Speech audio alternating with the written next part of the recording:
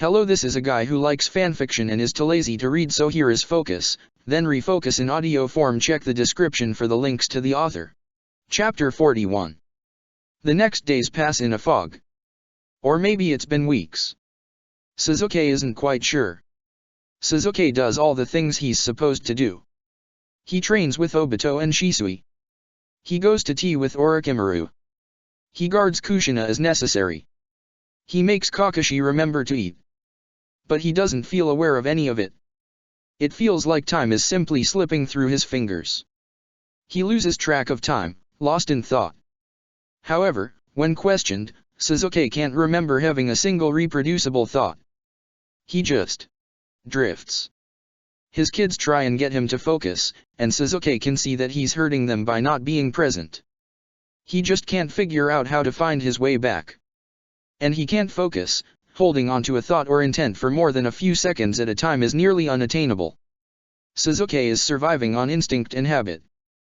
Kushina tries to beat him physically back to earth, which backfires spectacularly when Sasuke remembers she's pregnant with Naruto and he's aiming a kick at her, and ends up leaving the village entirely for nearly a day. Kakashi asks him where he went when he returns. Sasuke no longer remembers. Orochimaru offers to spar him, and Sasuke finds he doesn't have the energy to do so. Orochimaru sticks to trying to ply him with tea and coax him out through careful conversation. Kakashi starts keeping a wall calendar, and marking off days with an X, presumably to keep Sasuke grounded on at least what day it is. Sasuke is lost. Which is why, when he gets a summon to the Hokage's office, he just goes without a thought. If he was able to formulate his thoughts more carefully, he might plan ahead in case Kushina plans on launching another surprise attack on him. But Sasuke doesn't. He just wanders to the Hokage's office, remembering no paths he's taken as he goes. He blinks in surprise to see a familiar blonde sitting behind the desk instead of Kushina, but that's all the reaction Sasuke is able to muster. "Hokage-sama," he says, more out of habit than anything else. Minato looks concerned. He leaps over the desk, and Sasuke doesn't flinch, even as the Hokage gets right into Sasuke's personal space like he belongs there. Perhaps he does. Sasuke doesn't object to it. Minato's face continues to fall as he studies Sasuke. Sasuke wishes he wouldn't. Seemingly coming to a conclusion, Minato carefully puts his arms around Sasuke and hugs him. "I'm so sorry for your loss, Sasuke." Sasuke zones out, and back in. Minato is still hugging him.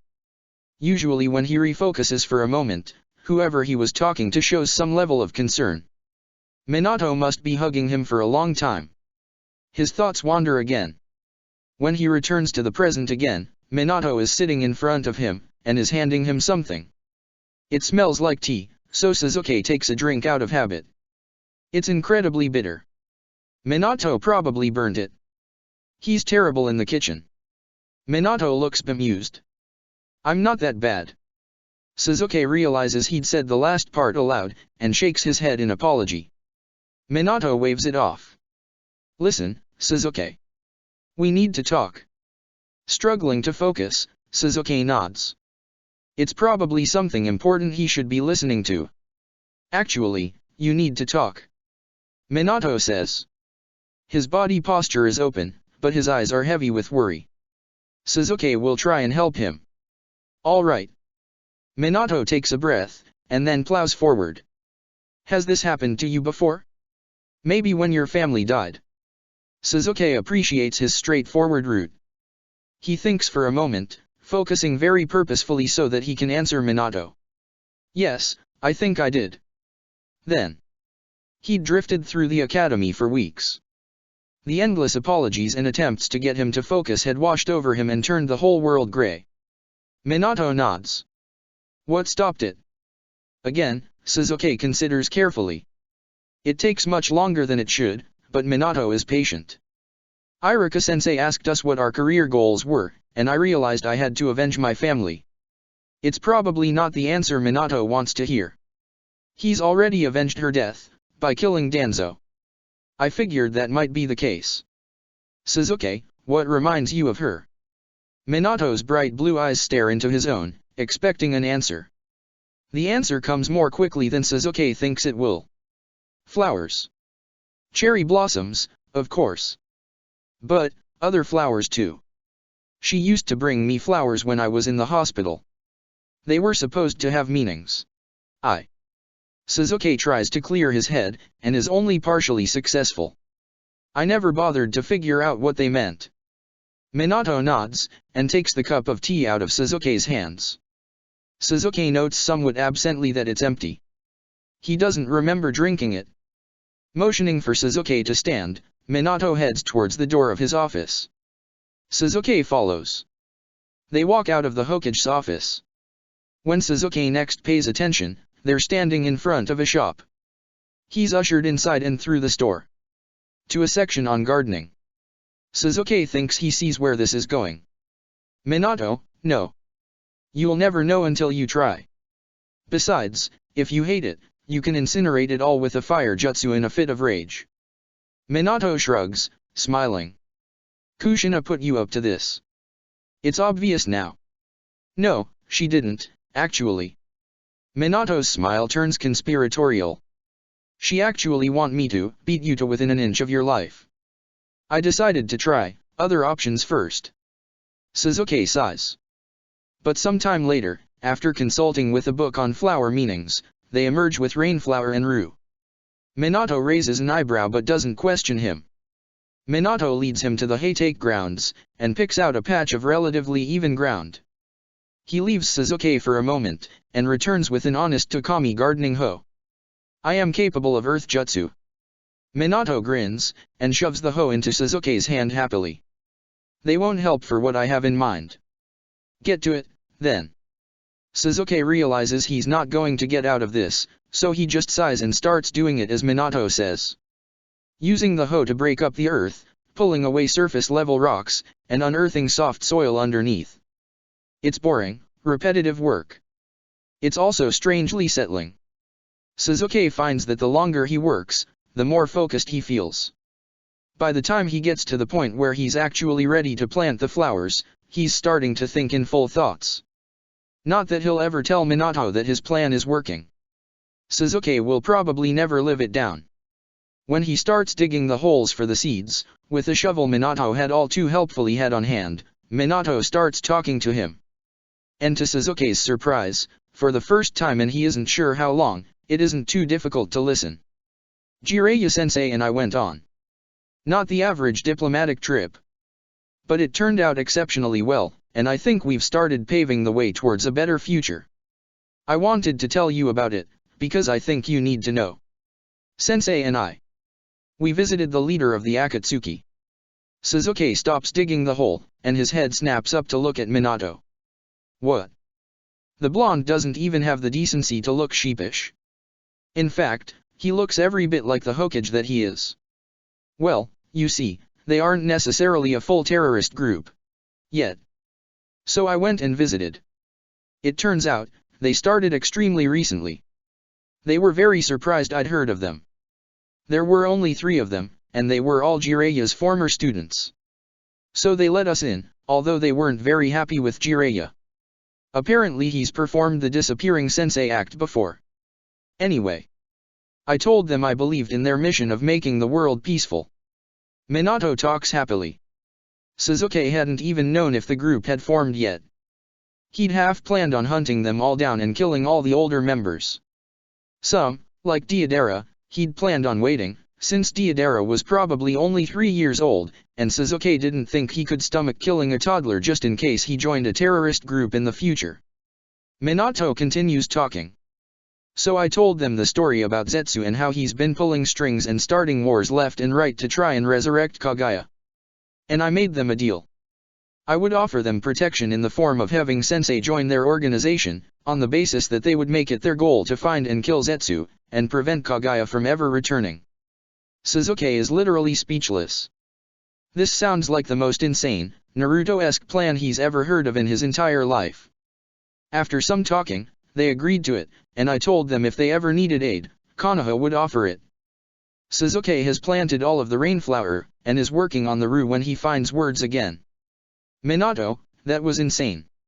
What if it hadn't worked? Why did they even believe you, or agree to that? Minato shrugs. I just told them you wrung all those answers out of Madara before you killed him. And it wasn't that crazy of an idea. I thought it was pretty genius myself. The last piece fell into place on the way there. I realized Jiraiya-sensei isn't the kind of person who can really stick around and be a regular shinobi. But he really does care about peace.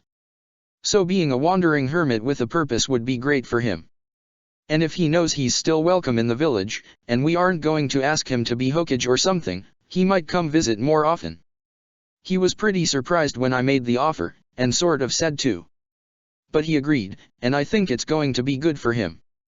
As for those 3 kids, Sasuke, you should have seen them. They're so young. They just want to make the world a better place, and I gave them a real way to do that. Sasuke pauses, and thinks it over. Minato had effectively gotten rid of the rest of Sasuke's worries about the timeline. If Zetsu doesn't control the Akatsuki, they're probably not going to ever be a threat. And, if the Akatsuki has a goal of hunting down Zetsu, now that it's in hiding, they probably have a fair chance of it. At least as good of a chance as Sasuke does, since he has no idea where Zetsu might be holing up. And he'd done it with one swift political move, and no bloodshed. It was crazy. The craziest plan Sasuke had ever heard. And it sounds like it worked. And with no bloodshed. It was nearly unbelievable. Something Sasuke would have imagined only Naruto could do. What were the names of the 3 kids? Sasuke ends up asking. Konan, Yahiko, and Nagato. Minato says. Sasuke frowns slightly. I don't remember there ever being a Yahiko. He must have died before. Minato nods in agreement. That's what I figured. He looked like the leader of the group, too. I don't think the other 2 would know what to do without him. It's hard to think that he... Well, in any case, they're all 3 alive, and with Jiraiya now. They're going to do some investigating, and recruiting. It takes Sasuke finishing up the planting to figure out that Minato is waiting for Sasuke's approval. That's beyond what I could have hoped to do, Minato. Minato extends his hand to help Sasuke off the ground, and Sasuke takes it. I'm glad it worked, really. I was hoping it would. I hope they find Zetsu and smoke him out. Him, I don't feel bad about being violent towards. Sasuke realizes suddenly that he's not only been able to listen, but focus, throughout the conversation. And now, in Kakashi's backyard, there is a neat little row of dirt. How had Minato known? He looks in slight confusion towards the blonde. How did you know this would work? Minato shrugs.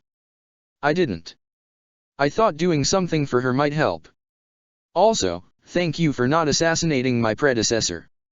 I know Kushina condoned it, but that would have been a lot of paperwork. I don't know what to do now, Sasuke admits. Now you figure out how to live. Minato says it gently. I don't think I know how to do that. Sasuke finds he can't look Minato in the eyes. Do you have any goals for the future? Not things you need to do, but things you want to. Sasuke thinks about it. I don't want Kakashi, Obito, Shisui, or Itachi to die. I want Orochimaru to stay in the village. I want Naruto to grow up with his parents. I want Kotetsu and Izumo to make Jounin. I don't want any one of them to die either. Minato chuckles awkwardly. Those are good, but they aren't goals you can necessarily accomplish.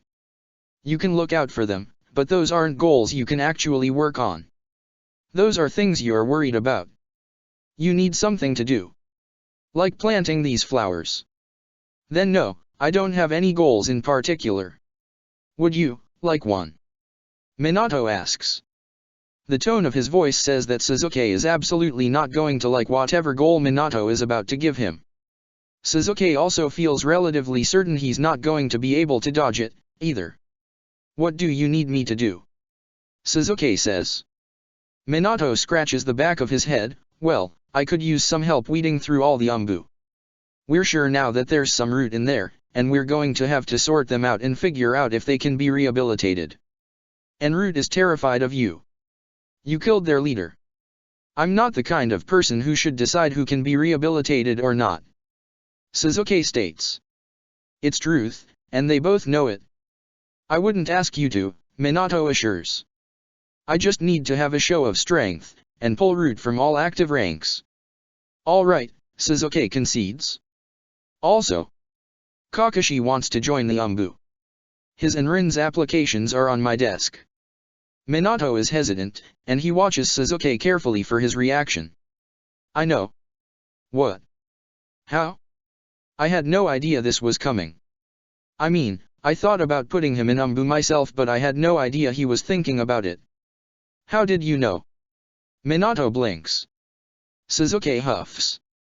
He asked all my students to surprise attack him as training. As well as attack him. They think they're being subtle and hiding it from me. But, he asked Chunin and Genin. They aren't exactly known for being the stealthiest. I'm waiting to see how long Kakashi thinks he can pull it off. Minato laughs outright at that. You would do that? Tell me, Sasuke, are you opposed to, say, dropping in on Kakashi ourselves? His eyes hold mischief in them. Hunged as your students, of course. You're as bad as Kushina, you know that. Minato takes an exaggerated offense. Hey. I'll have you know I have far fewer accidental explosions on my record than she does. You mean you've been caught less? You got me there. Minato smiles. So, how about it? Sasuke looks at his newly tilled garden. He isn't sure if he's going to keep it or not. But for the first time in a while, he's thinking clearly again. Minato was right. Maybe what he needed was to do something. And to have a goal to work on. The future isn't totally gone, not yet. Not while Sasuke keeps trying to move forward. Sasuke wonders what it means to live. Wonders if he's ever truly tried to live before. Wonders if he's even ready. He knows he isn't ready to move on from her, yet. The loss still rips at him, tearing him apart piece by piece. But it's no honor to her memory to be so far gone he can't even remember her with a clear mind, like she deserves. She'll never have a grave here, not a real one. But Sasuke can build a shrine, here, in this garden. And when he isn't there, he can help the people who are still alive, while he can still make a difference. It's what she might have wanted. After all, didn't most healers become so because they wanted to help others? Sasuke, with a mind clearer than it's been in far too long, remembers instance after instance of his Team 7 bothering Kakashi-sensei, either purposefully or accidentally. Planning elaborate traps to pull his mask down, trying to burn his books, get his dogs to reveal his weaknesses in a fight, generally being nuisances. He knows for sure that she had enjoyed it as much as he and Naruto had. In fact, she'd often initiated a plan against their sensei. Sasuke feels relatively certain that the Sakura he knew would have greatly enjoyed watching Sasuke and Minato mess with Kakashi in some way. I'm in, but you have to be Obito. Minato grins. Excellent. He hopes that somewhere out there, Sakura is watching when Kakashi's eyes widen with shock as Obito kicks him hard enough to knock down a tree, and Shisui upends a bucket of lit exploding tags over his head. The resulting swearing and mad jump into the river is well worth leveling a training field. Tomorrow, he'll tear the root out of Umbu, and later, he'll meet Naruto again, but for today, it's enough to water his garden, and watch Kakashi singe the tips off of his hair. Regret, sorrow, repentance. Rainflower, I must atone for my sins. I love you back. I will never forget you. Chapter 42. Sorting through the Umbu, looking for spies, is an enormous hassle. Umbu are the most secretive shinobi in the village, and all of them have been extensively trained against interrogation techniques. There is an easy tell for most, having been marked with Danzo's seal. It's a relatively simple matter to cast a thin web of chakra over the victim and feel for the characteristic pull of the seal, which suspiciously hadn't stopped working entirely after Danzo's death. Sasuke is able to identify a great many of them using this method. The issue is, Minato is convinced that there are some less obvious plants. Ones so devoted to Danzo's vision that they hadn't been sealed at all. Sasuke is inclined to agree with him. But Sasuke can't exactly torture and interrogate every single Umbu and hope for conclusive results. They're too well trained for such a thing. And the resulting strategy is an involved process. To start, Sasuke discreetly tests every member of Umbu for a seal, and marks down those who bear one. Then, He keeps careful track of every person they come into contact with, and looks for overlap. Any singular person who is even semi-regularly in contact with more than one labeled root agent is under suspicion. And it turns out that the number is a lot. There are dozens of sealed root members in Umbu. And of each member of those dozens, there are a handful of overlapping persons of interest. After the number of persons to investigate rises over 100, Suzuki drags Orochimaru in to help. There are too many for Suzuki to thoroughly investigate on his own, and he can't afford to let a single one slip by. And the next step is going to involve a lot of footwork. Every day, Suzuki makes a clone, and picks 2 people off the still growing list. Suzuki had started with 5 clones, and the resulting headache of receiving a full day of memories 5 times had made him regret it. Orochimaru does the same, cloning himself once and picking 2 people off the list. Then, they spend the day on reconnaissance. They look into every aspect of the person's life. Friends, relationships, jobs. Every mistake, every success is studied, as well as the inside of their homes. It's invasive, and Minato had been reluctant to order it, but the weight of not doing so, and risking Danzo's poisoned rhetoric survive is greater. Anyone who sticks out is put aside. Those with a massive mistake at work, be it shinobi or otherwise. The ones with messy breakups and loud exes. The ones with sloppy houses and expired food. Danzo was very careful in his training, with the people he chose. But those he chose, no matter how carefully they try to blend in, fail because of one thing. They blend in too well. They're not too successful, or too terrible, they're not too neat and they're not too messy. Any relationships they have are perfectly crafted to be average. But the truth is, there are not many people in the world who are actually average. Some days, Suzuki can look through and put aside 4 or more suspected root a day, and some days only 2. Orochimaru is the same. But still, they plug away together while still making as much time as they can to train with their teams. With so much time being suspicious of everyone, and digging into the lives of strangers, training with his squad is a relief. Shisui and Obito argue all day every day, never with any heat to it. The rhythm of it is relaxing. Their open, genuine desire to get stronger is a welcome break from the dark shadows that Root has cast all throughout the village. After realizing this may take longer than they'd like, Suzuki and Orochimaru start sending out Obito and Shisui with Itake, on short, low-ranked missions outside the village.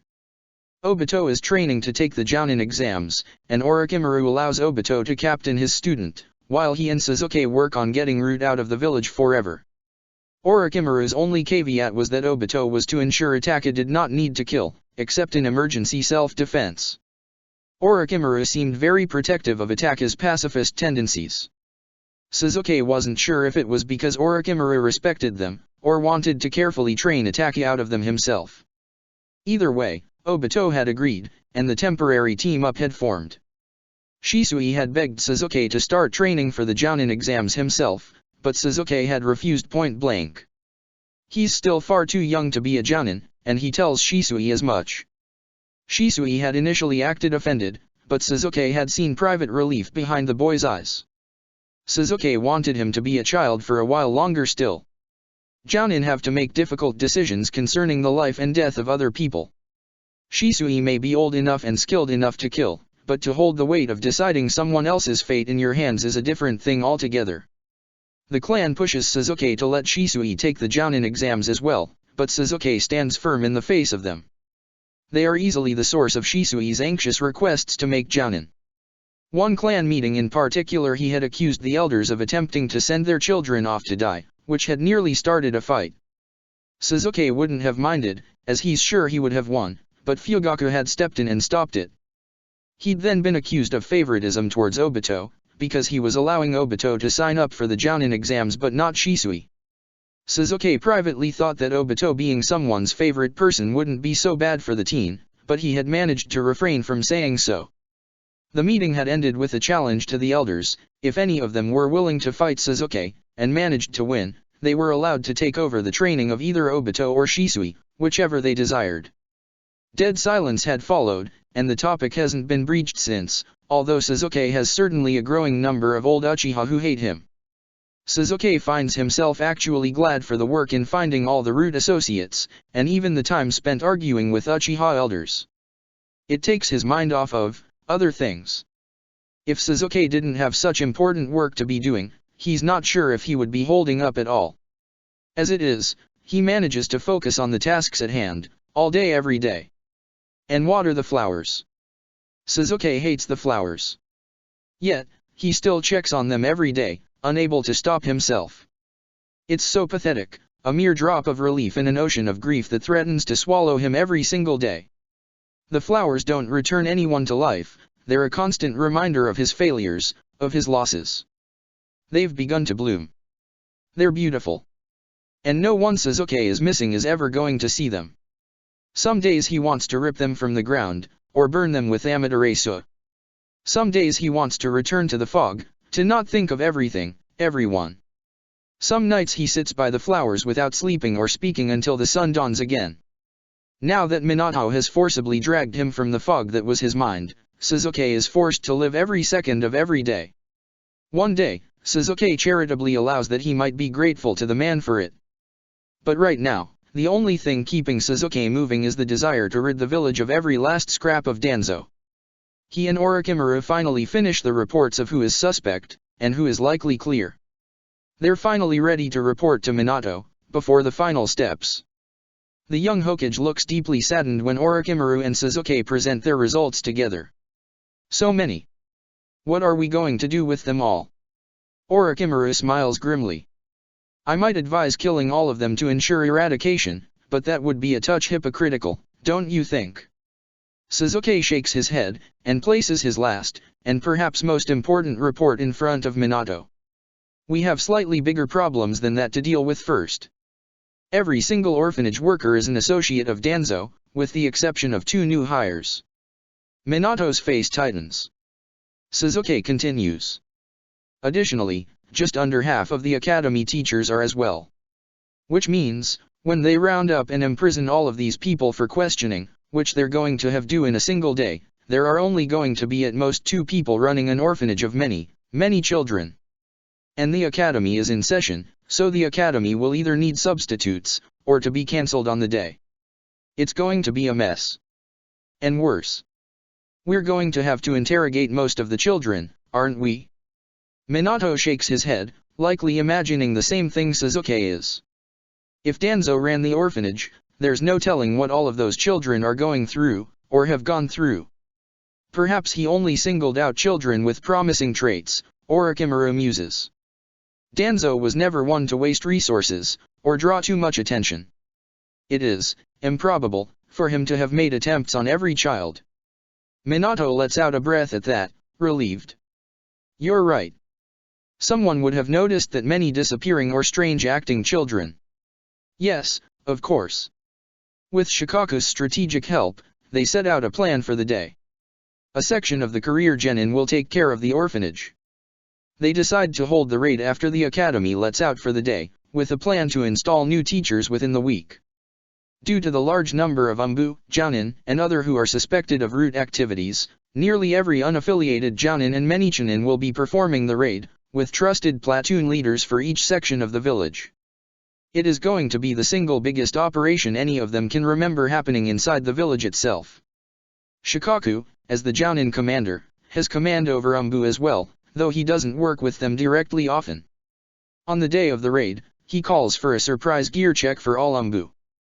This is not an infrequent occurrence in Umbu headquarters, so it doesn't draw suspicion. They'll be drawn aside a few at a time, and arrested. Orochimaru is to be in charge of monitoring the Jounin headquarters. As police chief, Fugaku is lending services in monitoring the civilian section. Suzuki is covering the academy. Tsuminyazuka is heading up the orphanage raid. Hayashi and Hisashi Hayaga are tasked with watching the borders to make sure none escape. The other clan heads are to wait in specified locations throughout the village, ready to interfere should any arrest go amiss, and backup become necessary. Inoichi is in charge of communication, and making sure there's room at TNI for the massive influx of people. It's a massive undertaking, planning-wise. But finally, they get everything into place. The evening of the raid comes quickly. Suzuki gets into position at the academy.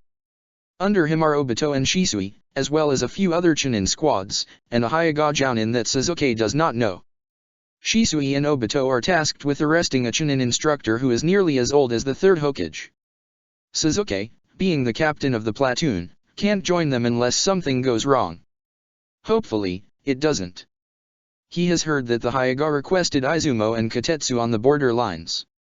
He hopes the Hyuga will keep them safe. He'll never forgive them if they don't. The Umbu raid is going well, as far as Suzuki knows. They had started well before the others, due to the necessity of it taking longer. Suzuki receives the signal from Inoichi. It's time to begin. He gives the signal, and the teams storm the academy. Students have just been released, but most are gone from the building. One of the Chunin squads is tasked with pulling any students out of the building.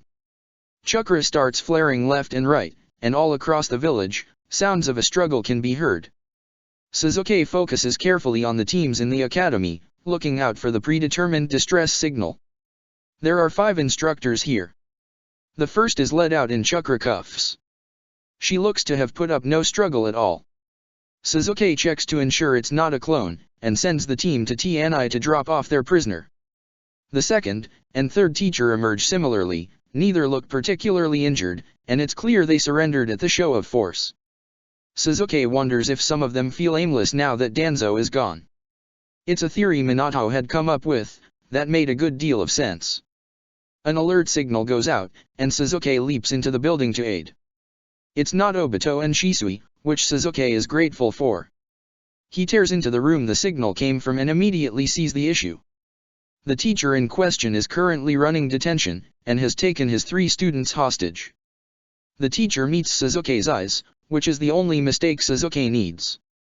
He unceremoniously drops the man into a Sherry non-fueled genjutsu. Then motions for the team to take him into custody. They do so, and Suzuki rejoins them outside to find that Shisui and Obito have returned with their mark.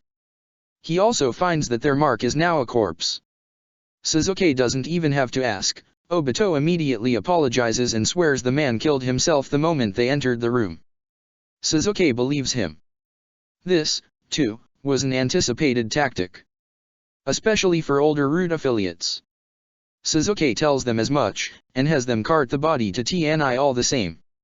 And just like that, the academy is cleared. Suzuki goes to his secondary position, the Hokage Tower, to see if any other areas need backup. The sounds of fighting echo throughout the village. The Uchiha are out in full force, maneuvering civilians into their homes, and reassuring them that the village is not under attack. Behind Minato, who is sitting anxiously at his desk, Suzuki recognizes Genma as the Umbu behind him. Not that he's supposed to know the Umbu identities.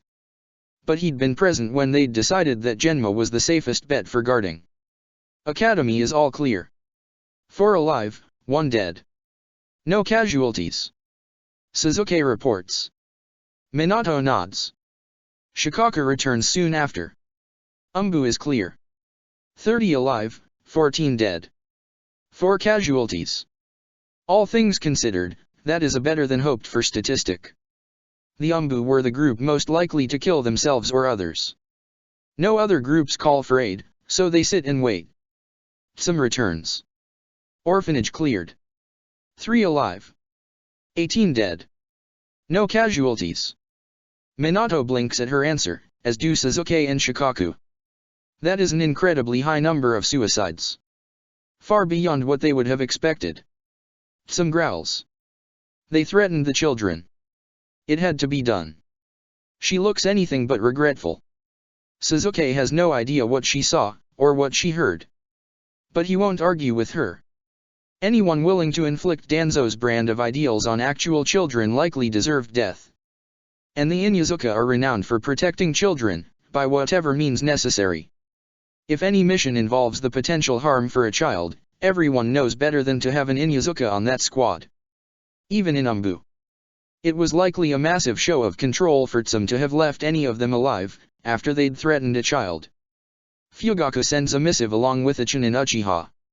Civilian sector is clear, and under control. 15 alive. No casualties on either side.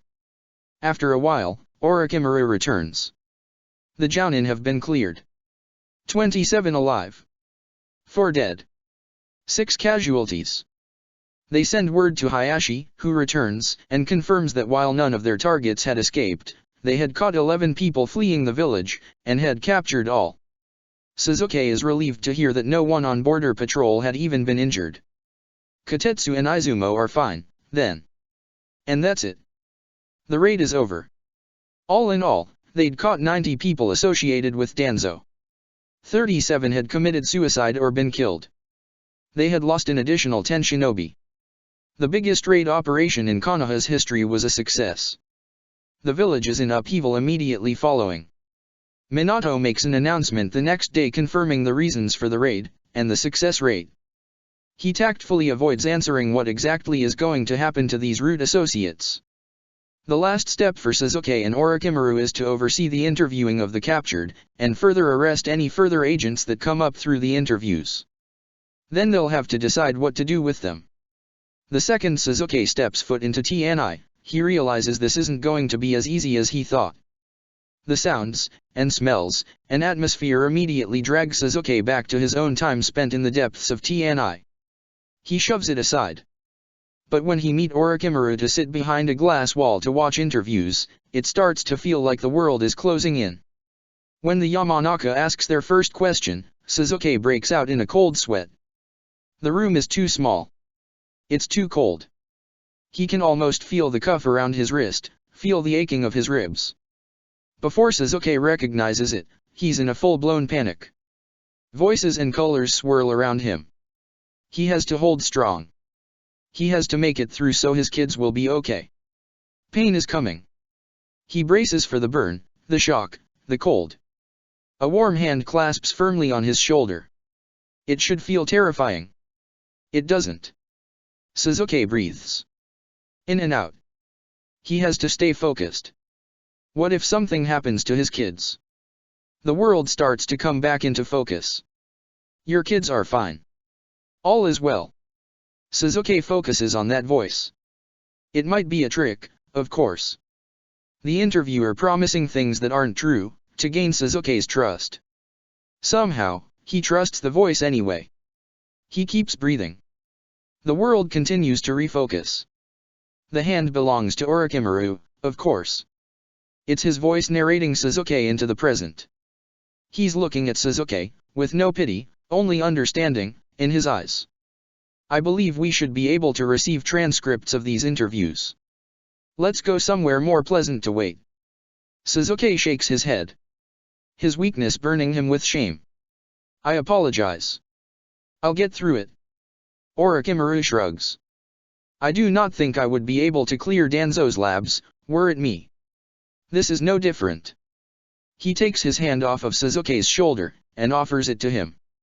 Sasuke realizes he's on the floor. He doesn't remember getting here. His back is pressed against the corner of the walls. Orochimaru doesn't move, just waits. Sasuke takes the hand and lets Orochimaru pull him to his feet. He finds he's still shaking slightly. He'd thought he'd put all of this behind him. Just another part of his past not to dwell on. He'd been wrong. He almost groans. He doesn't need this right now. Doesn't need this ever. They walk into the light, TNI behind them, and Sasuke is finally able to quench the minute trembling throughout his body. Orochimaru starts steering him towards the Haytake house, and Sasuke doesn't stop him. He tries to gather himself as they walk through the village. Luck of all luck, Itaki runs up to them. He clearly has something very important to say. Sensei, permission to take today and tomorrow off of training. Orochimaru pauses, considering the boy. For what purpose?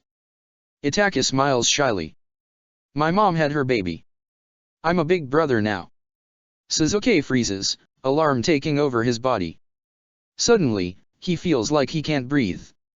You may take the days off. Congratulations are due, I suppose. What is the name of your new sibling? Orochimaru nods. Brightly, Itaki answers, thank you sensei. Her name is Mito, and she's the prettiest baby ever. It is 2 days until Sasuke's birthday. Chapter 43. Hearing about the birth of Mito shouldn't have thrown Sasuke so badly. Perhaps it's because he was already shaken by how badly Tni had gotten to him. In the back of his mind, he's still flashing back to his time there. Reliving every painful second, every brutal memory. Only Orochimaru's firm grip on his elbow is keeping Sasuke in any way grounded in the present. Regardless of the reason, it's everything Sasuke can do to keep his feet and nod politely at Itachi as the young Uchiha delightedly delivers the news about the birth of his sister. Luckily, the boy seems too excited to notice anything Sasuke is doing in particular. As soon as Orochimaru gives consent for Itachi to take a break from training to spend time with his new sibling, Itachi runs off, joy and purpose in every one of his steps. Orochimaru doesn't seem to notice Sasuke's additional decline after the announcement of the new Uchiha. Perhaps he thinks Sasuke is still falling down the hole that is his TNI memories.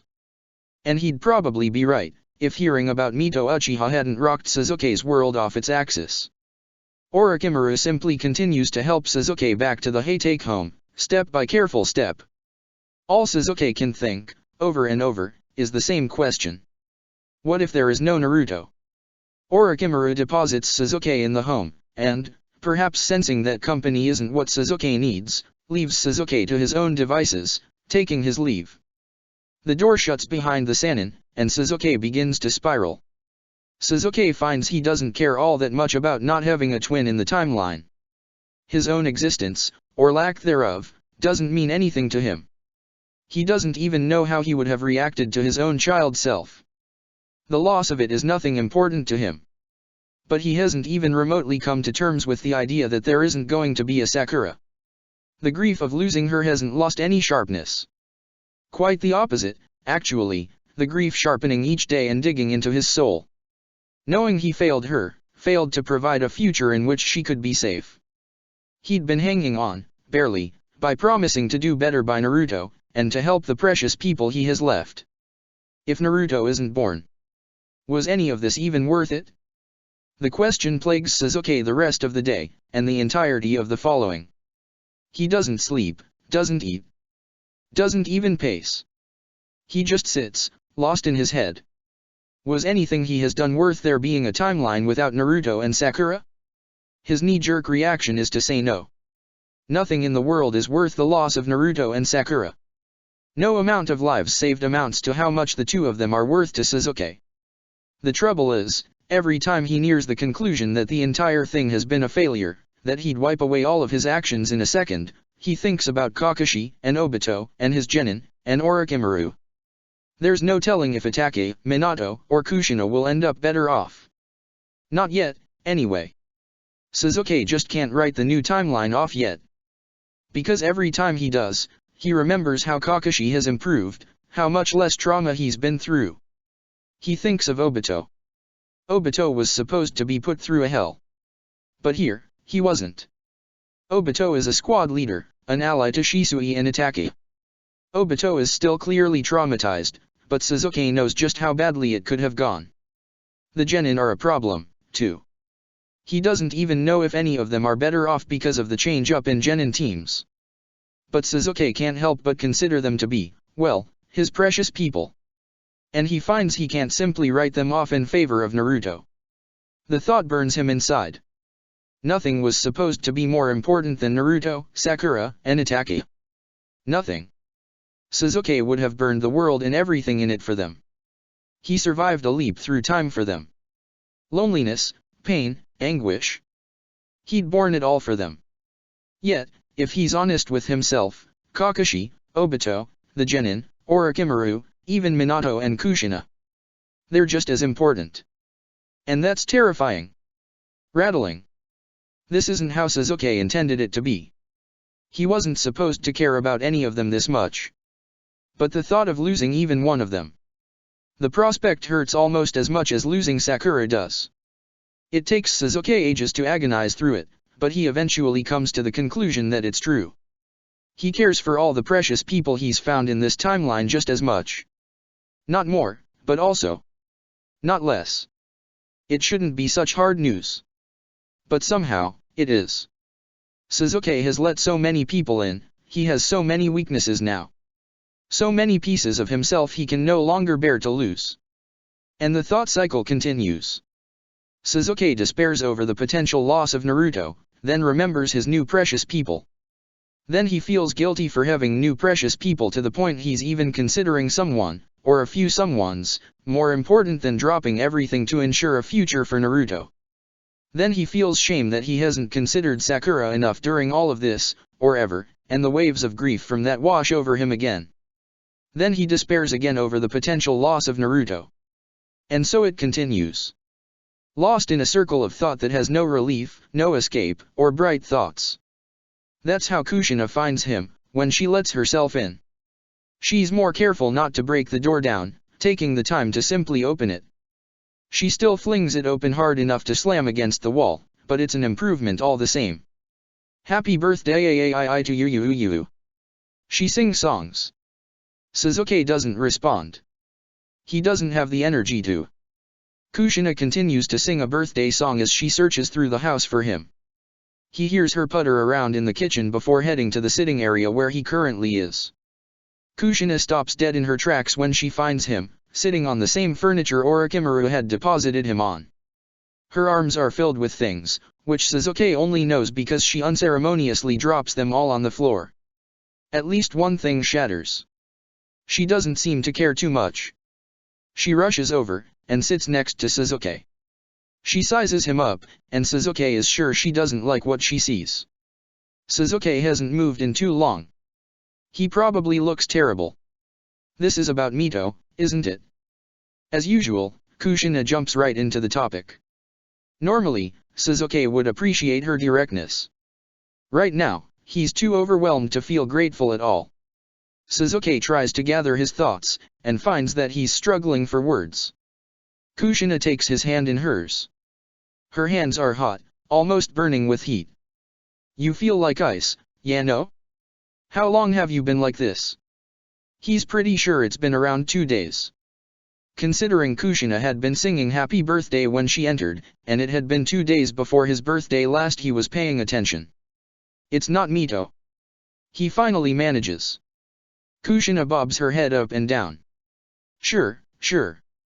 I get it, yeah no. It's about Naruto, am I right? Sasuke looks despairingly at Kushina. Her eyes are warm and kind. What if he doesn't exist this time? Kushina removes one hand from his, and rubs her stomach. She's visibly pregnant, now. She doesn't look worried at all, smiling gently down at her stomach as if she can sense the child within. Perhaps she can. And Sasuke supposes she has no reason to be worried. If her child isn't Naruto, she'll still have a child, and she's never known Naruto. Not like Sasuke has. He's Naruto. I know he is. I can feel his light. It's the same as your memories, just so much smaller. Sasuke doesn't know how she could know, how she can be so certain. What if you're wrong? The answer to this question holds so much of Sasuke's world inside of it. If there's no Naruto, Sasuke doesn't know how he can go on. If he'd even want to. He imagines Kakashi's face if Sasuke died, and his gut churns with guilt. If there's no Naruto, will he be able to force himself to live, so that he won't let Kakashi down? Kushina hums. Yeah no, the birth of Mito was super exciting to me. Of course I was gonna be excited either way because my best friend had a baby and she's so cute. But, her existence confirms a belief the Uzumaki have had for a long time.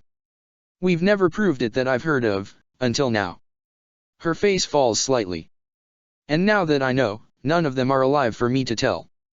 That kinda hurts, yeah no? But I think they'd be happy that one of us figured it out. Sasuke waits for Kushina to explain herself. His mind is in 2 directions, shattered into too many pieces right now to follow Kushina's rabbit trail style of speaking. Right now he's currently reliving the look on Kakashi-sensei's face before he went off to die alone. Kushina continues on, unaware of the horror show going on in Sasuke's head.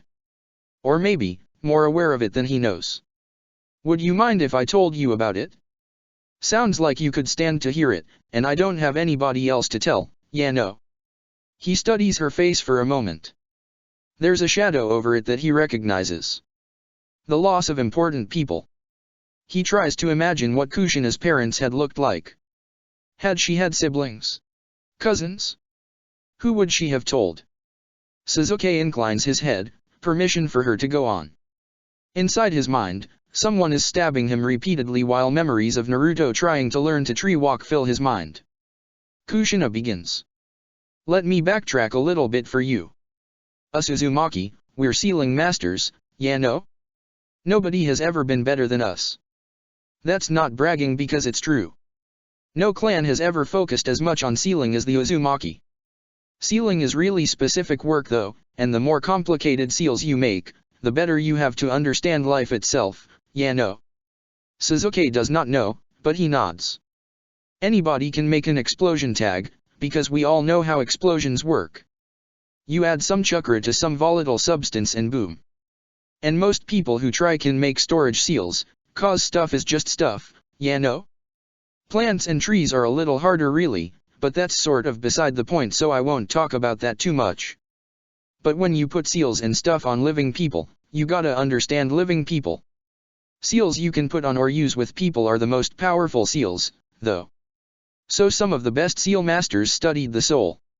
If you can understand the soul, you can do stuff with seals nobody has ever seen before. If they could figure out the essence of what makes a person, you could then do anything with a person that you want, seal-wise, yeah no? So it was real important to us Uzumaki, and there were always people studying it. The more answers we got, the better we could make our seals. That, sort of makes sense to Sasuke, but he still has no idea what Mito has to do with this. One of the beliefs that we had, that we couldn't prove, is that some souls, maybe even all of them, are fated to exist, and each one is unique, yeah no? But we couldn't prove it. Until Mito. Now I know the answer for sure. Sasuke doesn't know what the answer is. Kushina must sense his confusion. Think about it this way. You met Sakura. It was really her, right? You recognized her right away even though she was a baby. A stab goes through Sasuke's heart as he remembers seeing Sakura, lifeless in his arms, just a newborn child. He nods. There had been no mistaking it. It had been her. Not a moment of question or doubt. It was her, and his heart knew it. She was meant to exist, so she did. You were too, but your soul is already here. So Mito couldn't have been a little Sasuke, because you are already Sasuke. Seems to me like your Team 7 was something special, and all three of you were fated to exist. Only, you're already here, so Mito had to be Mito. Sasuke thinks he's starting to get the idea. What makes you think Naruto is a fated soul? Kushina smiles, her hand still on her stomach. I saw your memories, of course. Naruto was special. You know it, too. Think about it. If anyone in all the world was fated to exist, it had to be Naruto. He'd made friends wherever he went. He'd never let the pain of his life get him down, always smiling. And he'd never abandoned anyone. Not even Sasuke.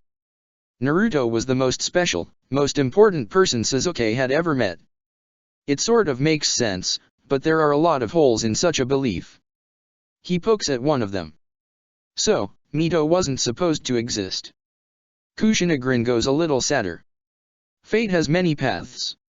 It's impossible to tell which path it will take. I do believe that every soul that exists was meant to be here. So I think Mito was too. Was she in your timeline? I think maybe she could have been. Maybe, in the last timeline, she didn't make it. Maybe she wasn't in your family, but someone else's. Or maybe, she's a sign that fate is taking us down a different path. That's what I think, anyway. I still don't think I understand. Sasuke admits. There's way too many uncertainties, too many arguments against Kushina's belief. Kushina shrugs. I may not be good at explaining it, yeah no? I was only a kid when I left to come to the Leaf. They didn't tell me hardly anything that the special sealing guys were doing. It was way beyond my level then. I only heard the rumors and stuff, yeah no? Can you at least trust a mother's intuition? I know my child is the Naruto you know. I can feel it. Do you believe me? Sasuke pauses. It may be wishful thinking, but he does want to trust Kushina with this. Besides, She's a sensor, she may be able to feel her child's chakra signature. She may know, truly, that it is Naruto. Sasuke needs to believe that it will be Naruto. He doesn't know what to do otherwise. He grabs for the lifeline she's thrown him. I believe you. Kushina brightens. Good. 'Cause I'm always right, yeah no? Now, get cleaned up and change, because we're going out for dinner. It's your birthday, after all, and you stink. Sasuke bathes and changes. His mind is calmer, no longer circling the drain of facing a world without Naruto. That isn't to say that things are well. Every splash of water brings back a memory of being nearly drowned in TNI, the scratch of dragging material over his head bring back memories of being bandaged and healed in between sessions. Sasuke isn't doing well. But he's no longer spiraling. Today, that will have to be enough. They end up eating at Ichiraku, at Kushina's suggestion. That is to say, Kushina is hell-bent on eating ramen and no one wants to fight a woman who's nearly 7 months pregnant. The ramen is good, as usual. Old man Tookie is running the stand, as usual, with his young daughter. The ramen tastes just like it always has, and the warmth of eating it is soothing, to an extent. It ends up being Kushina, Minato, and Orochimaru who arrive to celebrate Sasuke's birthday. Kakashi's on a mission, as is Sasuke's squad. Sasuke can't help but be slightly glad for that. Obito and Shisui's particular brand of light-hearted but loud arguing can be a welcome distraction, but today, Sasuke thinks it might overwhelm him. And Kakashi is far too perceptive for his own good. He might ask questions Sasuke doesn't want to answer. Dinner ends up being a calming distraction from everything going on in Sasuke's mind. Minato and Orochimaru deeply discuss several ideas for new jutsu that sounds very much like another training ground is going to be destroyed. They talk about hand signs and chakra manipulation, and by the time they finish Sasuke thinks they may have covered a jutsu idea in 3 separate affinities altogether. Meanwhile Kushina bemoans that she's not allowed to test new seals while she's pregnant, and animatedly talks about her training sessions with Guy, who she's apparently having an enjoyable time training to work with his tailed beast. From the sounds of it, Sasuke isn't going to want to challenge Guy to a competition of stamina ever again. Especially once Kushina reveals that Guy is now able to fight with the 5th gate open for over 2 hours and suffer no side effects afterwards thanks to the 3 tails. It sounds like a nightmare to Sasuke, but Kushina seems happy. It's pleasant, and Sasuke finds he doesn't hate it. Kushina doesn't end up singing happy birthday to him in public, or try and force him into a birthday hat, even though Sasuke is relatively certain that had been her original plan. He's glad it changed. She still forces him to eat a slice of cake, even though she knows he doesn't like sweets. He still feels slightly fragile. Like the slightest wrong thought could spiral him down without return. But all 3 of them take care not to force Sasuke to speak, and just allow him to sit and listen to them talk. Eventually, after making plans with Minato to test out their new jutsu, Orochimaru heads home. Minato and Kushina decide to escort Sasuke back to the house, which tells him they have something up their sleeves. He's proven right when Minato produces a scroll from his pocket the instant they return to the Haytake house and close the front door. So, Kushina told me you kind of had a rough day, Minato begins. Which is why I think it's all the more important that you have this. Kushina did most of the work, but I helped look it over and work out some of the problems. He hands the scroll to Sasuke. It's far bigger than it looks. He unrolls it partially to see a complex sealing array. It looks familiar, but at the same time, completely foreign. It's the most complex and intricate-looking seal Sasuke has ever seen. He has no idea what it does. What does it do? He knows better than to just activate it to see.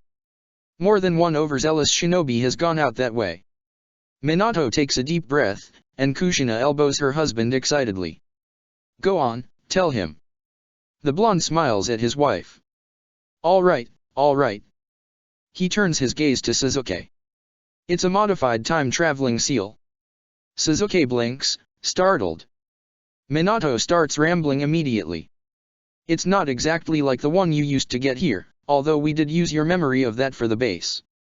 See, if you went forward in time now, you'd just see the future that you already changed. And that wasn't what we wanted to do. So we modified it.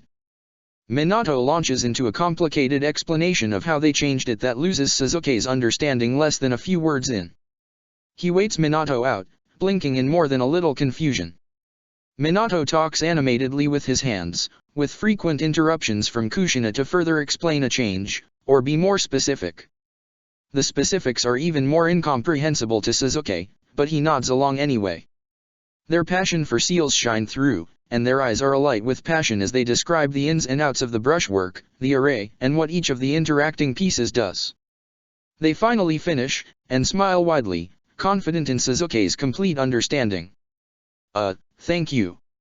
However, what does it do exactly? Sasuke asks as lightly as possible. Sealing is not something he's ever spent time learning about, and very little of their complicated speech made sense. Minato laughs awkwardly, scratching the back of his head. Oh right. That was a pretty technical explanation. Sorry, we got a little carried away. Sasuke waits, confused, exhausted, and overwhelmed. Kushina nods at Minato in encouragement. Well, it all started after you showed us your memories. I saw how much you regretted how you and Naruto parted. And after Sakura's death, I started thinking. And I talked with Kushina, because I thought it might be impossible. But you know Kushina. Impossible is just a challenge for her. And well, instead of just launching you into whatever our future looks like now, we made the anchor you. More specifically, your past's version of the future. Sasuke, this is a chance for you to visit the time you came from. So you can say goodbye. Sasuke's mind goes blank. What? Kushina steps forward, her hand on Minato's arm. Unfortunately, you won't be able to stay in your past, even if you really want to. That timeline doesn't really exist anymore, except with you. We had to alter the seal substantially. It will give you enough time to visit, briefly. A chance for you to make your peace with it. You can go back to any point you want after you get the Rinnegan, because that's what the array is anchored to. It's the only thing powerful enough, I think. I'm sorry, I don't think the seal would stretch to more time than that. Sasuke begins to understand.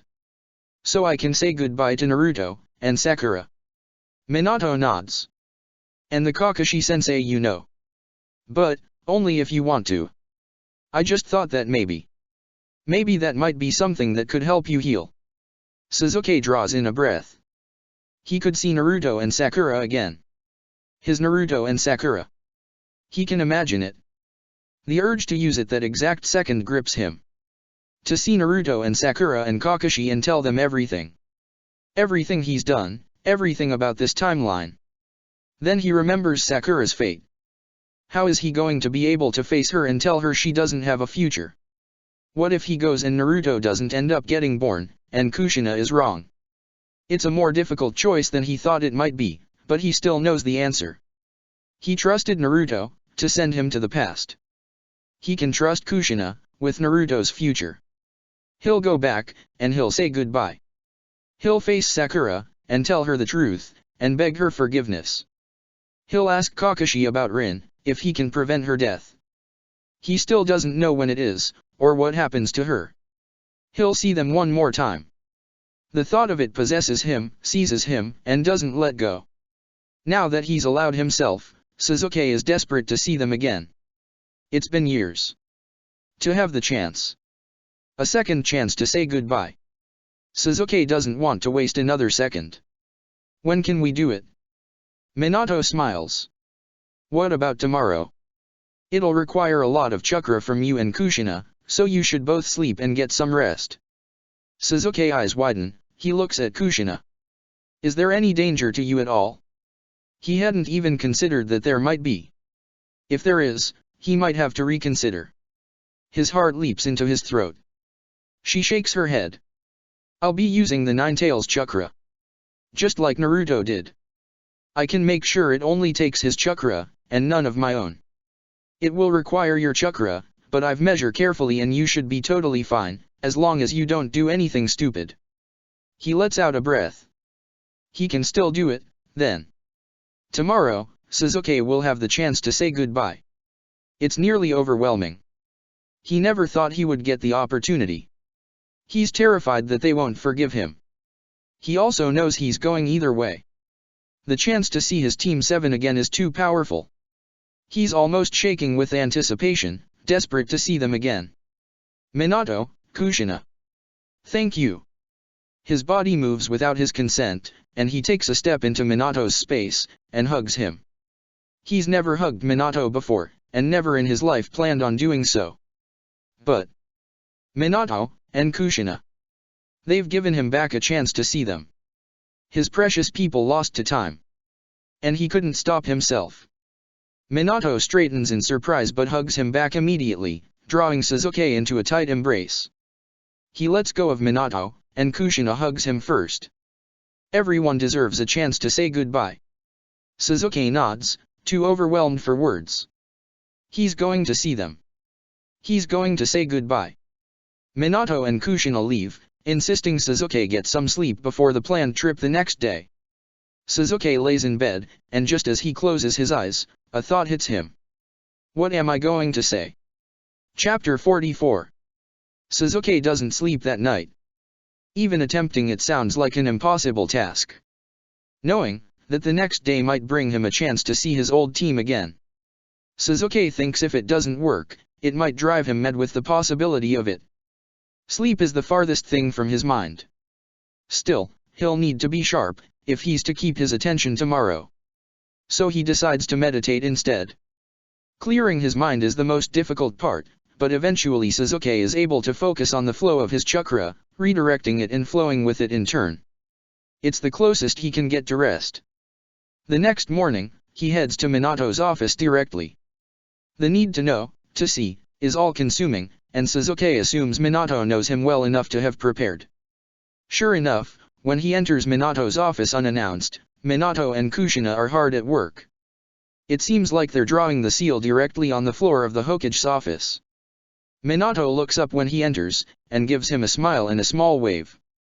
We decided this was the safest place in Konoha. I can lock it down excellently, you know. Years of excellent seal work in these walls. Kushina is busy muttering to herself as she walks around the perimeter of the seal. It does look similar to the one Sasuke remembers Naruto making. With a slight pang he realizes Naruto had made exactly the same face Kushina is making now.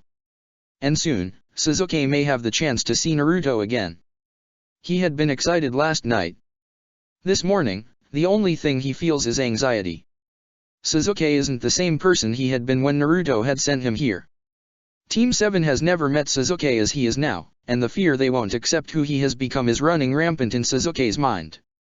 What if they're disappointed? Worst, Sasuke has a growing pain at having to tell Sakura he'd let her die, and she has no future. It's almost enough for Sasuke to talk himself out of going. Almost. The drive to see them again, even just one more time, is too great for him to resist. Even if they all hate Sasuke for everything he's done, he has to take this opportunity. No matter how much it may hurt to do so. Minato and Kushina pace the seal, checking it over carefully. They've done a lot of work on it. Either they started making it yesterday, or they'd gotten here exceptionally early to paint it down. The chakra-infused ink glistens softly in the morning light. After the seal check takes place, Kushina forces Sasuke into a seat for any final questions. He finds he does have one. Is there any chance I will get stuck and won't be able to return? Kushina shakes her head. No. The worst thing I see potentially happening is you coming back earlier than you intended. You're tethered to this time, now. The future you're going to only exists with you. You can't stay there. Even if you tried, it would drain your chakra, and the second you passed out from chakra exhaustion you would end up back here in the office. Sasuke nods. How long do you think I'll be able to stay? Unasked is his real question, how long will he have to talk to them? Minato takes this one, shrugging. We aren't really sure. At least an hour, maybe more, depending on how much chakra you use and how quickly. An hour. That isn't enough time. If Sasuke has the chakra for it, he could put them all into the Tsukuyomi and stretch that time into days. He'll have to see, he supposes. When exactly are you sending me? Kushina gasps a little. Oh, we forgot to talk about that. You gotta pick when you want to go. Is there a day you can think of, a date you have clearly in mind? Sasuke does, he's been thinking about it almost all night. The night before Sakura died. The week before Kakashi did. Just a few days after time travel had been brought up for the first time. I do. The redhead nods, relieved.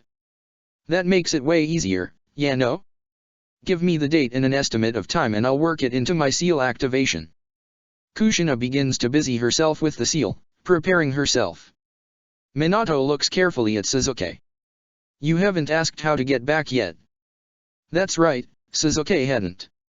He wants to spend every second possible there, and the thought of leaving before he's drained of chakra hadn't occurred to him. To ease Minato's mind, he should probably ask. Although the fact he hasn't asked already has told Minato all he needs to know. Kushina said when my chakra runs out, I'll return. So I suppose I wasn't too concerned. How can I get back earlier? He won't want to. They both know this. The question is polite at most. Minato gives him a knowing look. You're going to be tethered to our time through your Rinnegan. It's a fail-safe measure. If we tethered you to our time with your chakra system, and something went sideways, you could die. You've already said your Rinnegan has declined since your revival of Obito. Thus, we decided, if something was to go wrong, you would at most lose the Rinnegan. Practically nothing is known about it, but seeing how you received it, I think you would still keep your physical sight even if you lost the power of the Rinnegan. Not that we anticipate anything going wrong. Even if you ran out of chakra it shouldn't end that badly. We just wanted to make absolutely sure dash. Minato seems to realize he's rambling. Right, sorry. Anyway, since you'll be tethered, you should be able to feel the Nine-Tails chakra the entire time you're in the future. Almost like a rope connecting you. When you're ready to return, you should pull on it with your chakra. Sasuke nods. He has nothing else to say. Before Minato can start up another topic of conversation, Kushina announces that they're ready. Sasuke's heart thuds painfully in his chest. He enters the sealing array. Are you ready? Sasuke isn't even sure who asked it, he just nods. The seal lights up around him, and Sasuke feels the familiar chakra of the Nine-Tails, with the careful touch of Kushina. The world blurs. The last thing he hears is Minato and Kushina saying, "Please tell our son we're proud of him." He feels the tug on his chakra, but the drain isn't anything like he'd thought it would be. Kushina must be giving him as much time as he can. The world settles, and Sasuke is sitting at a campfire. Across from him, is Kakashi-sensei. That gray-white hair. The utter exhaustion in his body. Sasuke nearly chokes. It worked. He can feel the link in his mind, just like Minato said. A rope to the past. Beside Kakashi sits Sakura, and Sasuke's chest constricts so tightly he thinks he might burst. At Sasuke's side is a bright ball of chakra, undimmed by the war they're currently undergoing. Sasuke knows without even looking that it's Naruto. He looks anyway. Naruto looks back, as he always did. Does. And Sasuke freezes, looking at his face. Naruto looks concerned. And the concerned look Sasuke is getting right now is all Minato. Sasuke, you okay? You look a little weird, yeah no? At Naruto's words, Kakashi and Sakura's heads snap up to look at him. Sasuke is so frozen, so overwhelmed at the sight of all of them, that he doesn't move. Doesn't speak. Even when Kakashi moves faster than the normal I can see and pins him to a tree, a kunai to his throat. You're not Sasuke. Explain yourself. Now. There are so many things Sasuke wants to say, wants to explain. All that comes out of his mouth is a strangled, "Sensei." Naruto rushes over, and starts yelling at Kakashi, naturally. "Sensei. It's totally Sasuke, can't you tell?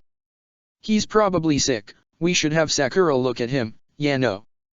Sakura is flanking Kakashi-sensei's other side, and her green eyes are fiery. "Sensei's right, Naruto. He may look like our Sasuke, but his chakra is different. Our Sasuke." The words bounce around inside of his skull, over and over. Our Sasuke. The pressure of the kunai on his neck doesn't lighten, and Sasuke knows he needs to explain himself quickly. He doesn't have forever. He barely has any time at all. He makes direct eye contact with Kakashi. I'm from the past. Naruto sent me back there a few weeks from now, after you and Sakura die. Sakura's eyes widen, but she doesn't back down. Naruto starts to shout something, but Sakura silences him. Kakashi's gaze gets sharper, somehow. If you've been watching us long enough, you could have overheard that. If you really went to the past, tell us something only I would know. That's a difficult question. How much of Kakashi's life stayed the same after Sasuke entered it?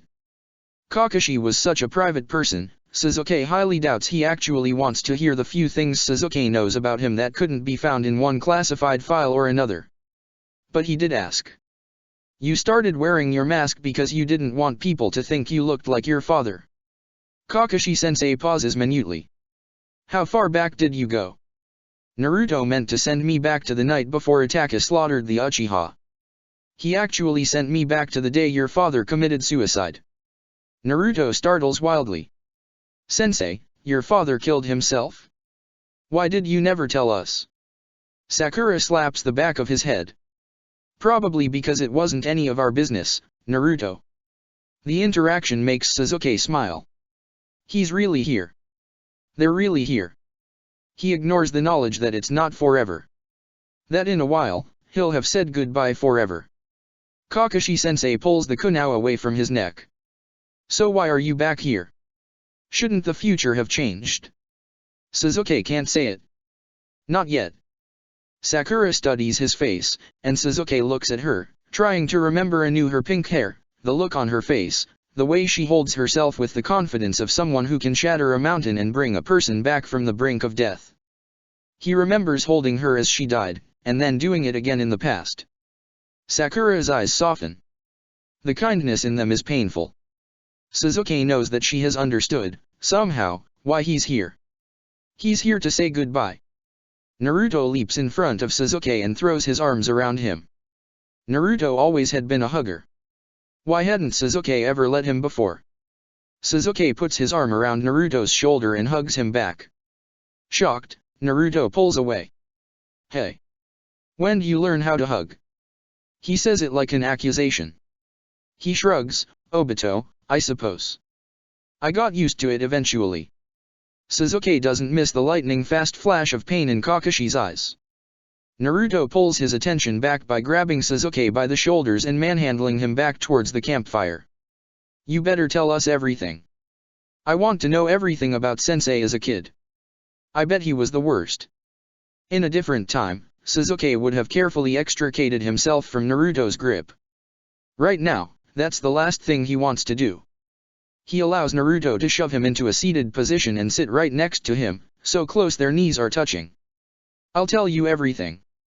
But first, I have a couple of questions of my own. Some things I'd like to prevent, but I don't know how they happened in the first place. They all three nod, listening intently in their own ways. Naruto's is the most obvious. He leans his whole body into Sasuke, giving him his full attention. Sakura and Kakashi are making almost exactly the same face, in the same pose.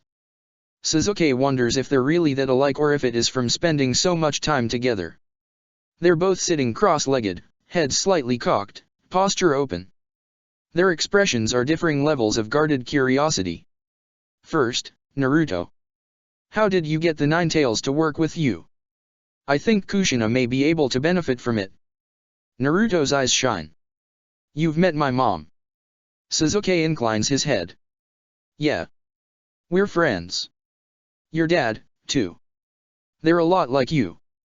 They asked me to tell you they are proud of you. Naruto immediately begins crying, but he's still smiling.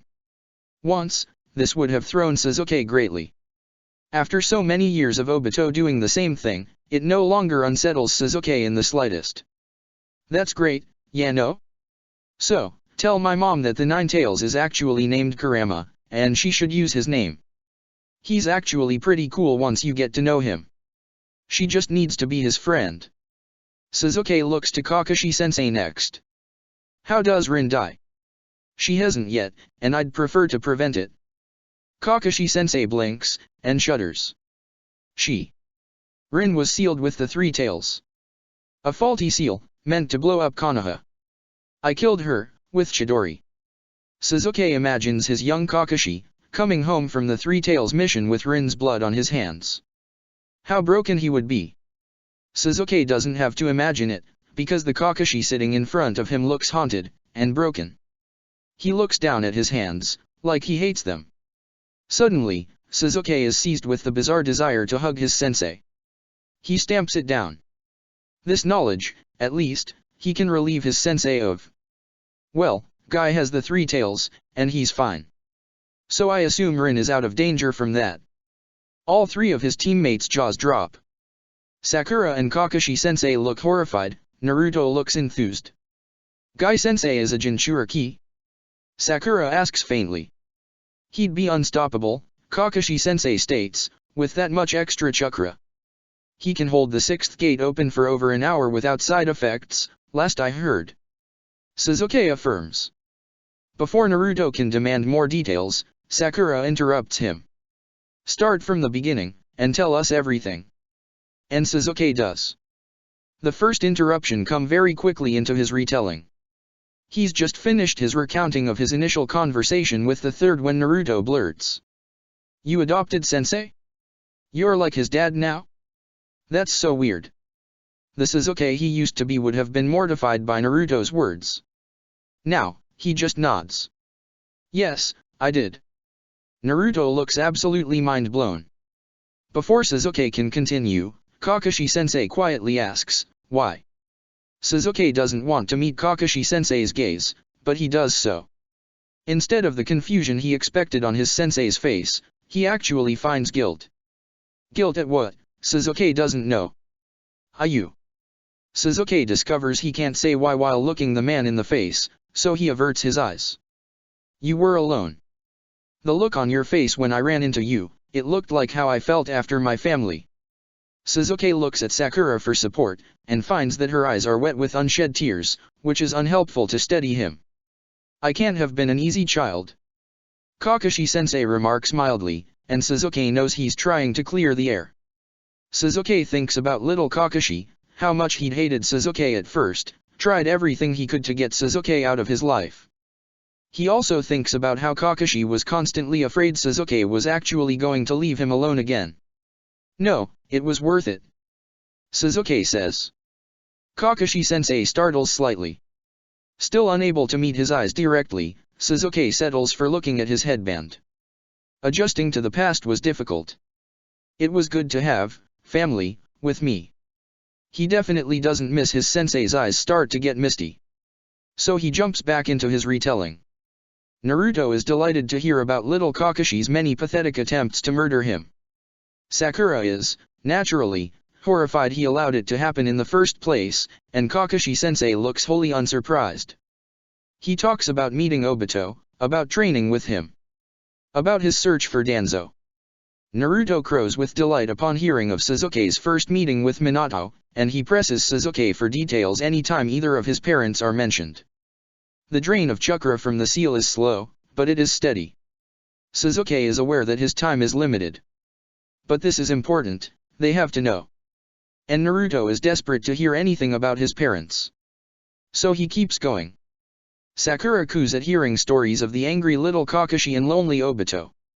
Naruto expresses extreme amounts of pride at Sasuke's accidental befriending of Orochimaru. Kakashi stays relatively quiet during it all, but Sasuke can feel his chakra lurching chaotically. Just as expected, Naruto laughs directly in Sasuke's face when he reveals he had received a genin team. You got genin. That's amazing. I bet they annoyed you so much. Naruto laughs and laughs. Every single day, Sasuke admits. But they were worth it, too. That's so sweet, Sasuke. I bet you were a great sensei. Sakura says approvingly. Sasuke notices she only said that after he mentioned he modeled a great deal of his teaching off of how he thought she would have done it. They made me remember how we were back then, Sasuke acknowledges, and looks at Kakashi-sensei, who looks distinctly amused. I'm so sorry for everything. Kakashi laughs at that. So now you understand. You all grew on me. He gets slightly more serious, although it sounds like you took their training a little more seriously than I did. Instead of directly answering, Suzuki starts telling them about his team. About their trip to retrieve Tsunade. Sakura smiles as he relates how incredibly frustrating the woman had been. Naruto cackles maniacally hearing about how much stress Tsunade had given on him. He talks about unsealing Orochimaru, clearing the lab, and then he tells them about the third's reaction to it all. Naruto looks devastated. Suzuki almost wishes he hadn't told them. But they needed to know. Suzuki needed to tell them. Old man third. He wants to reassure Naruto, but finds that he can't. His anger at the old man is still too strong. Instead, he just goes on. He tells them about Obito's capture. And to his surprise, Suzuki's voice shakes slightly as he describes it, as if he's reliving it right here. Kakashi-sensei pales as he listens. He tells them about killing Madara. About holding Obito, trying desperately to heal him while he felt the life leaving his body. He tells them about the moment Obito died, and across from him, he sees Kakashi-sensei's face shudder. When he explains bringing Obito back to life, Naruto actually cheers. Suzuki admits that he still doesn't know what quite came over him in that moment. Sakura does. Confidently, she comments. You love him. Suzuki nods. That was the conclusion Orochimaru had come to, as well. When he mentions getting thrown in TNI, all three of his teammates' faces fall. Naruto starts a stream of swears at the old man that lasts quite a long time. Suzuki had considered not telling them about what happened to him there. That was all something he thought he could keep with him until he died. He hasn't even told Minato, although the fourth Hokage could probably find out easily enough, and likely already has. However, he finds he wants to talk about it. Wants to tell someone. And who safer to tell than three people he will never see again. So he relays his time in TNI. It's difficult to get through, and Suzuki can't help the tremors that overtake him every so often. Naruto ends up threading his arm through Suzuki's, which turns out to be far more comforting than he thought it would. He can't see Naruto's face, but he can feel his chakra boil in rage. Sakura looks like she wants to kill something. Kakashi just looks sad. Suzuki wonders if Kakashi has been through TNI himself, or another nation's equivalent. The only part of TNI Suzuki doesn't relay is his realization that he might love Sakura. He wants to tell her, he decided that last night. But he wants to tell her alone. He doesn't need an audience for that. Finally, he gets to the part he's been dreading. Danzo. He got his revenge on me. The third had told him about my past, my real past. And he was able to use it against me. Naruto gasps. Not Itachi. Suzuki shakes his head. No. Naruto plows on, Obito? Kakashi-sensei? Not your genin. Suzuki takes a breath. No. He wanted someone who was helpless, like a coward. Naruto sounds confused, then who? Suzuki tries to say it, but he chokes on the words. It was me. Sakura says quietly. That's why you can't look at me. I'm the oldest of the three of us. Danzo killed me. Suzuki's throat closes up, and his breath starts coming shorter. But he manages a nod. Spots start dancing in front of his eyes, and he can't pull enough air in. His face is wet, and Suzuki realizes silent tears are streaming down his face. But he still can't breathe. A thump, a rush of chakra, and his lungs open. Come on, Suzuki. Breathe. He recognizes the chakra. It's Sakura's. Flooding through his system like an old friend. Obediently, he draws in a breath, then another. Until the spots fade away. Tell me what happened, Sakura intones. It's clearly a command, but it isn't a harsh one, so Suzuki does. Her hands stay on his back, and between her chakra keeping him calmer, and not having to look her in the eye, he is able to continue. I returned to the Haytake home, and there was a bundle on the doorstep. It was a baby. It was you. I'm not really sure what happened after that. The next thing I remember is Kakashi begging me to come back to him. He called me Anaki. It was the first time. He feels like Minato, rambling like this. He also can't stop. I realized Danzo had done it. That he was in the village. I knew he'd probably go after me next, or, what would be me. I tore him apart. I took my time. The only reason I wasn't worse is because Ataka stopped me, and begged me not to torture him anymore. So I killed him. Sakura's hands remain steady and firm on his back. Sasuke wishes he had the same resolve. Sakura. I'm sorry. I'm so sorry. She thwacks him on the back of the head. Don't be. You had no way of knowing that would happen. But. Your future. She doesn't have one now. She must know. Sakura draws in a breath, the only sign Sasuke has heard that she might not be completely in control. You know. Unlike the three of you, I had a pretty happy childhood already. My life wasn't perfect, but it was good. I had you three, and Ino. It's okay. I won't know the difference, you know. Naruto is weeping beside him. Sasuke has no words. After a few minutes, Kakashi-sensei speaks up. I think we should hear through to the end. You can't stay here forever, right, Sasuke? You're right, I can't. Sasuke agrees. He tells them the rest of it. Getting rid of Root, sparing the third. Minato's stroke of genius with the Akatsuki. The birth of Mito. Kushina's assurance that she is pregnant with Naruto, and her soul theory. He finally explains how he got here, and then he finally finishes. His chakra is lower than he thought it'd be. He's running out of time. And he still needs to say goodbye.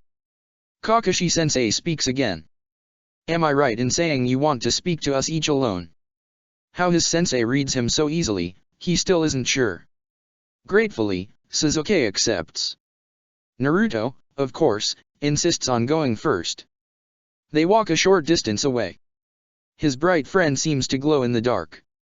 Sasuke, I know you have stuff to say too, but I wanted to say something first, yeah no?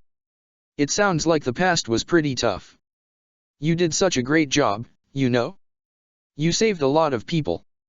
And you sounded kinda happy sometimes. It sounds like my dad and Orochimaru are your best friends now, huh? Naruto's smile doesn't fade.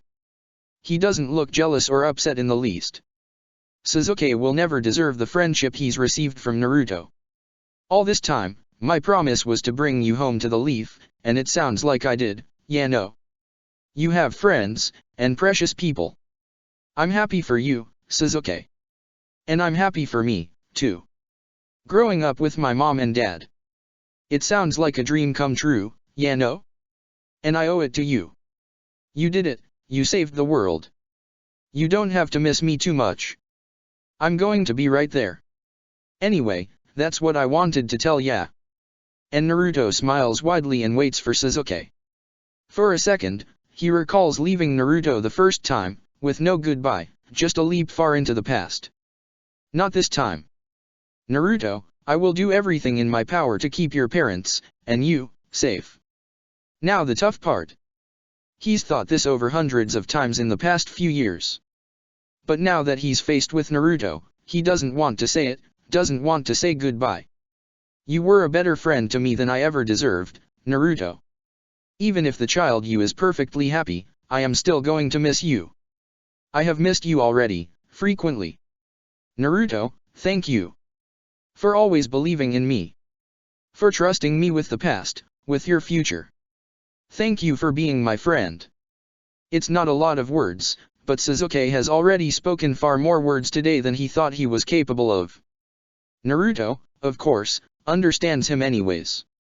And just like that, Naruto is crying.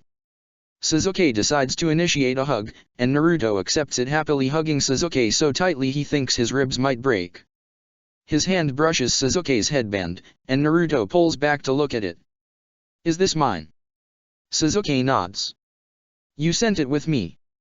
The third tried to give me a new one, but I've worn this every day. I still will, if that's okay. Naruto beams. Of course it's okay. It's a little bit like I'm with you every day. That's exactly where I'd want to be, especially with all the cool fights you get into, believe it. That is exactly how Sasuke felt about it, as well. He nods. And then Naruto walks him back to the campsite. That had been difficult. And he still had 2 to go. Kakashi-sensei goes with him next. I have a feeling what you have to say to Sakura might be best saved for last. They stare at each other in the darkness for a moment. Kakashi-sensei decides to speak first. Sasuke, I'm not quite sure what to say to your story. There are no thanks I can give that would express it. You saved Obito, and Rin, when I couldn't, and it looks like thanks to you my sensei is safe too. I didn't get pulled into route, and I had someone looking out for me. Sasuke had no idea Kakashi had even been peripherally involved in route. He's glad now that he didn't know. Kakashi continues. I wasn't the best sensei to you. And I didn't blame you for leaving the village. I definitely didn't deserve to have you look out for me in the past. The person you are today has nearly nothing to do with me. But, I want you to know, I am proud of you. You've worked hard, and seen underneath the underneath. And the future is going to be brighter for it. Hearing the phrase, I'm proud of you, from his sensei breaks something inside of Sasuke. A good sort of breaking, but he feels shattered all the same. It makes saying what he wants to say that much harder. And that much more important. Sensei. You are one of my important people too. It's insanely difficult to talk to Kakashi-sensei in a way that talking to Naruto isn't. He decides to pretend he's talking to little kid Kakashi, worried Sasuke is going to leave him forever, instead of imposing an aloof version of Kakashi-sensei that Sasuke has always had in his head. You, always have been. I'm sorry I never listened to what you tried to teach me. I did learn, though. I have tried to become the sort of shinobi that you would be proud of, and honor what you taught me. Adopting your younger self was one of the best things I've ever done, and that relationship is one of my most important. The next part is the hardest to say, but Sasuke forces himself to say it anyway. He doesn't want to have any regrets.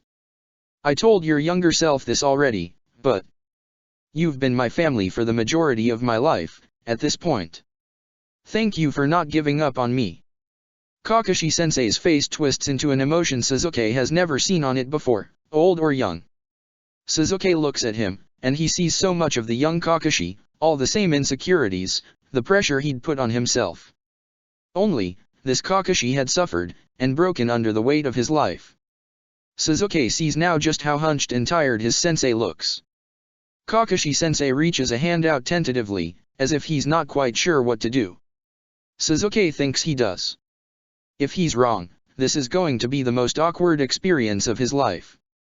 He steps forward and hugs his sensei. He tries to put into it the words he can't say. His sensei must understand, because he hugs Sasuke back. They step apart. You know, you never called me sensei before today. Sasuke knows. I know. You deserve the title, I'm sorry you had to wait so long to hear it. Kakashi ruffles his hair, and Sasuke discreetly activates his Sharingan, so he'll never forget it. Then it's time to talk to Sakura. Sasuke isn't sure if he's ever going to be ready to say what he wants to say. But his chakra is dipping lower and lower.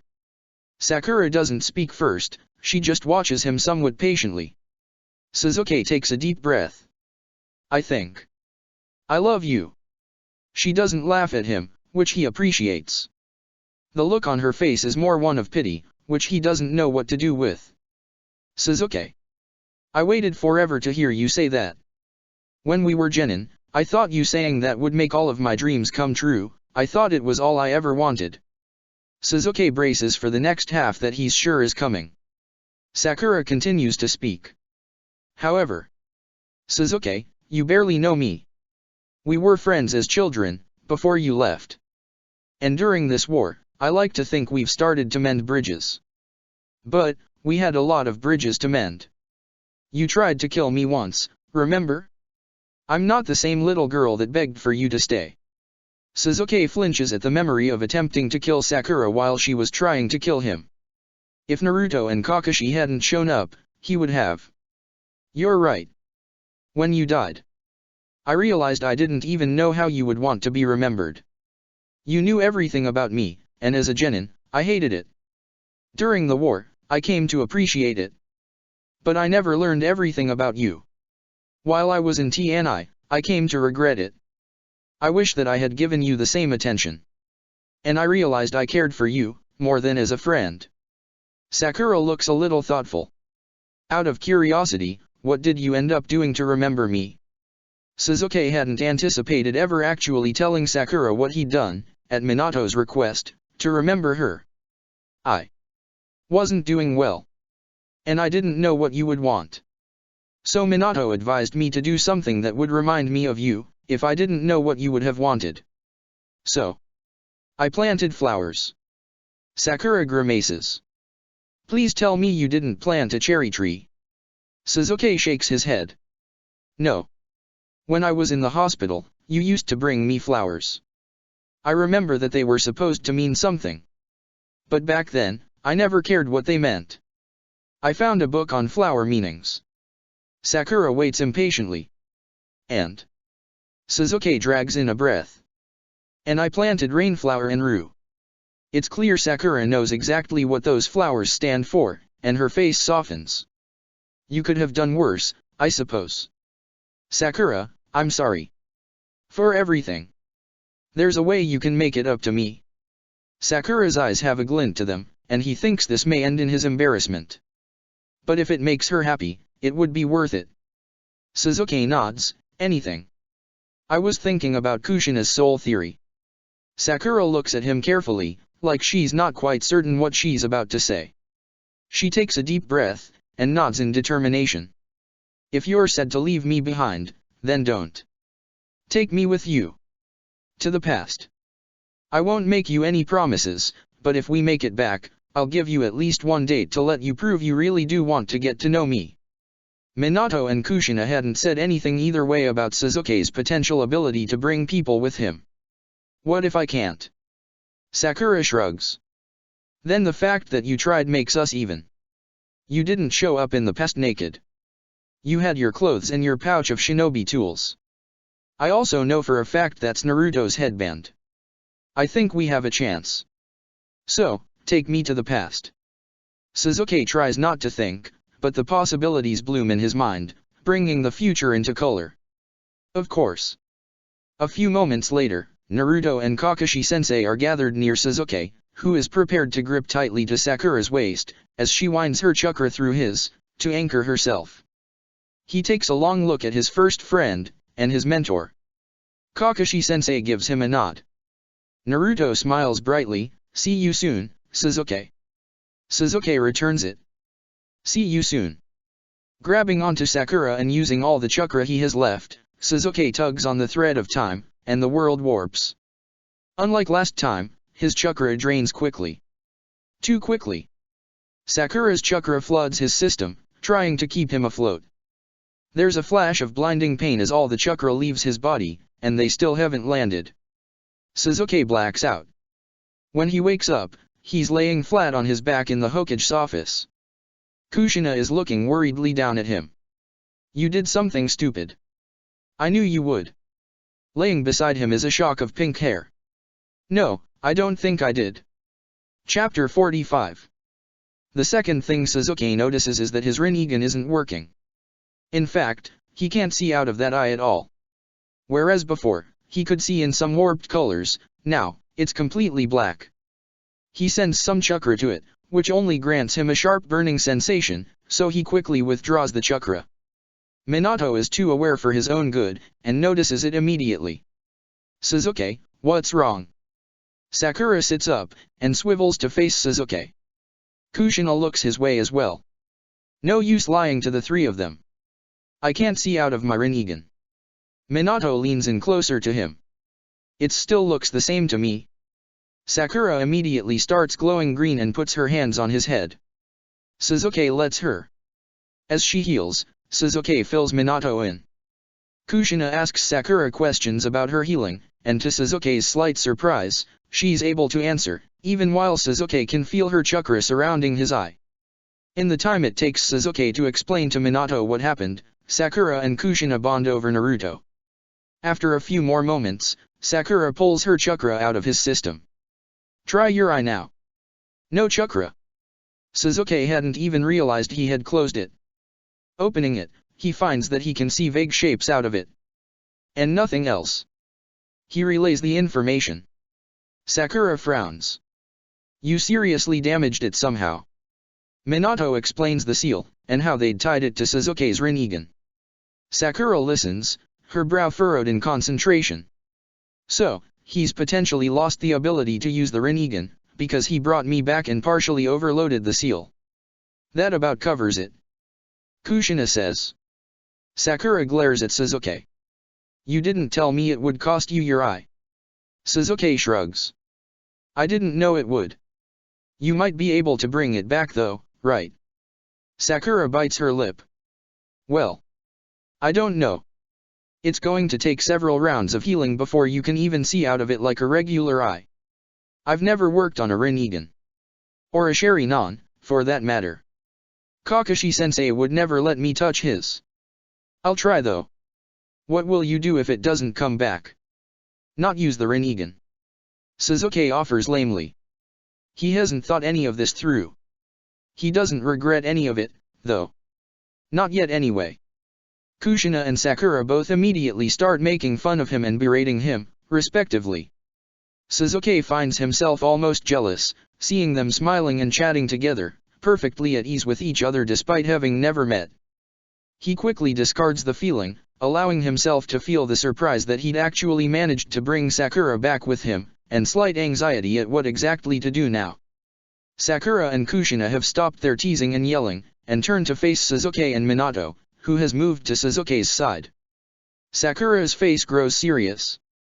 Right, well. That's all the healing your eye can handle right now. Sorry, Suzuki. Down to other business then. Hokage-sama. Sakura addresses Minato directly. The blonde nods at her. Yes. We're going to need a reason for my sudden appearance. I think I may have one. Additionally, with your permission, I would like to be instated as a Jounin of Konoha. Sakura is smooth, all business and professional.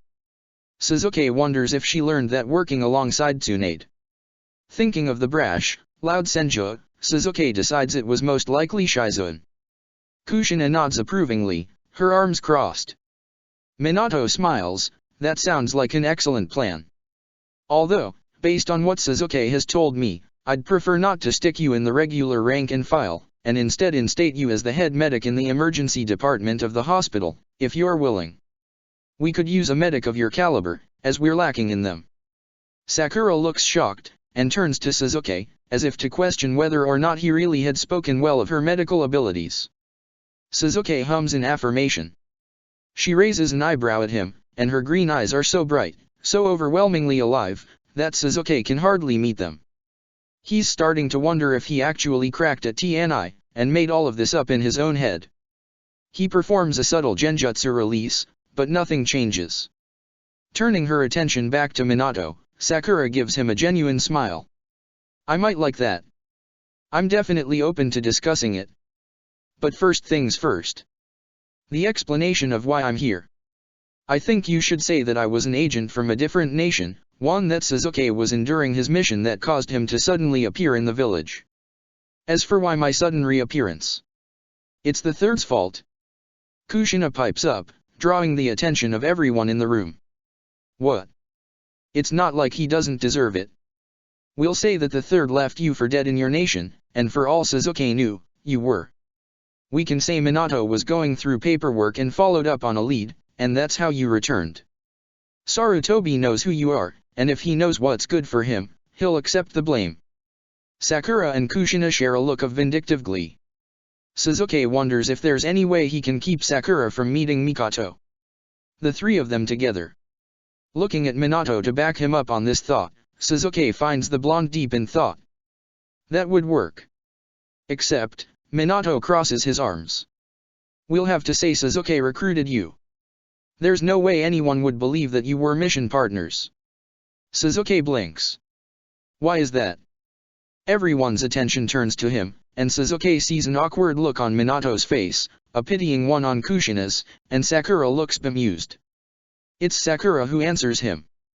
I don't know if you've noticed this, Suzuki. But you're quite a bit older than me now.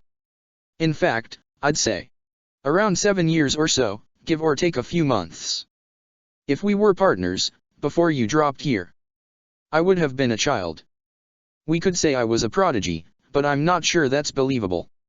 Suzuki had not considered that he would be that much older than Sakura.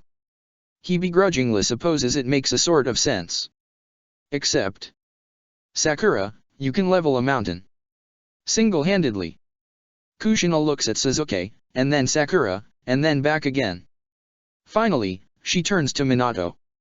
You know, I don't think anyone has actually heard how old Suzuki is. Have you told anyone your age, Suzuki? Suzuki is truly confused. When would that sort of thing even come up in conversation? Men. Kushina and Sakura say together. Minato laughs. I'll agree with Suzuki there. I can't remember the last time I mentioned my age to someone either. His face gets more thoughtful. Though, we could make Suzuki a year or two younger, and Sakura, if you don't mind, we can make you a year or two older. That would close the gap significantly, enough to say you worked together more believably. Sakura shrugs. That's fine. I've aged probably an extra year or two from using my seal anyway. So, what? I'll officially be 19. And Suzuki will be 23. Suzuki ends up agreeing to it as well. It makes him officially younger than Minato and Kushina, rather than older like he actually is, but Suzuki doesn't mind. He thinks it's more realistic for him to keep up a facade on how old he is, rather than trying to pretend his past with Sakura is different than the teammates they actually were. Minato asks Sakura what nation she knows the most about, and she replies that she's spent a fair amount of time in sand, and could reasonably pull off having lived there. Minato drafts paperwork for it then and there. Sakura requests to keep her old headband, and Suzuki notes that it's actually Ino's. Seeing as he's keeping Naruto's, he doesn't comment on it whatsoever. Minato, naturally grants the request, and Sakura officially becomes a jounin of Konoha again. After it's all settled, there's a second where Suzuki is paralyzed with indecision. What is he supposed to do now? Should he offer to show Sakura around the village, or introduce her to people? Perhaps he should offer her a place in the Haytake home. Or maybe she would think that was strange. Maybe he should help her find an apartment or home of her own. Before he can decide, Sakura speaks up. Well, first things first. I'm leaving the village. At the shocked looks on all three of their faces, Sakura clarifies. Temporarily, of course. She turns to Suzuki. Her face is set in determination. You told me Tsunade Shishao is trying to drink herself to death alone somewhere out there. I'm not going to let her. I'm dragging her back here, even if I have to beat her up and tie her down myself. Of course, she would go after Tsunade. Her mentor, and one of her most treasured people. If Suzuki had enough time to think about it, he likely would have been less surprised. This whole thing is just so sudden.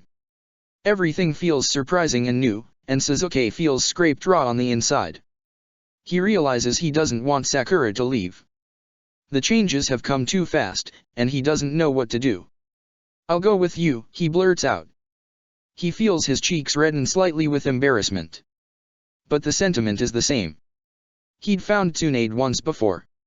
It stands to reason he could again. Sakura looks at him carefully. I'm sorry, Suzuki.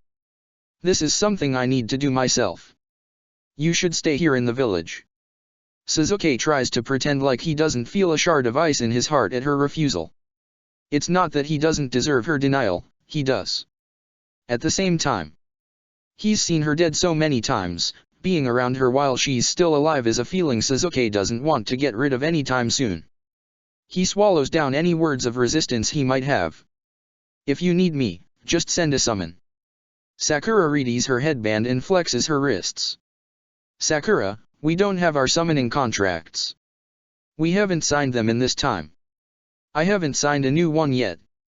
Suzuki is sure the sentiment of sending a summon is the same, and he could reach her some other way. Potentially through one of Orochimaru's snakes. Sakura looks at him as though he's lost his mind.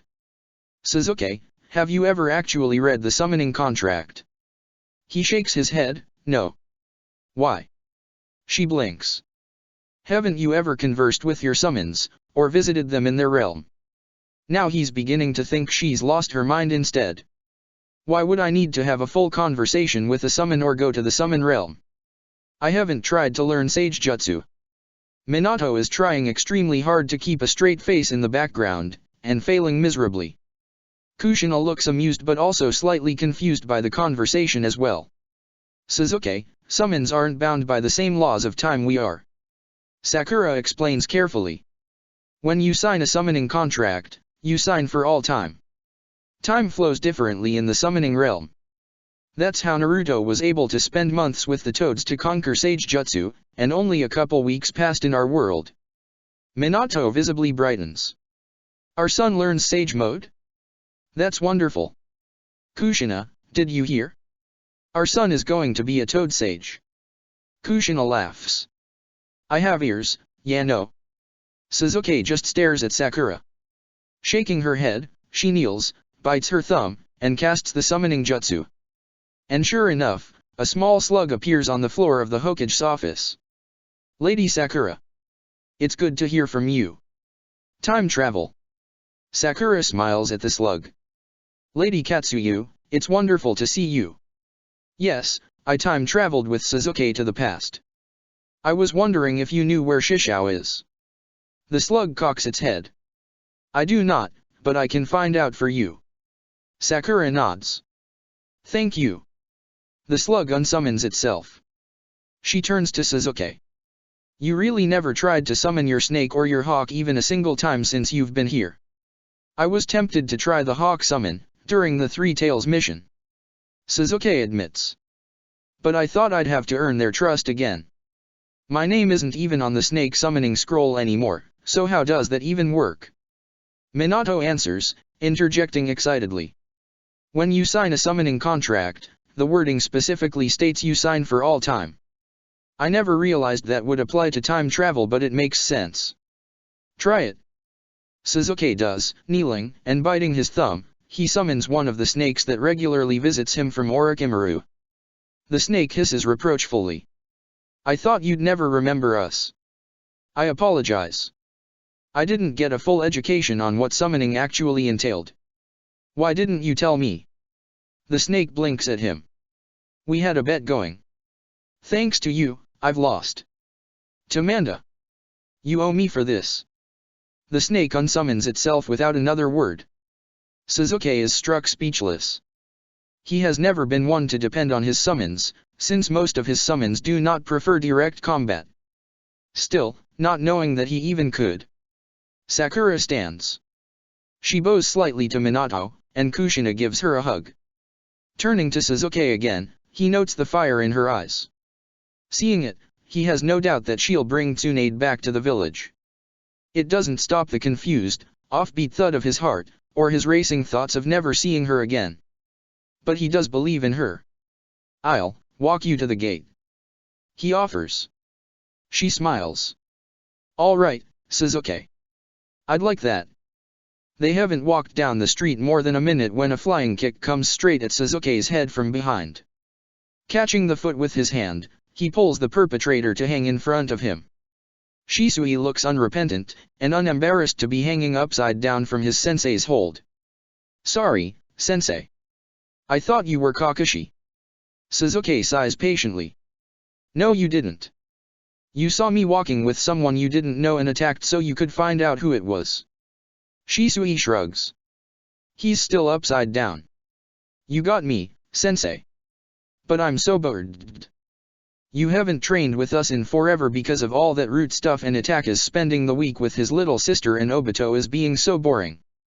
Sakura hides a smile behind her hand at Shisui's whining. I'm Sakura. You must be Shisui.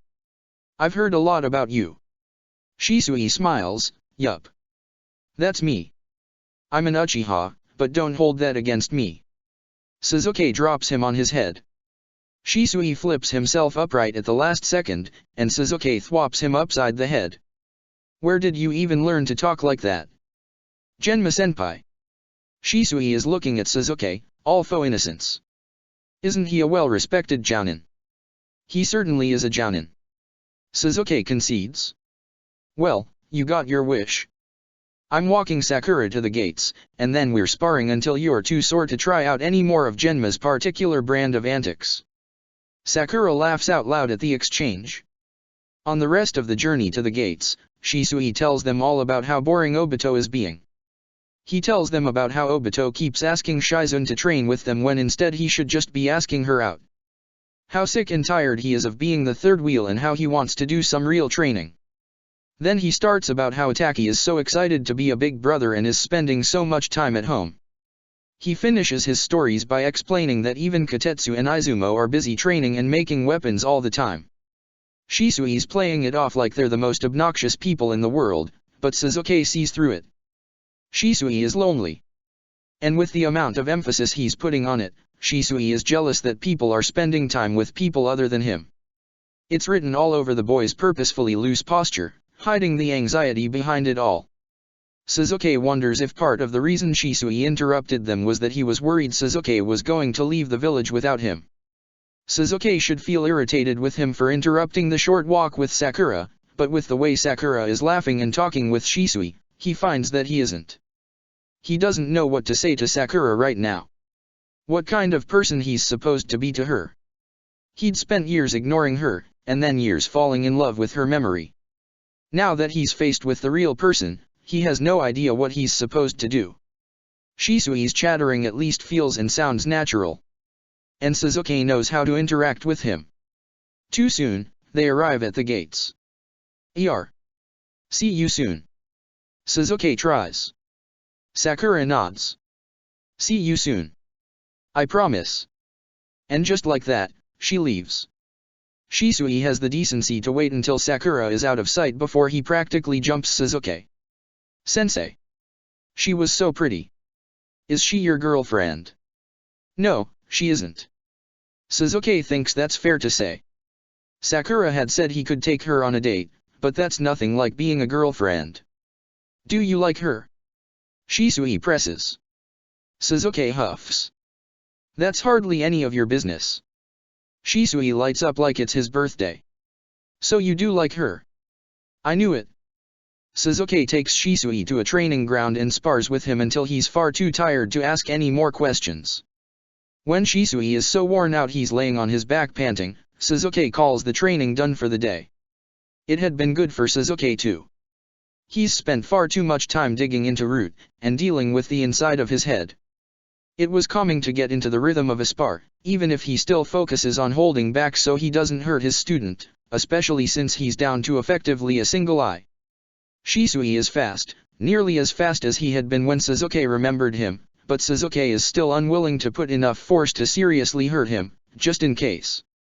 He sits beside his student, offering Shisui some water when he stops panting quite so hard.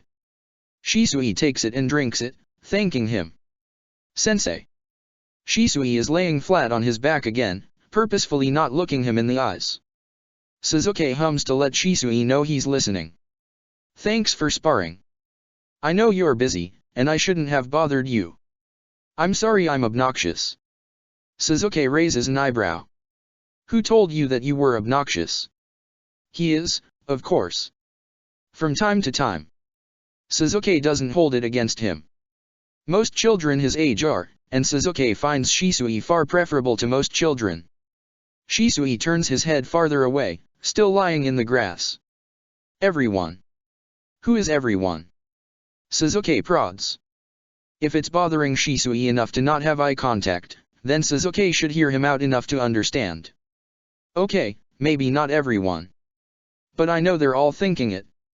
Everyone has people, you know? Itaki has Mito now, Kotetsu and Izumo have each other, and Obito has Shizune. But, I don't have any of that. I'm just there. The rest of the Uchiha don't even like me. I know they hate that I have the main Jakuya. Sasuke isn't really sure what Shisui is looking to hear, so he puts his hand on Shisui's head. You're not obnoxious. All of the people you mention like having you around, as far as I know. Do you like having me around, sensei? That, at least, is an easy question to answer. Yes. I wouldn't have tried to apprentice you otherwise. Shisui lets that sit in the air for a moment without speaking. Suzuki wonders if Sakura knows where Tsunade is yet. Absent-mindedly, he catches the fabric of Naruto's headband in his fingers. Sorry for sounding like a little kid, Shisui says quietly. Suzuki doesn't think the correct answer here is to tell Shisui he is a little kid. You can always tell me when things are bothering you. I might not be able to help, but I can listen. Suzuki doesn't think, unless the solution is training or a fight, he would be useful that often for problems. But he can listen to them, and the books he'd read on raising children and training teams both agreed that listening was the important part. Suzuki realizes he's never read any books on dating or relationships. Sakura had said he should get to know her. Suzuki doesn't have the first idea how to do that. He needs to go to the library as soon as possible. She probably knows what sort of things Suzuki is supposed to do. He can't fail, not so soon.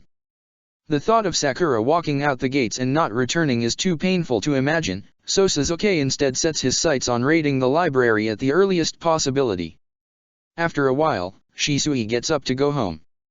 I suppose you are going to go back to your root work tomorrow? Shisui asks, and there's a little sadness to it. Suzuki thinks that means Shisui wishes Suzuki wouldn't. Suzuki wishes Shisui would just say things like that instead of leaving him to guess and hope he's right.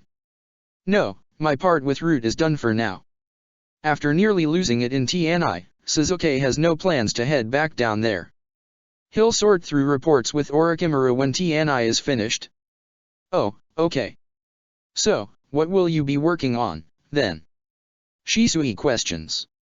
Well, sounds like a certain apprentice of mine needs some training. You didn't get a single hit on me today. Sensei. You're the fastest in the village. And I'm not even technically your apprentice. Shisui protests, but he's started smiling, so Suzuki thinks he did it right. If only there was a way to get faster. Training with your sensei, maybe. Suzuki deadpans back. Shisui grins. Yeah. Okay, I'll see you tomorrow. And he runs off. At least dealing with Shisui is normal. Or, at least as normal as Suzuki's life ever gets. It's comforting, in its own way. The second Shisui's out of sight, Orochimaru steps through the trees and walks towards Suzuki.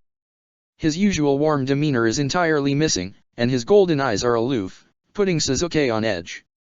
Something is wrong. Suzuki straightens, waiting to hear the bad news. It's likely root-related. If it means Suzuki will have to go back into TNI, he's not looking forward to it. He is in no way prepared for what Orochimaru has to say. Who was I to you, in the future? Chapter 46. Suzuki doesn't do Orochimaru the disservice of pretending he hasn't heard him, or understood what he said. If Orochimaru knows, Suzuki isn't going to deny his friend that.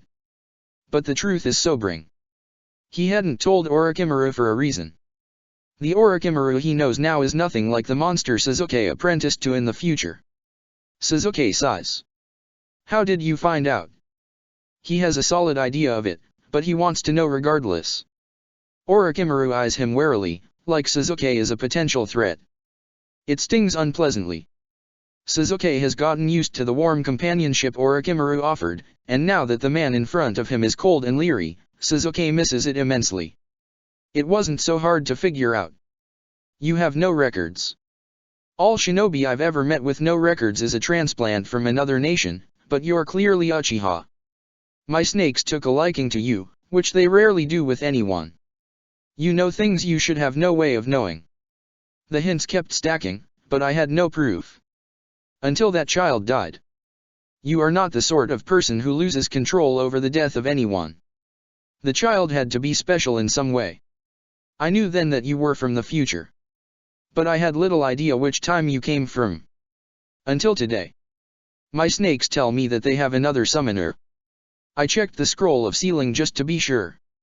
Your name is now upon it. Which means you got the snake contract from me. I know you knew me, Suzuki. Suzuki sits wearily at the base of a tree, and motions for Orochimaru to do the same. You are correct. I am from the future. And I did know you. I should have known you would figure it out eventually. Orochimaru sits, close enough to be conversational, but far enough away to defend from a sudden attack. Sasuke wonders if he should apologize for not telling him. He decides not to, because Orochimaru is exceptionally gifted at sensing lies, and Sasuke would definitely be lying if he said he was sorry for not telling him. There had been good reason for it. Your silence on the matter implies that our future selves have a tumultuous relationship. Orochimaru questions carefully. Sasuke sighs. You could say that. I haven't spoken of the future because there is knowledge no person should have to bear. Orochimaru blinks, but does not speak. He's waiting. What for exactly, Sasuke isn't sure. If Orochimaru has confronted him about the future, he likely wants to know either about the future itself or why Sasuke didn't tell him. Both would have similar answers. Resigning himself, Sasuke decides that if Orochimaru knows, it would be worse to keep the truth from him, if he should want it. If you want to know about the you of my timeline, I will tell you. But, I would recommend against it. Orochimaru inclines his head slightly. You know me quite well, Sasuke. Do I seem the kind of person who would deny the chance to learn information, if it was presented to me? Even if you believe what you know will affect me negatively, I wish to know it all the same. Information is valuable, and I would have all of it that I can. Sasuke had thought that might be Orochimaru's answer. All right. Should I start with what I know of your lifetime chronologically, or stick strictly to the facts once I met you personally? The former. So Orochimaru wants it all. The gossip, the half-truths. There are some things Sasuke will not tell him. But he decides to tell him most of it. Your life up until you met this me was the same. You were a member of the legendary Sannin. Jiraiya and Tsunade both left the village. At some point, you made an attempt at becoming Hokage, and lost out to Minato. The rumor was that Sarutobi didn't trust you. Knowing what I know now, I believe you were involved heavily with Danzo, and that was what the third mistrusted on some level. You became a full-time researcher. The research you did was top secret, and no one knew what you were working on. When Sarutobi found out, it ended with a raid on your laboratory, and the rumor was amongst Konoha that the experiments were unspeakable. You fled the village so the third could not execute you for your crimes. Of course, you became the most feared and hated person in the Leaf. You had a kill-on-sight order in the bingo book for all 5 nations. Orochimaru has not reacted in any way, but is still watching Sasuke carefully. Sasuke takes a breath and continues. This next part will need some context. Years after you fled the village, I was born to Fugaku and Mikoto Uchiha. Minato and Kushina died when Kushina gave birth and inadvertently released the Nine Tails, which was in turn sealed into their son Naruto. The third took the position of Hokage again. When I was 7 years old, Itachi, manipulated by Danzo, killed every single member of the Uchiha clan, except for me. Orochimaru does blink at that. Sasuke moves on. He decides to shorten the story by telling things not precisely as they happened, but close enough. When I entered my first Chunin exams, you infiltrated the village. You broke into my second exam, and fought me and my Genin team. You told me that you were searching for immortality by taking over younger hosts, and that I was your next planned host, because you wanted the Sharingan. I refused, and you gave me a cursed seal, and promised to train me if I ever joined you. Every time I felt a strong emotion, it would overtake my body and consume my soul. Eventually, the plan was it would take enough of my soul that you could overtake me. Kakashi, who was my sensei, helped me to seal it off partially. Then, you killed the Kaze cage, and with the sand launched an assault on the Leaf which was later referred to as the Konoha Crush. Hundreds died. You personally killed Sarutobi. Tsunade was brought back to the village and became the 5th Hokage. Later, I was angry at the village, and I left to join you myself. Orochimaru looks far more incredulous at Sasuke's village abandonment than at anything else thus far. Sasuke shrugs. Itachi's betrayal left me thinking unclearly for a very long time, and all I felt was rage. After I joined you, you trained me as promised for 3 years. While I was there, you gave me the snake contract, and I learned that you could never learn Sage Mode, because you'd weakened yourself by abandoning your original body. You had a lab, and had created a hidden village of your own, the Hidden Sound. Many of your shinobi bore your curse mark, and nearly all were taken against their will. There, you carried out experiments, which you populated by raiding and kidnapping entire small towns and settlements. Much worse was done to them than anything I've seen here. I won't go into detail on those. When the time came for you to try and take my body as a host, I killed you.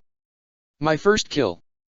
You still came back, multiple times, through various cursed seals, and your other apprentice who worshipped you.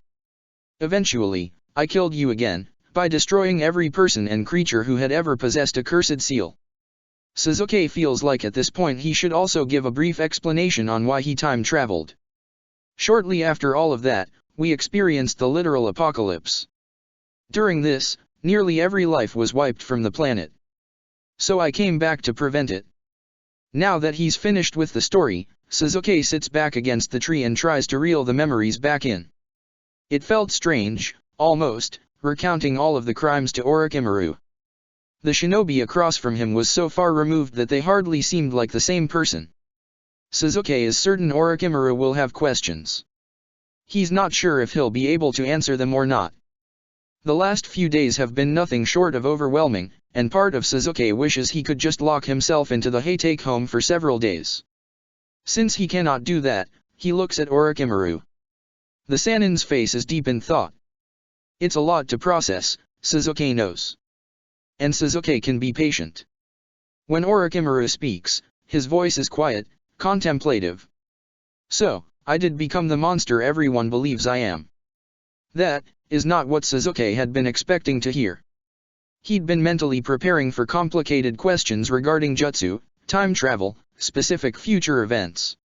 He's so thrown, he doesn't even find words to answer before Orochimaru speaks again. So that's how we began interacting. You've been watching, to see if I became a threat. Sasuke shakes his head. No, not at all. Orochimaru's eyes flash dangerously. Do not lie to me, Sasuke. I'm not a fool. Sasuke meets his gaze evenly. I'm not lying. When I arrived in this time, you were the last thing on my mind. The first mission we had together, I dreaded. I didn't want to run into you again. The memories I had. I didn't particularly want to relieve them. But you were different. Drastically different, from the person I killed. Orochimaru narrows his eyes, daring Sasuke to lie. Sasuke does not. When I found out about your seal, I was interested in your ability to get me into Danzo's workings, admittedly. However, in the time it took Minato to develop a counter seal, the camaraderie we developed was real. And surprising. You'll recall, I went to retrieve Tsunade against all advice, to ensure you had the best chance of surviving. If I feared you, or wanted you dead, I wouldn't have. Not satisfied with Sasuke's answer, Orochimaru brushes his hair out of his face, a nervous tick. Why wouldn't you be wary?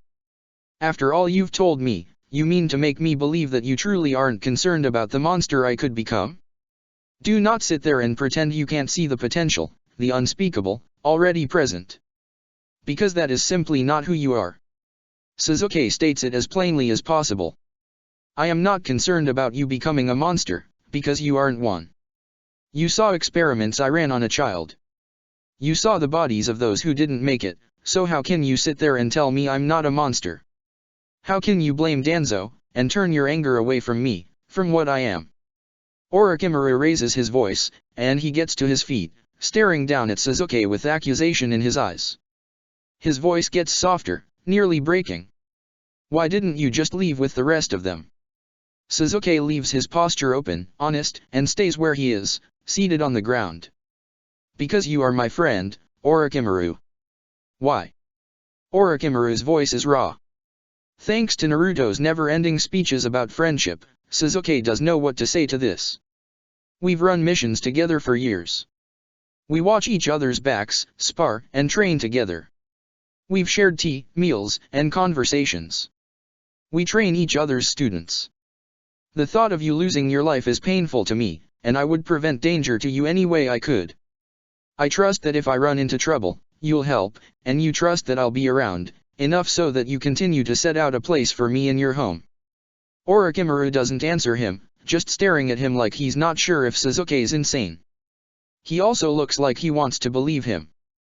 Sasuke rises to his feet, and takes a step closer to Orochimaru. The Sannin doesn't back away. I didn't tell you about this before because I didn't want you to carry the weight of someone you will never become. I didn't set out to befriend you. But I do not regret it, and I never will. The distance in Orochimaru's eyes dims slowly, to Sasuke's great relief. You are, indeed, foolish. Perhaps more than anyone I have met. The warmth begins to return to Orochimaru, and it feels like the moon returning to its shining after an eclipse. Thank you. The only response Sasuke can think to give is a nod. After a moment, by unspoken agreement, they begin to walk out of the training field. The privacy jutsu Orochimaru must have placed dissipates into the air. As they walk down the street together, Sasuke shoots a sideways look at Orochimaru. I think that was worth at least one of my life debts. Orochimaru huffs. Perhaps, if the conversation comes along with tea from Suna. Would you settle for Kiri? Sasuke offers mildly. Orochimaru's favorite tea is from Kiri and they both know it. I would. Chapter 47. Waiting to hear from Sakura is more nerve-wracking than Sasuke had expected. He almost sends a summon multiple times just to reassure himself that she's real and she is here, only to stop himself at the last moment. What would he even say? If he asks for confirmation of her continued mission, she'll probably take it as lack of confidence in her ability. Sasuke doesn't want to imply that. Sending a summon simply conversationally sounds like the most mortifying thing Sasuke can imagine. So he stops himself each time from sending a message. He spends his time training Shisui. Obito has been assigned a border patrol rotation, which he'd been excited about. This leaves Sasuke with one-on-one training with his youngest student. Shisui has a sort of frenzied anxiety to him at first, which Sasuke cannot figure out. As the time passes, however, he seems to be calming somewhat. Shisui is quickly becoming one of the most competent chunin in the village. His mastery of jutsu is growing every day, his strategies are beginning to improve beyond the basic, and his speed outstrips most jounin already. But Shisui isn't ready for jounin. First of all, he's still young. Far too young for Sasuke to wish the kinds of missions jounin can be assigned to his student. And then there's the insecurity. Shisui is constantly looking at Sasuke for affirmation, and is nervous every time he attempts something new, probably a fear of failure. Those are not healthy traits for a jounin. They're manageable as chunin, so long as Shisui is given low-ranked missions or is not the team lead. Sasuke knows exactly who to blame for this, the Uchiha elders, who are continuing their campaign of pushing for more responsibility to be dumped onto Shisui's lap. After practices with Shisui, Sasuke makes a point to go and visit with Orochimaru as often as the man is available. Things continued to be tense at first, but as each day passes, Orochimaru relaxes more into the easy friendship that Sasuke has come to value so highly. From the way Orochimaru talks about him, Sasuke can tell Itachi is still living up to his status as genius. More so, Itachi seems to be thriving under Orochimaru's tutelage. On this particular day, Orochimaru is off on a mission with Itachi, so Sasuke heads back to the Heitake home after his training with Shisui. Kakashi is waiting for Sasuke, sitting stiffly in the kitchen, every sense clearly on alert. Sasuke had already been given an unofficial heads-up that Kakashi had been in Umbu training, so he isn't surprised to see Kakashi looking exhausted, paranoid, and with a shadow in his eyes that only comes from seeing the kinds of things that lie underneath the underneath. Sasuke knows that look because he'd lived the same, when he'd trained under Orochimaru. There's a reason he told Minato he would never enter the shadow ranks. He'd heard a bit about the training for Umbu from Minato, and to say it was intense was an understatement. The Umbu required perfection. Sleep deprivation, chakra exhaustion, training to withstand torture, and how to break others was all par for the course. At any point, if a trainee lost control over their chakra suppression, failed a memory challenge, or otherwise made a mistake, they were summarily kicked out of the running. Kakashi relaxes minutely upon Sasuke's arrival. Seeing more exhaustion in Kakashi's eyes than devastation, Sasuke decides Kakashi has passed. Congratulations on making Umbu. Kakashi's eyes flash for a second with mistrust, as if Sasuke may be one final test, then shakes his head, forcing the look from his eyes. Guess sensei told you, then. Sasuke shrugs, and sits across from Kakashi. It's not like I wasn't going to notice you missing for so long. He was just trying to cut off the inevitable search party. Kakashi relaxes a bit more, and Sasuke sees a shadow of a smile cross his face under his mask. The teen retrieves a piece of paper from his pouch, and holds it in his hands. Did sensei tell you about the changes he's made to the rank? Minato hasn't told Sasuke anything in particular, but Sasuke isn't surprised in the least that Minato has made his mark upon Umbu. Sasuke isn't sure why Kakashi has mentioned it in particular, but he tries to keep himself open, in case the teen wants to talk about it. No, he hasn't. I do have the security clearance if you want to talk. Kakashi shakes his head. It's not like that, exactly. The training was. He gets a slightly haunted look. Yeah, I don't want to talk about the training yet, if that's okay. Sasuke inclines his head. Kakashi takes a deep breath, worrying the edge of the paper he's holding. Minato-sensei says that there's been a history of psychotic breaks amongst the ranks, in the past. Kakashi trails off, perhaps unsure where to go from there. There have been many, Sasuke agrees. I have spoken to Minato briefly about that in the past. I assume he's made some sort of attempt to lessen that possibility. Mainly, he'd told Minato about Kakashi and Itaka's mental state after having been Umbu, and expressed concern it could happen to either again. Sasuke isn't surprised that Minato would take action on it as soon as possible. After all, seeing Kakashi with such clear and intense mental agony couldn't have been easy for Minato, and Itaka's eventual actions are a less than a ringing endorsement for the mental health of an Umbu. Sasuke has little idea what kind of plan Minato would have come up with. Sasuke's own would have been something along the lines of not letting such young shinobi join the shadow ranks at all.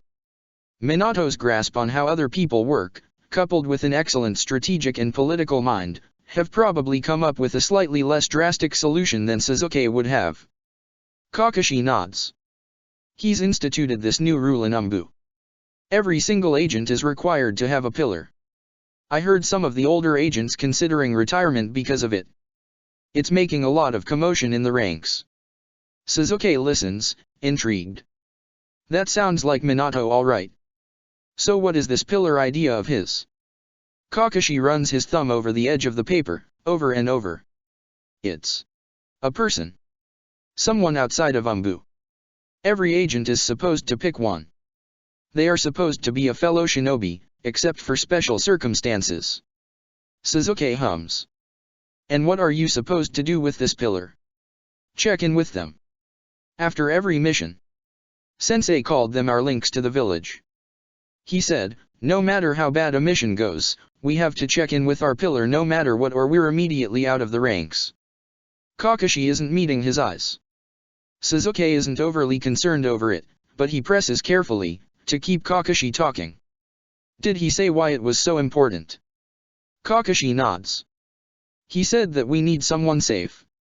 Someone who isn't in the ranks, who we can talk to when things get bad.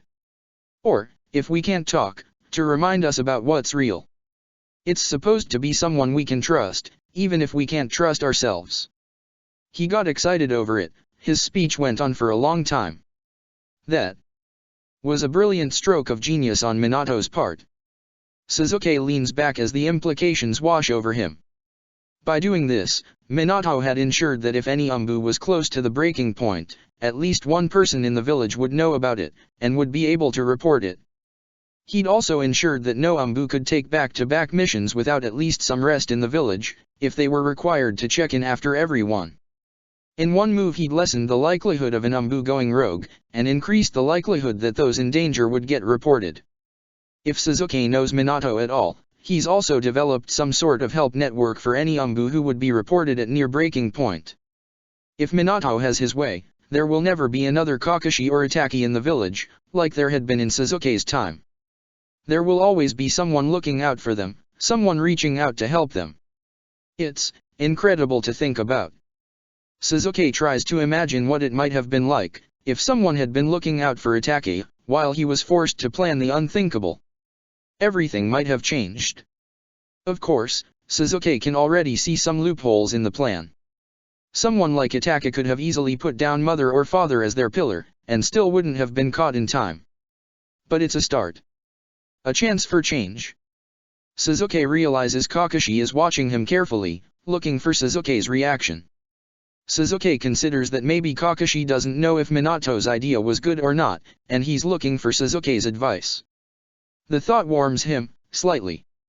That Kakashi would care that much about his opinion. I think the idea is a sound one. Suzuki affirms. Kakashi's expression does not change. Are you worried about it, Kakashi? A shrug. It's not the easiest idea. Being open with someone, about the kinds of things they ask you to do. About the monster you have to be. That kind of vulnerability seems like the opposite idea of Umbu. But if Minato had that much to say about it, he's probably got a point. Sensei usually does. The look in Kakashi's eyes tells Suzuki he's already been asked to do something he feels makes him a monster. He summons his inner Naruto, and tries to imagine what Naruto would say. Naruto had always said the perfect thing just when Suzuki was starting to feel overwhelmed with everything he had done. Perhaps that's why Minato made that requirement. So that you will have someone to remind you that you aren't a monster, even if missions make you feel that way. Kakashi looks strangely at Suzuki for a long moment, and then slides the paper in his hands across the table to Suzuki. Suzuki picks it up, and notes that the edges are very worn, as if Kakashi has been running his hands over it often, for a period of at least a few days, if not weeks. We had to decide before the training started. That way the person you chose wouldn't be used against you in any of the training. Rin picked Shizuan. Did you know they're living together? He comments offhandedly, like he's trying to seem nonchalant. He is failing. Suzuki unfolds the paper. I, Kakashi Hatake, choose Suzuki Uchiha to be my pillar. If the other is willing, I agree to seek out this person after every mission, excepting situations in which immediate medical intervention is required. I understand that if I fail to do so, suspension pending investigation will immediately commence. I, the chosen pillar, agree to be a trustworthy, constant presence for this agent, and to care for them to the best of my ability. I understand that failure to report failing mental health of the agent entrusted to me, or revealing details of any missions involving the agent, will be considered an act of treason.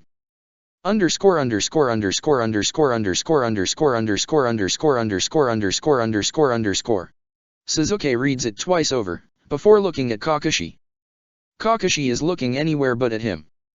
Suzuki notices that the teen's hands are trembling minutely, which he's trying very hard to hide. The influx of emotions that Suzuki is feeling can't be put into any words he knows how to say, so he doesn't even try. Instead, he tries to talk around it. I'm proud of you. You know that, right? Kakashi's relief can be felt. I thought you might be upset. Suzuki shakes his head. He signs the document, and returns it to Kakashi, who runs his fingers somewhat reverently over Suzuki's signature. He folds the paper carefully, before placing it back into his pouch. To Suzuki's surprise, he finds himself slightly choked up. I hope to live up to the person you think I am. I will always help you, if I can. Kakashi nods, and all falls quiet for a moment. Then Kakashi meets his eyes awkwardly. I was wondering. Suzuki gestures for him to continue. I've been, well, we all were, sleep deprived for quite a while. I tried to sleep earlier, but... Kakashi trails off. Suzuki can imagine what kinds of things they did to keep them from sleeping, or to wake them suddenly. I'll keep watch. Kakashi stands up from the table wearily. Suzuki notes that he's favoring his left side slightly. Suzuki rises with him, with the intention of settling in a room close enough that Kakashi can feel his chakra signature as he sleeps. Kakashi hesitates for less than a second, and then veers off course and walks into Suzuki's personal space before stopping just a few inches from Suzuki. He breathes, in and out, as if just being close to Suzuki is grounding him. It might very well be. Suzuki closes the last few inches and puts his arm loosely around Kakashi's shoulders. He can feel Kakashi's stuttering, sluggish chakra signature under his fingertips. Kakashi touches his forehead to Suzuki's shoulder briefly, taking a long breath. Then he steps back, and Suzuki pulls his arm back easily. Kakashi makes his way into his bedroom and slides the door shut. To Sasuke's amusement, he doesn't hear any of the telltale shuffling sounds of Kakashi putting his gear away. Instead, he hears a soft thump as Kakashi collapses into his bed, clothes, gear, and all. Sasuke cycles his chakra in a steady pattern, removing most of his usual chakra dampening, which should allow Kakashi to easily feel the chakra signature from behind his door. He monitors Kakashi's chakra, and how it nearly immediately drops off into a deep sleep pattern. It's relatively early in the evening, but Sasuke doesn't mind being at the house. He has books to read, and meditation exercises to do. Recently, he's been trying background jutsu to try and make up for the loss of vision in his Rinnegan. Sakura had improved it to the point he can make out vague shapes. In battle, that won't be good enough. Most of the jutsu he's attempting are sensor jutsu more than anything else. Sensing is not a natural ability of Sasuke's. However, there are trainings he can do to help increase his affinity to it. He'll never be genius at it, like Karen had been. But he's going for functional, more than anything else. As he runs through his exercises, he finds his mind drifting to Naruto, as it has more often lately. His original birthday is drawing close now, just a few short weeks away. He finds his nerves around it are growing. Logically, having put Danzo, Obito, and Madara out of the way, no attack should happen on Kushina. But Zetsu is still out there somewhere. It may be being hunted, but Sasuke refuses to relax completely until Naruto is born and both Kushina and Minato have survived the event. He's also been considering whether or not Kaguya, if risen, can be killed rather than sealed. Of course, it makes the most sense to simply not have her rise again. But Sasuke is far too cynical to accept that. Someday, somehow, it could happen. And with his luck, it will happen in his lifetime. There is no harm in being prepared. Kakashi sleeps for several hours uninterrupted. He might have made it through a few more had Kushina not come into the house boisterously shouting for the both of them. Sasuke. Kakashi. Message straight from the Hokage's office. Sasuke pulls himself out of an exercise in which he closes his good eye and tries to use chakra alone to determine the exact locations of furniture in the room, and stands. Kakashi meets him in the hallway, a less tired look on his face, his hair even more unruly than usual. They walk to the front of the house, where a very pregnant Kushina is leaning heavily against the hallway. Are you, okay? Sasuke offers. Kushina waves him off. Sure am. I'm just a little out of breath.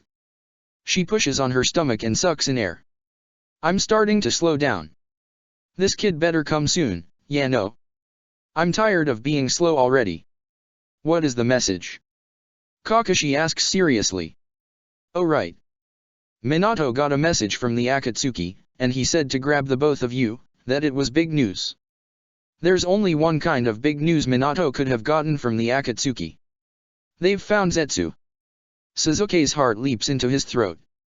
Although his immediate intention is to book it to the Hokage's office as fast as possible, he forces himself to pause. Kushina doesn't look particularly concerned, and she must know the contents of the message already. He can force himself to calm down. If it was really an emergency, Minato would have come himself in an instant. Was there anyone else you needed to deliver the message to, Kushina? We could do it for you, if you'd like to sit. Kushina's hair flies behind her and her eyes flash dangerously. Kakashi takes a half step behind Sasuke. Do I look like the kind of person that needs to be babied, huh? I'm pregnant, not crippled. Behind Sasuke, Kakashi flinches a little as if to say, you're on your own. Sasuke could grovel. He decides not to. My apologies. I was raised to be polite to a lady, but I see now I don't need to bother. Kushina looks about half a second from exploding. Then she starts laughing.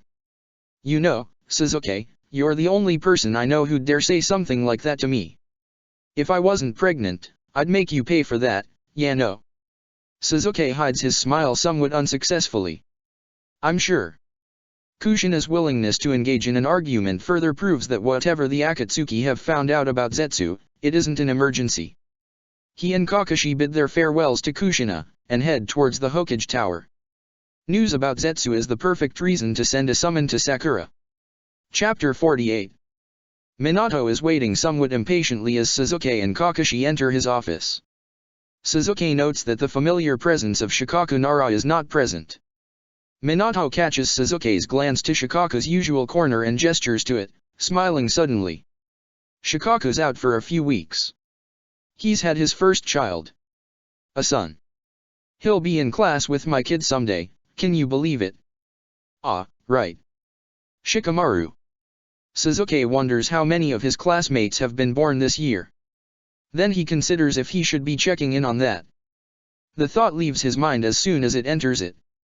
At this point, there's nothing he can do if they're born or not, and besides, Sasuke isn't even sure he remembers all of them. He remembers all of the ones who made Genin, he's pretty sure. There were a lot of clan heirs. They've probably all been born, just due to the simple fact that all clans need an heir. The only clanless shinobi he recalls is Sakura. He puts the thought out of his mind. Whatever fate is bringing, Sasuke can't possibly hope to interfere in all of it. Minato snaps to attention suddenly, likely remembering why he called them there in the first place. Sasuke, Kakashi. I received news from the group known as the Akatsuki. Kakashi, you don't know this, but they've been hunting down Zetsu. Kakashi nods. The creature that was attacking Obito back then. That's right, Minato affirms. And today, I got word that they found him. Or rather, a lot of them. Sasuke barely refrains from twitching. A Zetsu army already. Black Zetsu must have been busy. Minato barrels on. They haven't found the leader, known as Black Zetsu. However, they did stumble upon a cave system housing an estimated 1,000 white Zetsu or so. Kakashi startles. 1,000? Of those creatures that attacked Obito. Yes, Minato says grimly. 1,000. The reports imply that the white Zetsu appeared asleep. They've been keeping a watch rotation over the den, hoping to see the black Zetsu return. Unfortunately, they can no longer wait for that. According to Jiraiya-sensei, the white Zetsu are beginning to stir. It is now more important to eliminate them before they wake, instead of waiting in the hopes that black Zetsu will return. That's where we come in, I suppose. Sasuke comments. He's already running through scenarios in his mind. He's fought so many Zetsu, it will likely be muscle memory. Especially if they aren't even fully awake. He'll have to edit his strategy, however. Sasuke leaned heavily on his Rinnegan during the war. And now, he can barely see out of the eye at all. Not that Zetsu require the upper-level jutsu of a Rinnegan. He'll just be unable to take out quite so many at once. Sasuke, I'm planning on sending in a few teams. We have to leave the village fully defended in case the black Zetsu planned for this diversion. Do you think we'll be able to manage with, let's say, 15 or so shinobi? Minato looks thoughtful, as if he is picking out his teams in his head. Sensei. 15 shinobi against 1,000 enemies is insane. It's practically suicide. Kakashi demands, looking aghast. He also looks a little pale. Sasuke subtly shifts himself closer to Kakashi, to provide support. 15 isn't very many shinobi, Minato. Who exactly were you thinking of? Sasuke says evenly, trying to give Kakashi support to his statement while not outright questioning Minato. Well, the three of us, obviously. And our teams. Not your full team, Sasuke, as Kotetsu and Izumo are about to take their special Jounin tests this week, Minato begins. Sasuke nods. He's slowly coming to terms with the fact his two young students are going to be Jounin soon. Special Jounin, sure. He'd argued with Minato 2 weeks before, upon hearing that they were shortlisted to become special Jounin. They are still so young. Minato had insisted he wouldn't make them full Jounin until the entire possible waiting period of 2 years was up.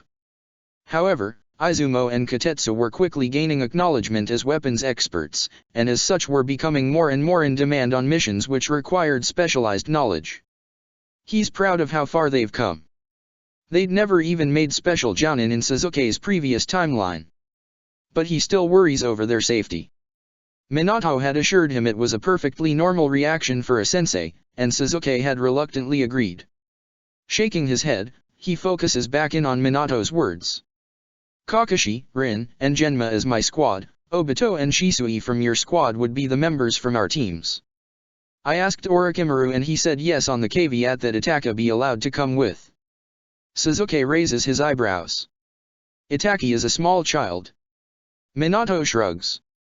Orochimaru said Itachi is on the level of Chunin. He also mentioned something about it being good experience for Itachi considering that Zetsu aren't real people. Anyway, I've agreed to his request. Jiraiya, Nagato, Yahiko, and Konan will be joining us as well, and I've sent a preemptive request to Sakura. Who's number 15? Kakashi asks, clearly having heard the lack of a final person. Sakura's goal was to get Tsunade to return to the village, so hopefully, Tsunade. Minato beams. I will admit, most of your planned group have a lot of skill between them, Sasuke begins, but 14 is still not very many. I think you might want to consider one or two more. What if Tsunade doesn't make it? Minato pouts slightly at their questioning of his plan. Who else would you ask? I do need to keep the village fully protected. Guy, Kakashi interjects immediately. And Shizoan.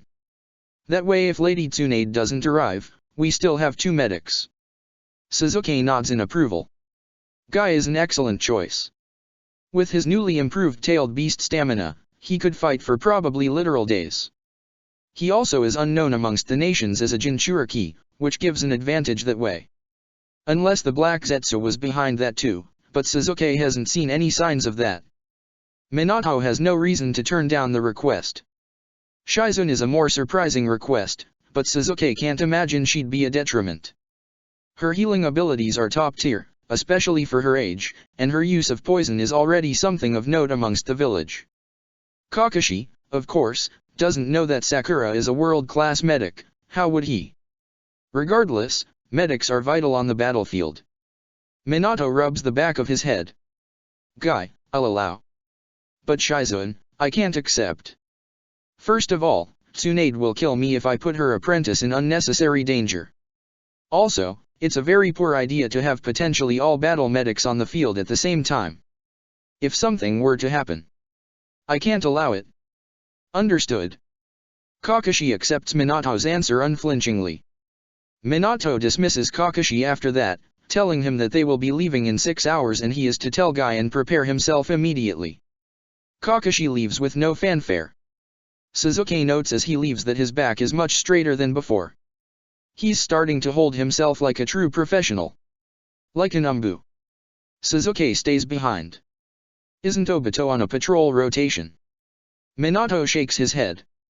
He returned late last night. One of his patrol team injured themselves quite badly on a trap, and Obito and the third member of the team had to bring them back to the village immediately. I sent out a replacement team already. Should I inform Obito and Shisui of our plans, then? Sasuke inquires. Minato shakes his head. I sent out messenger shinobi the moment I got the note from Jiraiya-sensei. Orochimaru happened to be here already, because Jiraiya had attached a note for him as well. There is a satisfied glint in Minato's eyes as he says it. Sasuke has no idea what went down between Minato and Jiraiya on their trip to AIM, and he doesn't particularly feel the need to ask about it. The intense satisfaction on Minato's face tells Sasuke all he needs to know. Once Minato is certain Kakashi is out of earshot, Minato grows more serious. Sasuke, it's a serious risk to put so few against so many. I know this. However, most of the shinobi chosen are able to clear entire battlefields on their own. I'm putting the lives of all of us up to your knowledge of Zetsu's strength levels. Is there anything else I should know? Is this a suicide mission? This is an enormous amount of pressure. Sasuke has only ever had to think about the safety of his squad alone, and he's not certain he's good at that. The lives of so many people feels like a burden pinning him to the ground. If any of them die because of what Sasuke says, he already knows he would never forgive himself. He grabs onto the back of the chair in front of him to stabilize himself. Minato just watches him calmly, waiting for his answer. On one hand, the amount of shinobi potentially going onto this battlefield is laughable. No strategist in the world would say it was a good idea. On the other hand, the Zetsu are currently mostly asleep. And nearly every single shinobi that will be present is legendary in their own right. From my recollection, the Zetsu were fairly straightforward to handle, before they were upgraded. Minato blinks. Upgraded? Yamato was kidnapped and they extracted Hashirama cells from him and used those. Sasuke explains. Minato jolts, and his eyes blaze to life. Sasuke had almost forgotten that Minato had adopted Yamato. They took Yamato? How did they get him back? Who took him? Well, to be honest with you, I wasn't exactly working with the Allied forces at that point. I'm not sure when he was taken, or by who. I'm not sure if anything was even done to recover him. I met him after that. It didn't kill him, I suppose, since I was able to. Sasuke says as apologetically as possible. You think they left him there? Minato is aghast. Sasuke waves his hand. No, not at all. I wasn't there, I have no idea. Why say you didn't know if they went after him at all then? It was a war? Strategic choices are occasionally made. The only team he was on was Team 7, and Naruto was off training, Kakashi was a general, and Sakura was all but running the medical corps. I don't think the replacement had enough emotions to care either way. It isn't going to happen this time. You don't have to worry. Sasuke is careful, but blunt. Yamato is my son. I'm always going to worry about him. Especially hearing about how little he was looked out for in your time. He's a good kid, Sasuke. I know. I've met him. I apologize if I came across differently. Sasuke backtracks as quickly as he can. Minato sighs, sorry, Sasuke. That just caught me a little off guard, that's all. If that's all for now about Zetsu, I think I'll go home and hug that kid right now. Sasuke has nothing further to add, so he nods. And Minato takes off without another word. Sasuke decides to return to the Haytake home to prepare himself. The next days are going to be stressful, he can already tell. With Minato already on edge, and Sasuke's team on the line, he'll have to be as prepared as possible. The next day dawns bright and early. Kakashi and Sasuke walk together to the gates, where they are met with a very excited-looking Shisui, and Obito who looks nearly asleep. At least he's on time today. Shisui rushes Kakashi immediately and starts chatting away. Kakashi looks bemused more than anything else. Minato, Rin, Guy, and Genma are by the gates, where Rin and Genma are having a light discussion on the merits of different packing styles for travel.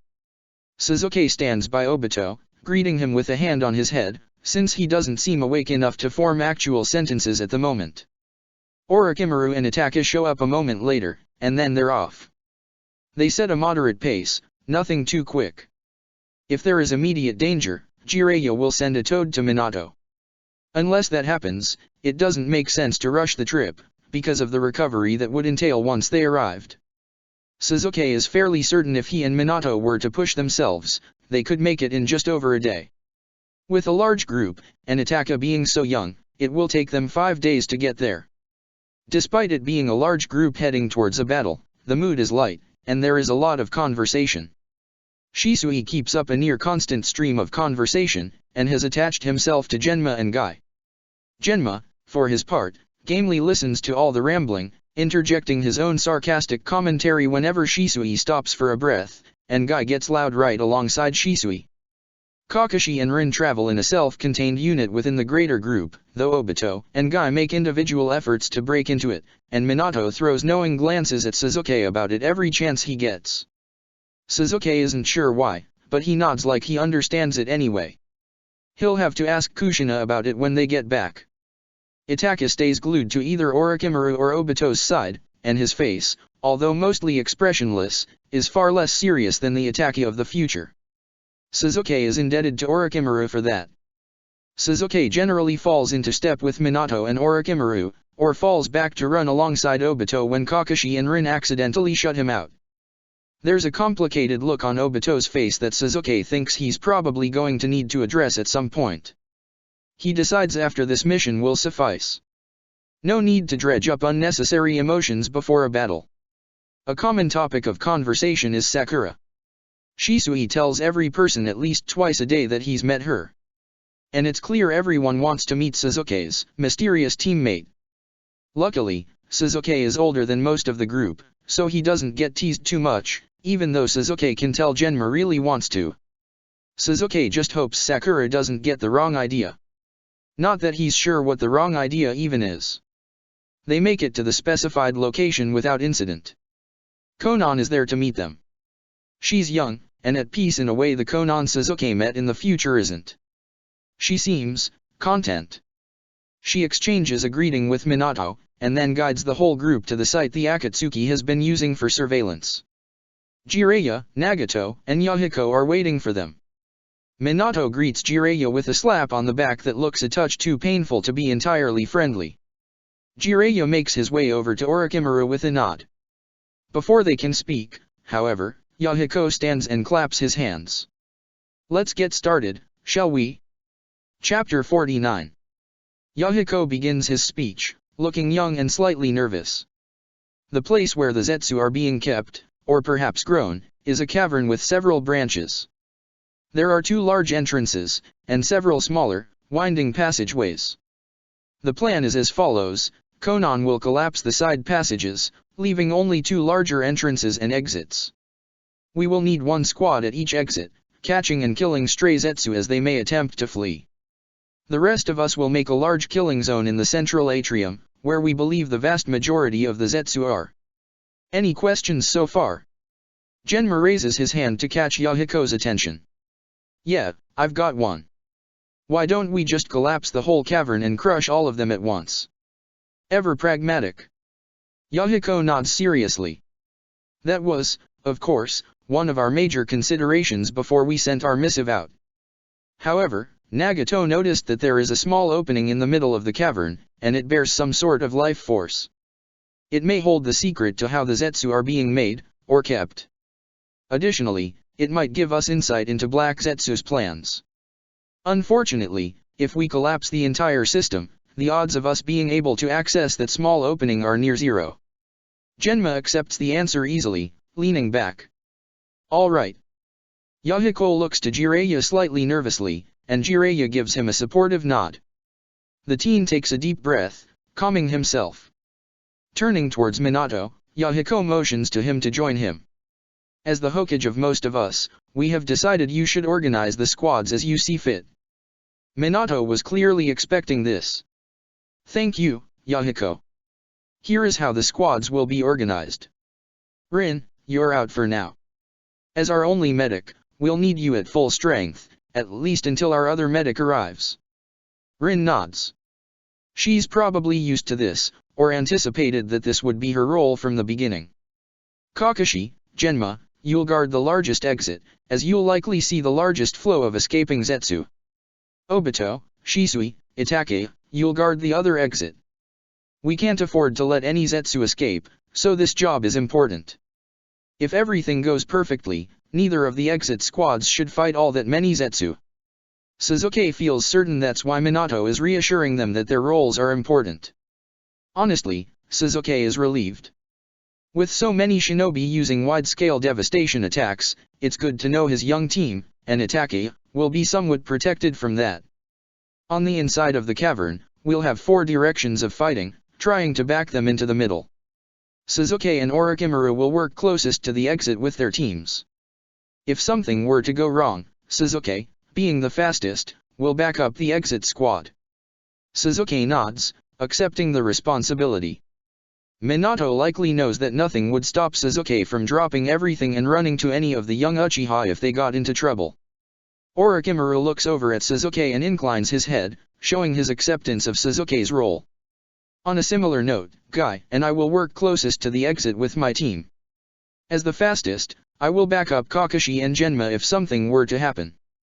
Guy looks absolutely thrilled to be getting the opportunity to work one-on-one with his Hokage. He's vibrating in his seat, and it looks like it's taking all of his composure not to interject and yell something. Minato shoots a look to Kakashi, almost daring Kakashi to protest, potentially needing Minato's help. Kakashi does not protest, instead sitting stiffly and taking instruction. Minato almost looks disappointed that Kakashi doesn't voice anything, but he carries on. From what correspondence I've had with Jiraiya-sensei, it seems as if the pairs that would work best for the Akatsuki would be Konan and Nagato on one side, and Yahiko and Jiraiya on the other. Is this correct? Jiraiya beams and nods. It's settled, then. Let's talk strategy. Minato begins to talk about the relative strengths and weaknesses of Zetsu, as far as they know. Sasuke tunes it out, as he doesn't feel the need to hear his own intelligence repeated back to him, and instead looks around at the gathered shinobi. The Akatsuki are all sitting together, with Jiraiya being the central figure. It's clear the three younger shinobi depend on Jiraiya as a leader and sensei, and that they are also protective of him. Rin, Kakashi, Guy, and Genma are all sitting next to each other. Kakashi and Rin look exhausted, now that Sasuke is taking a closer look. They've both just returned from Umbu training, so that is unsurprising.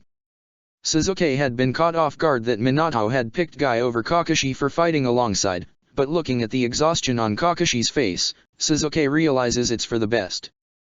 Resting tonight will help, but Kakashi isn't at the top of his game. Genma and Guy, on the other hand, look both energetic and excited about the upcoming battle.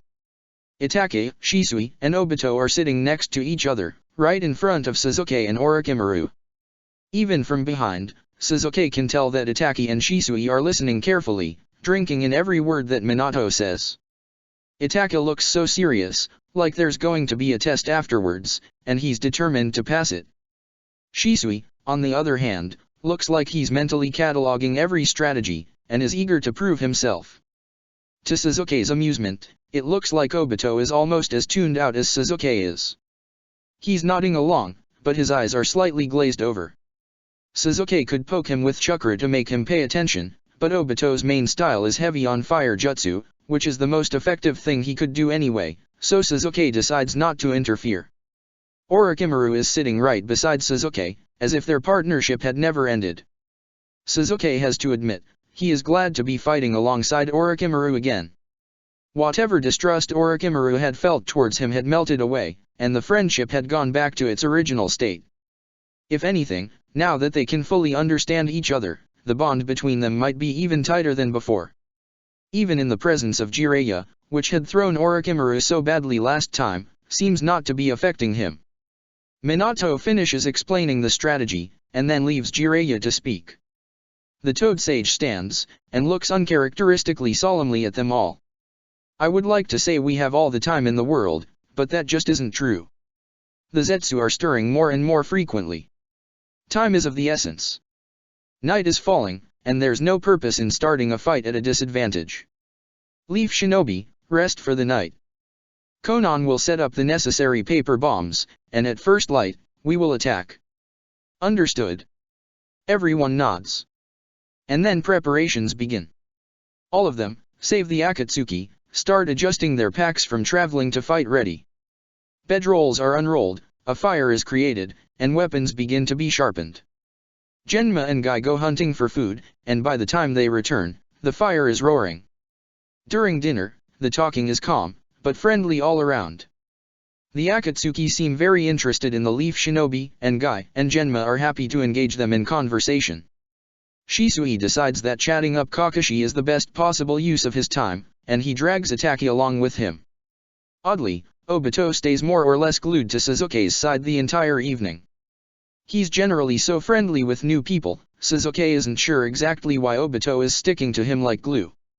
He wonders if it has anything to do with the knowing looks Minato was giving him on the trip here, but he can't seem to shake Obito's presence long enough to ask about it.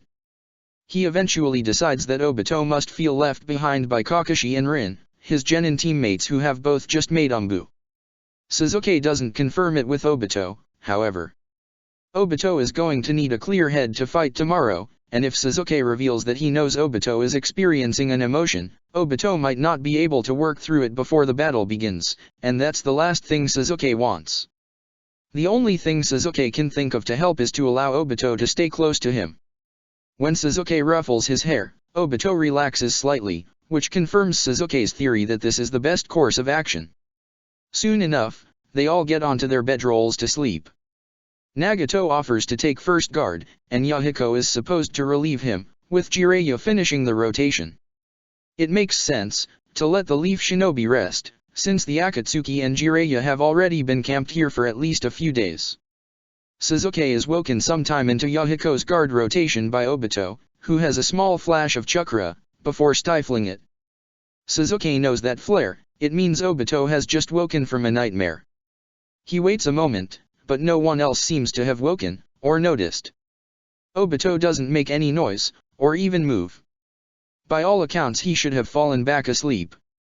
But when Sasuke slowly reaches his chakra out, he finds that Obito's is choppy and wild. He's not asleep.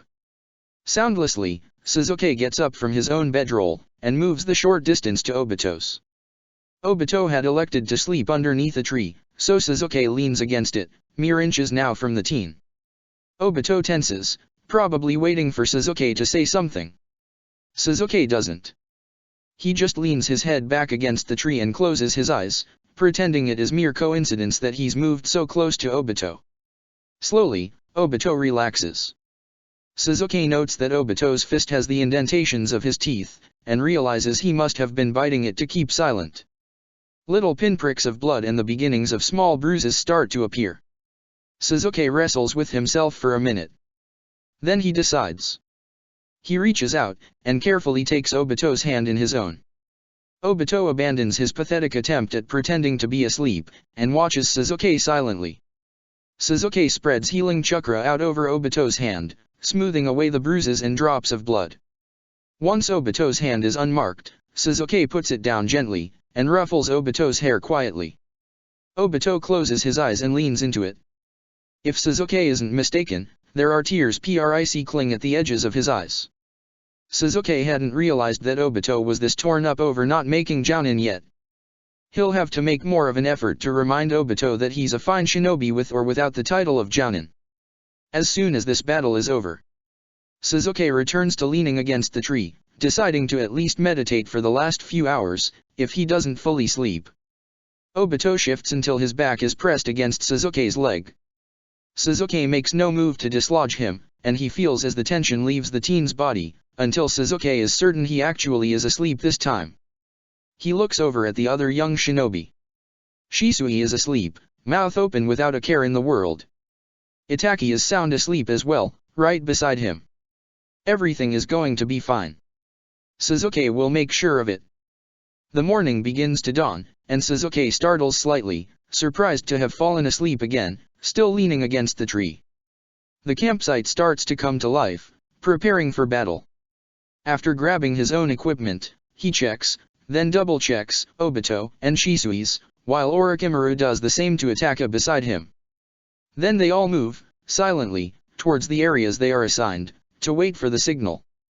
Sasuke, Orochimaru, Itake, Obito, Shisui, and Nagato wait at one entrance. The rest are at the other. The only thing to do is stand and wait. In silence, moment after moment, waiting for Konan to blow the unnecessary tunnels, and signal the start of the battle. The air is slightly chilled, and Sasuke can see his breath when he exhales in the gray light of almost dawn.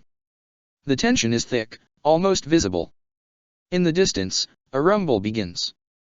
It grows to a dull roar, and then stops. The signal. The battle begins. Racing forward, Orochimaru and Nagato at his sides, Sasuke enters the cavern, ready to face a swarm of Zetsu. The tunnel is small at first, only big enough for one of them at a time, but it widens quickly, expanding enough so that 2 or 3 could stand side by side.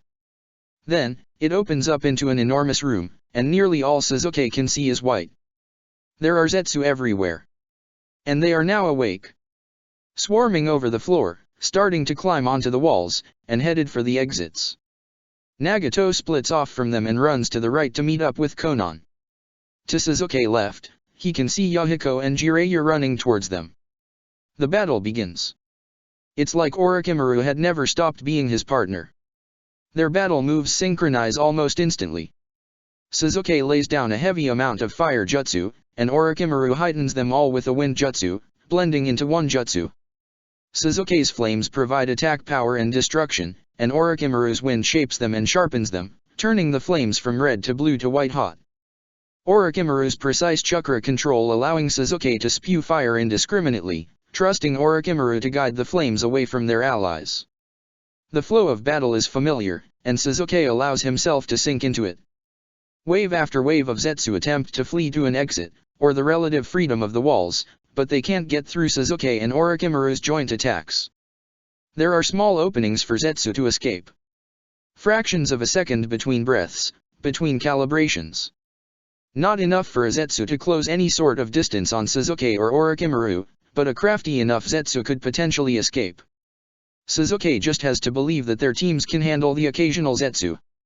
It would be a terrible strategy to abandon the larger room just to seize the potential for a Zetsu here or there to escape. They sweep their area of Zetsu, burning them by the score, their flaming bodies melting to the floor, and other Zetsu unlucky enough to be nearby. Neither Suzuki or Orochimaru waste an ounce of chakra, unsure of how long the battle will rage. No flashy jutsu, or unnecessarily large attacks. Suzuki realizes that he and Orochimaru have killed at least 300 Zetsu, and yet the flow doesn't lessen. That doesn't make sense, numbers-wise. Paying new attention to his surroundings, Suzuki looks to his left. Jiraiya and Yahiko are still fighting strong. Jiraiya seems to be using toad oil while Yahiko sets it aflame. Looking to his right, Suzuki sees Nagato and Konan fighting in explosive tandem. There should be less of the Zetsu by now, but there isn't. It becomes clear that there are more than 1,000 here. A lot more. Signaling Orochimaru, Suzuki leaps to the ceiling, leaving Orochimaru for a moment to handle their section alone. Running towards the middle, where Yahiko had mentioned an opening, Suzuki sees the problem. The opening is pouring out white Zetsu by the dozens. There's no way the Akatsuki miscalculated the number of entrances and exits. They are too focused for that. Which means the opening in the middle is simply far deeper than they'd imagined. And there's only way for all those Zetsu to go, and that is out. With no sign of it slowing down, Suzuki returns to Orochimaru. There are reinforcements coming through the center. Hundreds, at least. Orochimaru nods, throwing a wind jutsu so sharp it cuts 3 rows of Zetsu in half. So be it.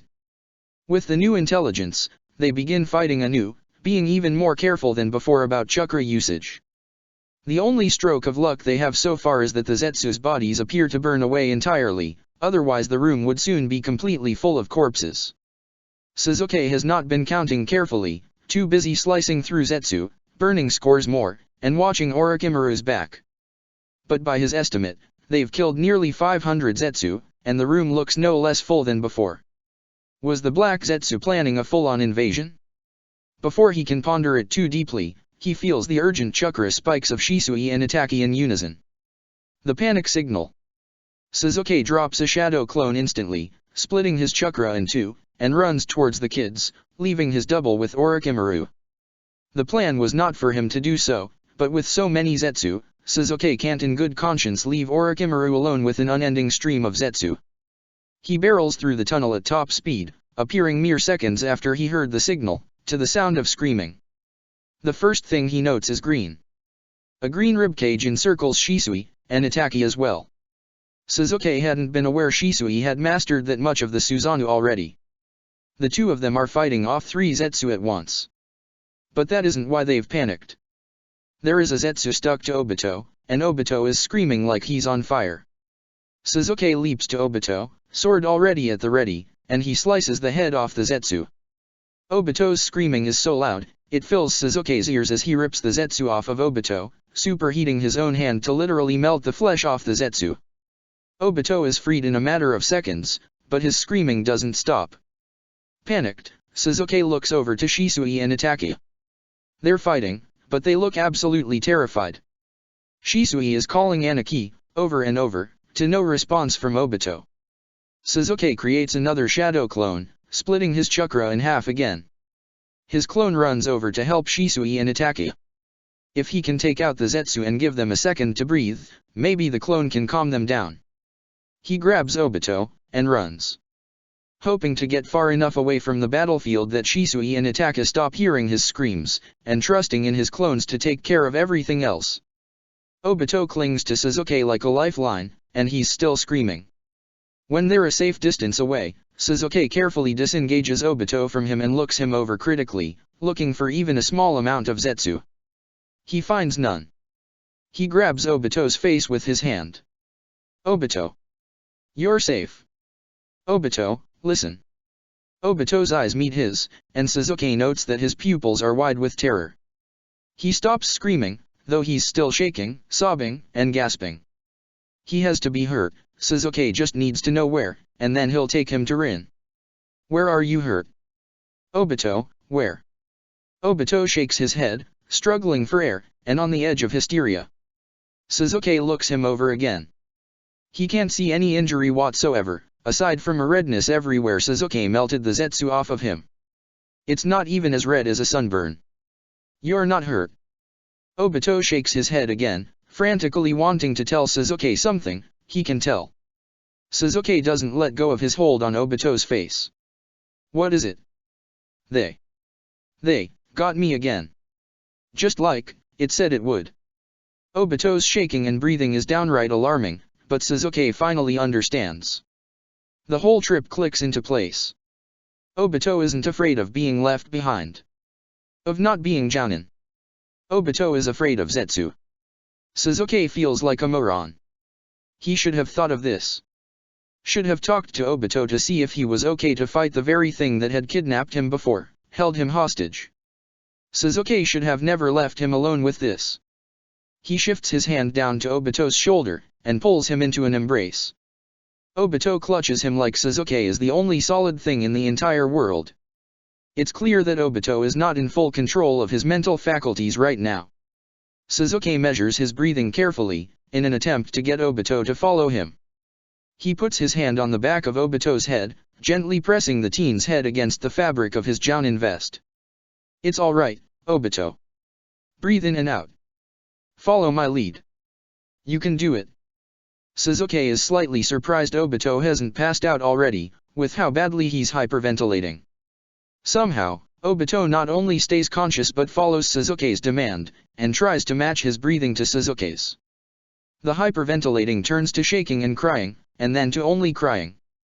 Sasuke doesn't let go of him, afraid the young Uchiha will break if he lets go.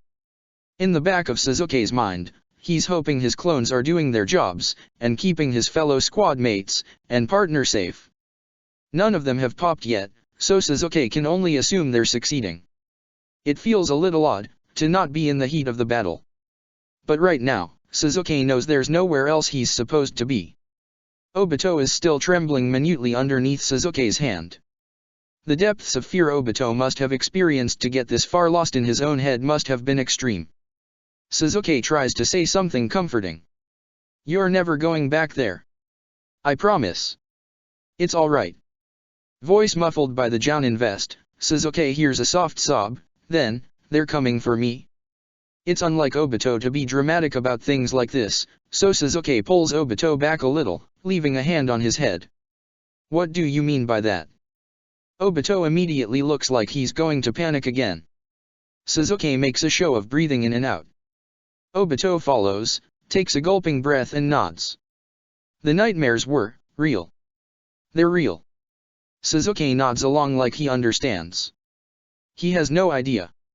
Can you tell me more? When I got home, I had nightmares that it was coming to take me back. That makes sense. In the dreams, the Black Zetsu told me they were coming back for me. I thought it was just a nightmare. It had to be a nightmare only, right? Sasuke waits him out. Last night, even, I dreamed that they told me I was almost back. That explains the hand biting from last night. But then today, the Zetsu are all coming for me. Sasuke blinks. You specifically? Obito nods, and his breath starts becoming shorter. The one you killed. It grabbed me, but it didn't hurt me. It called me the Chosen. And they weren't trying to run away, or fight Shisui and Itachi. They're all coming at me. All of them. They want me back. I don't want to go back. That's troubling. Sasuke grips Obito's shoulder. You're not going back. That's a promise. It doesn't matter what the Zetsu want. Obito tries to steady himself. He drags a hand over his eyes. I'm sorry. Some shinobi I am. I'm crying like a stupid little kid. Sasuke shakes his head. This would be upsetting to any shinobi. Maybe on the inside. But I freaked out. In front of Shisui and Itachi. I was supposed to protect them, and they had to protect me. Obito averts his eyes, and Sasuke carefully grabs his face and turns Obito back towards him. The point of a team is to protect each other. That's their job too. Obito yanks his face out of Sasuke's grasp and steps back. His face is red and blotchy, and he's still trembling slightly. The Uchiha are right. I'm worthless. A disgrace to the whole village, and our clan. Out of the shadows, Black Zetsu emerges. Not to us you aren't. In fact, Obito Uchiha, you are the hero of our plan. Chapter 50. Sasuke is between Obito and Black Zetsu faster than a blink, with his sword drawn. How is Obito part of your plan? Sasuke doesn't actually care for the answer. He just needs time to plan. He hadn't intended on running into Black Zetsu anytime soon, and he's woefully unprepared. The only way to get rid of Zetsu, that Sasuke knows of, is to seal it. The only sealing item Sasuke has on him is a storage seal, and the odds of Sasuke getting the Zetsu to hold still long enough to seal him into a storage scroll is close to zero. As luck would have it, Black Zetsu is either confident enough in his victory, or prideful enough to explain his plan. Its yellow eyes focus on Obito, over Sasuke's shoulder. How could Obito not be part of our plan? We needed someone to collect all the tailed beasts, and who better than someone we've already bonded with? The yellow eyes squint into what could only be amusement. You've noticed already, haven't you, child? The white Zetsu are drawn to you. They remember your time together. I made sure of it. As soon as they sensed you, they called to me. Sasuke can't cut the thing in half, it can regenerate, or put itself back together, no matter how many pieces he slices it in. He can try to burn it alive, but there's no guarantee that will work either. He needs a sealing expert. But he's already at a fourth of his reserves, and he's going to need every drop to keep Black Zetsu at bay. Obito, trembling, calls out to the Zetsu. What do you want with me? Teeth as sharp as knives appear in the formless shape of the Black Zetsu's face. As a host, of course. We could use special eyes like yours, and you're already so acquainted with us. Black Zetsu wants to take over Obito's body. Sasuke can't let Obito get anywhere near him. Behind them, the ground begins to rumble and shake. The two sharp teeth grin. Can't you hear, Obito? Our brothers are desperate to make their way back to you. To join together. Obito isn't fast enough to outpace Black Zetsu long term. Running isn't an option.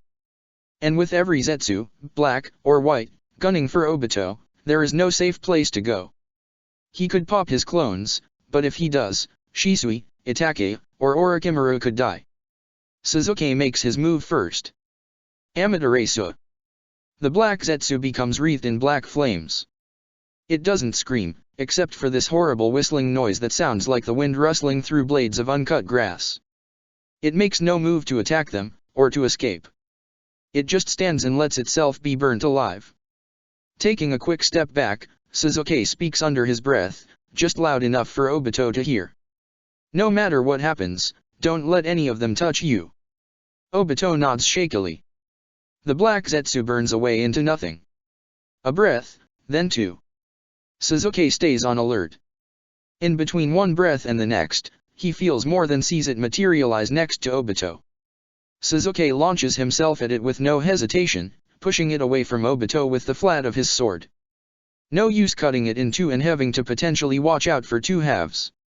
The newly reformed Zetsu looks amused. Which, in Sasuke's experience, is not a good sign coming from someone you just burnt alive. I am the will of my mother. I cannot be destroyed. It's probably Minato's influence, but Sasuke sincerely hopes that the Black Zetsu is bluffing. Minato would probably say something like, of course he doesn't think he can be killed, he's never been killed before. Sasuke decides to hope for that instead of his natural cynicism telling him that Black Zetsu is telling the truth. Enough of this useless talking. Obito, it is time. And Black Zetsu lunges. The battle begins. It's as if they're playing the most high-stakes game of keep away ever. Except unlike a childhood game, if they lose, Obito will be possessed by the Black Zetsu, and used against his will to collect the tailed beasts. One of which, Sasuke thinks grimly, they've actually brought with them. Black Zetsu lunges, dives, and weaves in and out of trees and the ground itself, in its attempts to get to Obito. Obito, for his part, attempts mainly to dodge, and use the replacement jutsu. Sasuke starts methodically going through his entire arsenal of jutsu to see if anything sticks. Fire jutsu do not work, though they do make Black Zetsu slightly more visible for a short time. Chidori through his face does nothing, not even a split-second pause. It just wrenches itself off of Sasuke's sword in search of Obito as if Sasuke hadn't driven lightning and a blade through it at all. Earth jutsu are the worst yet, with Zetsu able to use them to his advantage, phasing through them where Sasuke and Obito cannot. This causes the closest call so far, where Zetsu flings itself through an earthen wall, coming inches from touching Obito hiding on the other side. A wind tornado does stop the Zetsu for a moment, but not for long enough to account for the amount of chakra that it drains from Sasuke. And the same happens for the water prison jutsu. Even though Sasuke is at 1/4 of his usual reserves and quickly dropping, it's Obito he sees slowing down first. If Sasuke can't hold the Zetsu long enough for Obito to get some rest, he's going to get caught. Sasuke can't let Zetsu touch him either, because with Sasuke's speed, the Black Zetsu could easily overtake Obito, or just as easily use Sasuke's main Jakku as a replacement. It's all coming down to one decision. Does he let Zetsu touch him or Obito, or does he abandon Orochimaru, Itachi, and Shisui in the hopes to stall a bit longer? Obito's terror is written all over his face. Sasuke makes his decision. The next time Black Zetsu leaps towards Obito, Sasuke jumps in between, and uses Haku's ice prison jutsu, hiding himself in one of the mirrors. Zetsu tries to phase through the mirror, only to find that he can't, since they're all laced with Sasuke's chakra. He tries to melt through the ground, but Sasuke has made it a true prison, and the ice extends underground as well, trapping Zetsu in the small prison with him. As long as Sasuke can hold out his chakra, and stay in the mirrors, Black Zetsu can't escape or touch him. Zetsu has been around since the beginning of Shinobi, so it figures this out quite quickly. And Sasuke soon finds that Black Zetsu is a sensory type, and always knows which mirror Sasuke is in. It launches itself without fail at the mirror Sasuke is in, over and over. This forces Sasuke to switch mirrors near constantly to avoid being touched and taken over, which drains his low chakra stores faster than Sasuke is comfortable with. Within a few minutes, Sasuke's chakra is starting to get low. This has the benefit of causing Black Zetsu to hesitate for a fraction of a second, likely because Sasuke is harder to find with less chakra. It's been several minutes now, and after another several minutes, Sasuke is going to run completely out of chakra. He admits to himself that this is the plan. Black Zetsu, once manipulating someone, seems to only be able to control their chakra, instead of its own. If Sasuke can run himself out of chakra before Black Zetsu touches him, the chakra exhaustion it will experience upon bonding with him will hopefully buy enough time for everyone else to finish their fights, so Minato can seal him. In all likelihood, this means Sasuke will be sealed along with Black Zetsu. Minato isn't the type of person to give up, and Sasuke wouldn't be surprised if one day, Minato was able to release him from the seal, and leave Zetsu. But, even if he doesn't, it would be worth it, to protect his precious people. To ensure the Nine-Tails attack doesn't happen, and Naruto is born. To make sure Obito, Shisui, Itachi, Kotetsu, Izumo, Orochimaru, Minato, and Kushina get to live full lives. As far as Sasuke knows, Black Zetsu is the only one who knows how to bring Kaguya back. If they are sealed together, there will never be another great ninja war like the one that ended Sasuke's time. Sasuke's chakra is down to the last dredges now. He's moving slower, but still trying to keep going. At least until he can ensure that he'll give Black Zetsu chakra exhaustion. Black Zetsu hisses in frustration at him. And then it does something Sasuke doesn't expect. Black Zetsu walks up to the border of the mirrors of ice, and calls to Obito. Are you going to sit back and watch your friend die to protect you? His chakra is fading, can't you feel it? It hisses mockingly. You are far more calculating than we had anticipated, Obito Uchiha. How amusing. Sasuke's eyes widen, as he realizes Zetsu's plan. Obito. Don't listen to him. It's too late. Obito leaps into the ice mirrors immediately. For a split second, Sasuke sees Naruto doing the exact same thing, all those years ago. Throwing himself inside to protect Sasuke. He blinks the memory away and drops the ice mirrors, rushing to intercept Black Zetsu as it rushes at Obito. With his chakra so low, he's much slower than normal, chakra exhaustion already weighing him down. Obito strikes out with a kunao, and Zetsu allows it to strike, absorbing the blade, and Obito's hand in the process. Time slows down, and Sasuke sees Obito's eyes widen with alarm. Zetsu flows into Obito like water, and Sasuke stops himself before he collides into the younger Uchiha. Obito looks at him, and his eyes are yellow. It is too late. Black Zetsu is in control of Obito. Obito smiles at Sasuke, and it is too wide, too unnatural. It looks wrong on Obito's face. You will only interfere with our plans. Obito's voice is flat, and unaffected. It sounds nothing like Obito, and yet, everything like him. You'll have to die. And Obito flies at him, kunao outstretched. Shan narrow. The world explodes around him, and Sasuke flies backwards. In between himself and Obito is a shock of pink hair. His first feeling is relief, washing through him. Sakura is here. He has backup. She got the message. She's here. She is alive. Get your hands off my teammate. The second feeling is fear. Sakura could easily kill Obito with a single punch. Sasuke pulls himself to his feet, the ache of chakra exhaustion starting to set in. Sakura. Don't kill him. It's Obito. Sakura flips around, her face set hard and angry. At Zetsu, not Sasuke, he realizes. Sasuke sees Obito struggling to get to his feet behind her. I know it's Obito, Sasuke. But it's also Zetsu. And you're almost out of chakra. Sasuke nods, trying to sort his thoughts and come up with a plan quickly.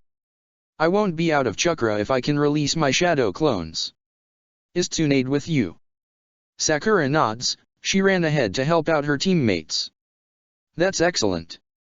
That means Sasuke won't have to worry about Orochimaru. I need Minato, he'll know what to do. Protect Shisui and Itachi, they're at the entrance. Sakura sighs, and punches Obito hard enough to fling him into a tree as he manages to stand. Alright Sasuke, but you better release those clones right away. And don't do anything stupid, or I'll kill you myself. The intense amount of caring on her face is almost enough to break Sasuke, but he nods. You too. As Sakura spins and runs, Sasuke releases both of his clones with a pop, and sways slightly as the chakra floods back through him. It's a full third of his reserves. He also gets a barrage of memories that he shoves away to deal with later. Obito is back on his feet now. Some of his ribs are clearly broken, but Sasuke feels certain Zetsu doesn't feel whatever pain may be going through Obito's body. This is proven as Obito rushes him, disregarding the injuries he received from Sakura. Sasuke has to keep Obito safe, and alive, just in case Minato knows what to do, but he also can't risk Black Zetsu running for it. Once again, he's stuck playing for time. Black Zetsu is clearly enraged, however, which works to Sasuke's advantage. He won't have work at keeping Black Zetsu focused on him. He parries Obito's strike. It doesn't escape Sasuke's notice that even though Obito's eyes are the unearthly yellow of Zetsu, there are tears rolling down his face that can only belong to Obito. Obito is struggling, fighting against Black Zetsu.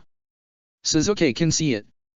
Which is why every time he has to kick or strike Obito, it breaks his heart a little more.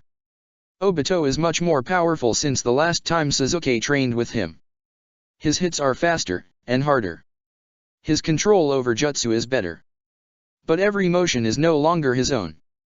Sasuke dodges the fireballs, the kunao, the fists.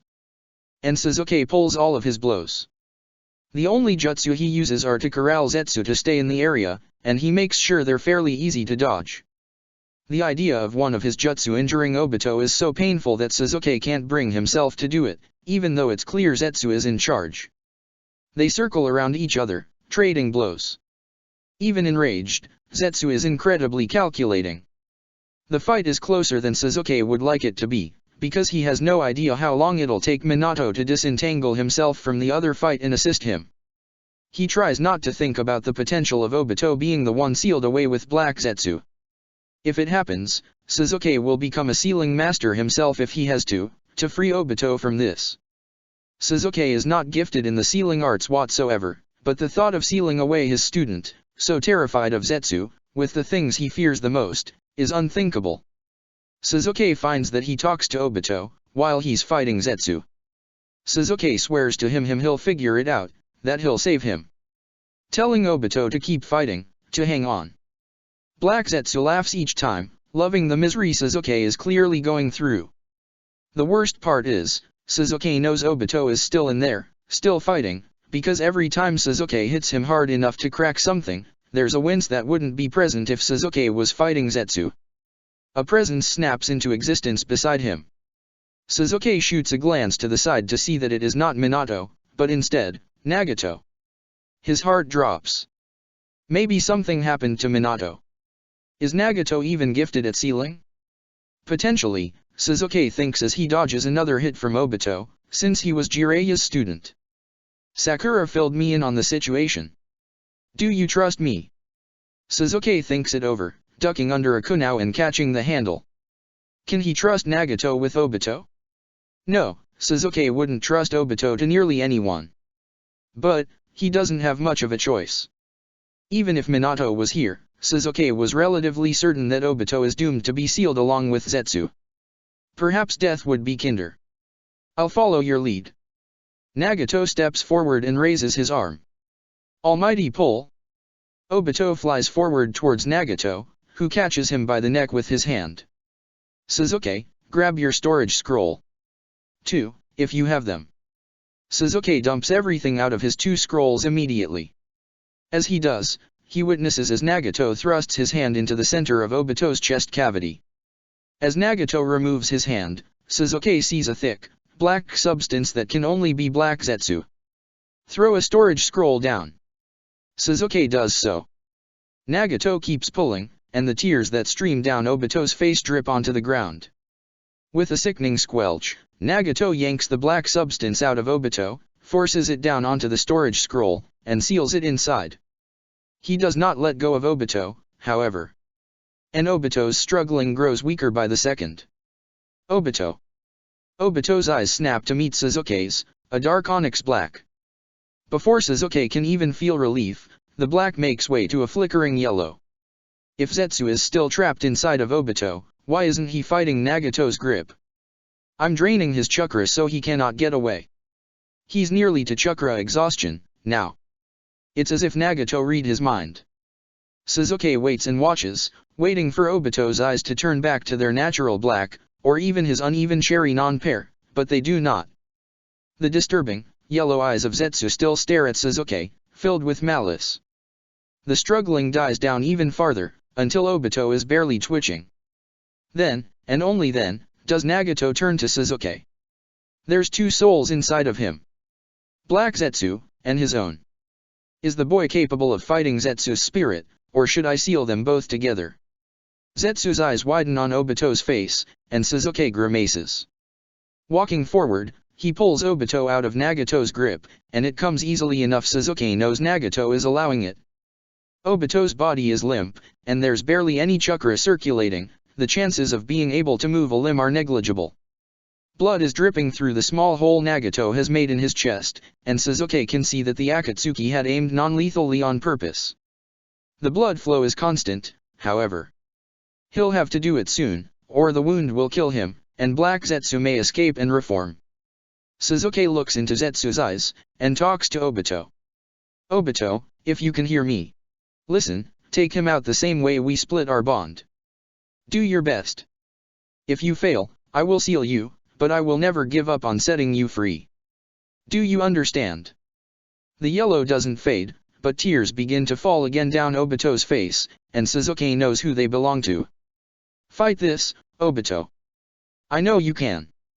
Obito's whole body trembles, a little at first, but growing in intensity. His eyes stay yellow. The blood keeps dripping. Obito's face twists into a sneer. You're too late. He will always be mine. The yellow flickers, just for a fraction of a second. Sasuke shakes his head. Obito was never yours. The blood starts to slow, and Sasuke knows that isn't a great sign. The yellow flickers again, then dies out to black. Nagato. Without comment or question, Nagato thrust his hand forward, and yanks a soul out of Obito's body. It doesn't look like Obito, but it doesn't look like Zetsu either. Whatever strength was left in Obito's body runs out, and he collapses. As Nagato seals the soul away, Sasuke empties what little chakra he has into healing the wounds on Obito's body. It won't be enough, they'll have to get help right away. And Sasuke isn't sure yet if Obito is still even in there, or if Zetsu had played one more terrible trick. He won't know until the eyes open, and right now, they're closed. Sasuke doesn't notice when Nagato leaves, but he does notice when Sakura arrives and covers his hand with hers, healing flowing like water through her fingertips. Sasuke, stop healing him. You're nearly out of chakra and you don't really know what you're doing. Sasuke ceases healing, but he can't bring himself to let go of Obito.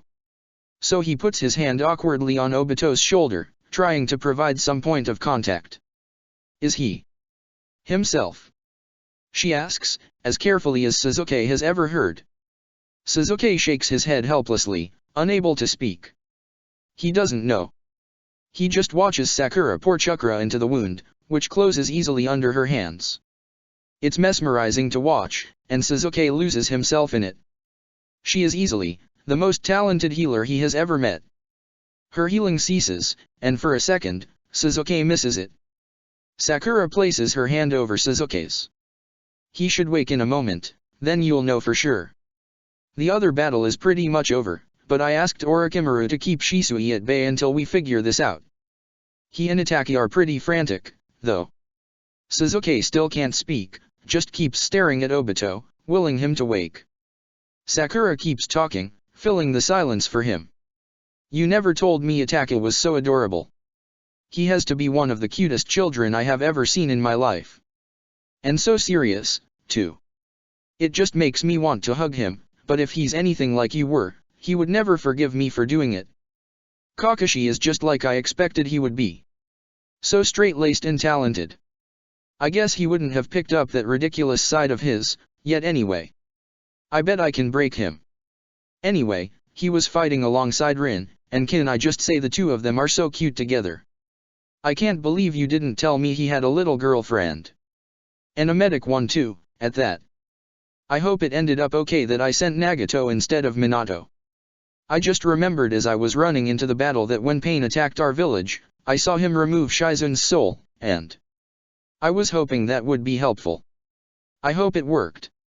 I'm looking forward to meeting Obito, after all you talked about him. Look, he's waking up now. Sure enough, the eyes on Obito's body start fluttering open. Sasuke holds his breath. Black eyes blink, focus into space, and then refocus onto Sasuke's face. I knew you'd save me again. He whispers, voice straining. A tear slips out of Sasuke's eyes against his will, then another. All he manages to get out is a broken-sounding HN in agreement. With the absence of speech, Sasuke rustles Obito's hair softly instead. Obito's lip trembles, and tears are streaming down his face already. Sorry, Aniki. Sasuke finds his voice, looking at Obito already beating himself up for this. Don't you ever tell me you're worthless again. You're not. Otauto. Leaning back, Sasuke sucks in a breath, rubbing his hand roughly down his face. These kids are going to be the death of him, one way or another. He looks up to see Sakura looking at him practically slack-jawed, as if she cannot believe what she is seeing. She looks at him, then at Obito, then at him again. She looks down at Obito, incredulous. What did you do with Sasuke, and can you teach me how to do it? Obito blinks at her slowly. Sorry. Sakura startles slightly. Oh. Right. Chakra exhaustion. Well, now that I know you're Obito, I'll give you a little of it back. Too much will make you sick, you know. Her hands glow, and she places them over Obito's heart. When she removes them, Obito looks far more aware of himself. And Sasuke has taken the opportunity to put himself together. Is everyone else okay? Do they require assistance? There had been an excessive amount of white Zetsu, and Sasuke is prepared to have to pick himself off the ground and help finish the fight. Sakura gets a slightly glazed look as she recalls it. No, it's definitely over. I'm sure your clone saw some of it, but... Guy, he just... Wow. I heard he was in the 6th gate for over an hour. It was the most incredible thing I've ever seen. She snaps back to clarity. It was terrifying. He's still basically a kid. By the time he's finished maturing, there's no one I can imagine stopping him in a fight, ever. And when it was over, he was just fine. He didn't need any healing and he still had chakra left. Who does that? There's really only one answer to that question. Sasuke gives it, on the off chance it wasn't a rhetorical question. Guy does. Sakura shakes her head, and turns back to Obito. How are you feeling? Obito steals a glance at Sasuke before he answers. Like it's going to be okay. Sasuke nods assuringly. Black Zetsu is sealed. He'll probably be sealed even more tightly when Minato gets a hold of the scrolls, but he's separated from his body. Madara is dead. The Akatsuki are a peacemaking group. All that's left is for Naruto to be born. It is. Suddenly, with the worry for Obito momentarily shelved, Sasuke snaps his head to look at Sakura. Wait, you said Rin was Kakashi's girlfriend. Sakura and Obito make identical noises of dismay. Sasuke looks to Obito, since Obito has been in love with Rin since he met her. But Obito's dismay wasn't at Rin, it's directed at him. Sakura groans. Oh, please don't tell me you didn't even notice. Sasuke scoffs, what, was it obvious or something? Obito and Sakura sigh in unison. Chapter 51. The moment they rejoin the others, Sakura carrying Obito on her back, Obito is swarmed by Shisui and Itachi, who both look extremely alarmed. Behind them, the three Sannin look to be having a serious discussion, their heads all bowed together as they talk rapidly. Orochimaru looks tired, but otherwise uninjured. Rin is fretting over Genma, who seems to have injured himself. Not too seriously, if the loud conversation he's having with Guy are taken into account. Minato seems to be talking something over with the three founding Akatsuki members. Kakashi stands off to the side, awkwardly. He must have been the one keeping guard over Shisui and Itachi while they waited to hear of Obito's fate. Sasuke walks over to him, ruffling Kakashi's hair in greeting. Kakashi leans into his hand tiredly. He looks absolutely exhausted. Going straight from Umbu training to a full-out battle hadn't done the teen any favors. Obito is going to be fine. Kakashi nods, and his feeble facade of not worrying melts away into relief. Good. You didn't do anything crazy this time, right? Sasuke thinks about almost allowing Black Zetsu to control him, on the edges of chakra exhaustion. No, nothing as crazy as last time. After a moment of relative silence, Sasuke decides to ask. So? You and Rin? Kakashi's eyes widen slightly. It's comical, given how exhausted he looks. How did you know? Who told you? What makes you think I didn't figure it out myself? Sasuke definitely would not have figured it out on his own. Kakashi sighs, and shrugs. Is that okay? I know Obito liked her first. His face is deeply concerned. Like Sasuke's acceptance of his love life is pivotal. Or, that he's concerned Sasuke will be upset with him for taking Rin away from Obito. Are you happy? That's the only question that really matters. If it made Kakashi happy, Sasuke would have given his blessing even if it was Guy himself, even though he still finds that kid a little too weird still. Kakashi thinks it over for a few seconds. You told me, once, that love is when you can't imagine your life without them, and that you would do anything to help them. I feel that way about Rin. His cheeks begin to flush, and Sasuke considers that Kakashi hadn't meant to say quite that much. Then I am glad for you. Why didn't you tell me before? We haven't told anyone yet. Kakashi snaps his head up. It's not that I'm afraid of being made fun of. It's just. He looks over at Obito, who is currently hugging Shisui and ruffling Ataka's hair at the same time.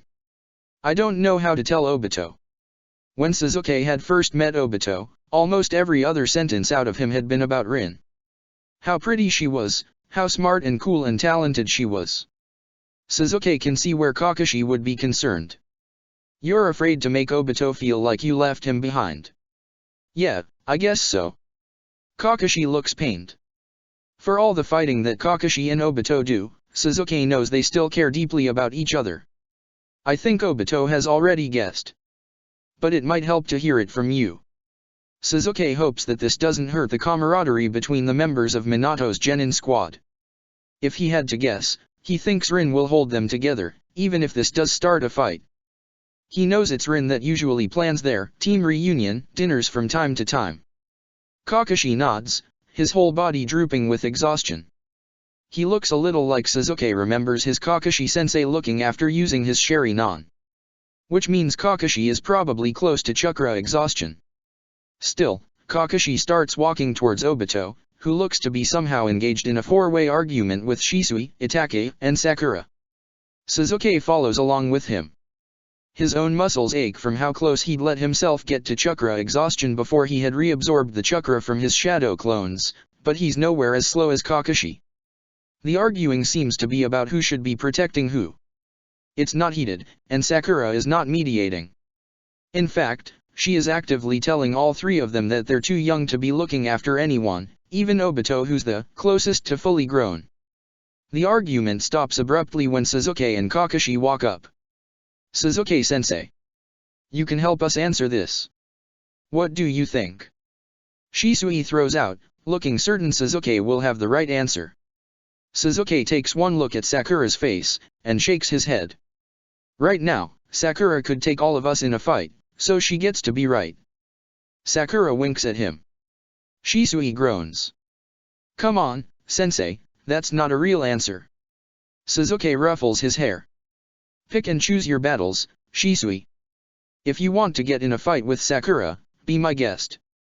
He leans down, and drops his voice to just above a whisper, remember this though, she could take this entire mountain down with a single punch. Shisui's eyes widen, as do Ataka's. Really? Even Kakashi and Obito are watching out of the corner of their eyes. Sakura's eyes sparkle with mirth. Sasuke nods seriously. Sakura looks at Kakashi and Obito, who are looking somewhat awkwardly at each other, and then back at Sasuke. Brightly, Sakura turns to look back at Shisui and Itachi. Really? If you want, I'll show you. The young boys agree immediately, and Sakura picks them both up with a hand. Their eyes are odd as Sakura walks off with them. Sasuke isn't sure if he should stand here and listen to Kakashi and Obito or not, but both teens take that moment to look at Sasuke for reassurance. That makes his decision for him, and he stands by the side as the two talk. I'm glad you're okay, Obito. Ah, you know you can't get rid of me that easily, Kakashi. Obito's tone is light, but his eyes are wary. The ground shakes quietly, and in the distance a tree topples, along with Shisui's shout of excitement. Rin and I. Kakashi trails off, and looks to Sasuke. Sasuke gives him what he hopes is a reassuring nod. Rin and I. I already know, Kakashi. Obito says carefully. I'm not blind, or stupid, you know. Kakashi is lost for words. He just looks at Obito searchingly. Obito shakes his head at Kakashi. You really thought I was going to hate you for that, huh? Don't you? Kakashi's voice is quiet, barely audible over the sound of what could only be a boulder shattering. Obito sighs. I might have, once. When I was in the academy. I didn't have any friends. Rin was the only person who was nice to me. Except for Mr. Sasuke, of course. But now. I have friends now, Kakashi. People who care about me. And Rin. She's a good friend, but she never liked me that way. And I think I'm okay with that. Kakashi bows his head deeply. I hope you can continue to count me among your friends. I count you as one of mine. Obito smiles. Did it hurt you to say that? I hope it did. The look on your face is ridiculous. Kakashi groans. I hate you. Obito laughs, though he winces as he does. I know you don't. You just confessed your love to me. I did nothing of the sort. A snicker. You can never take it back, Kakashi. At that exact moment, Sasuke sees Itachi, launched dozens of feet above the trees. Startled, Kakashi turns to look as well, and his sudden look makes Obito look as well. Should we interfere with that? Kakashi offers. Sasuke shakes his head, and Itachi drops out of sight. Sakura will catch him.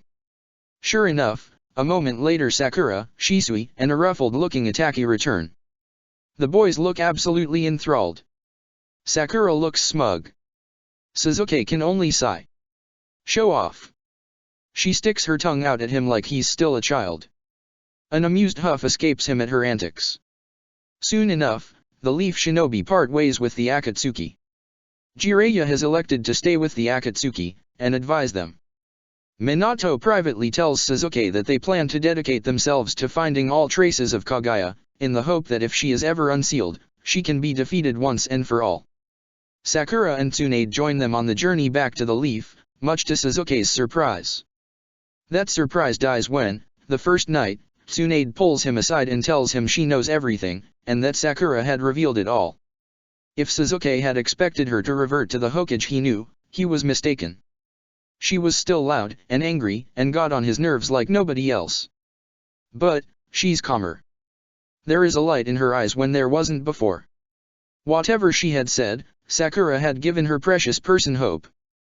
He nearly asks Sakura about it, but there's a strange look in her eyes when she glosses over how she found Tsunade, and Sasuke decides not to press.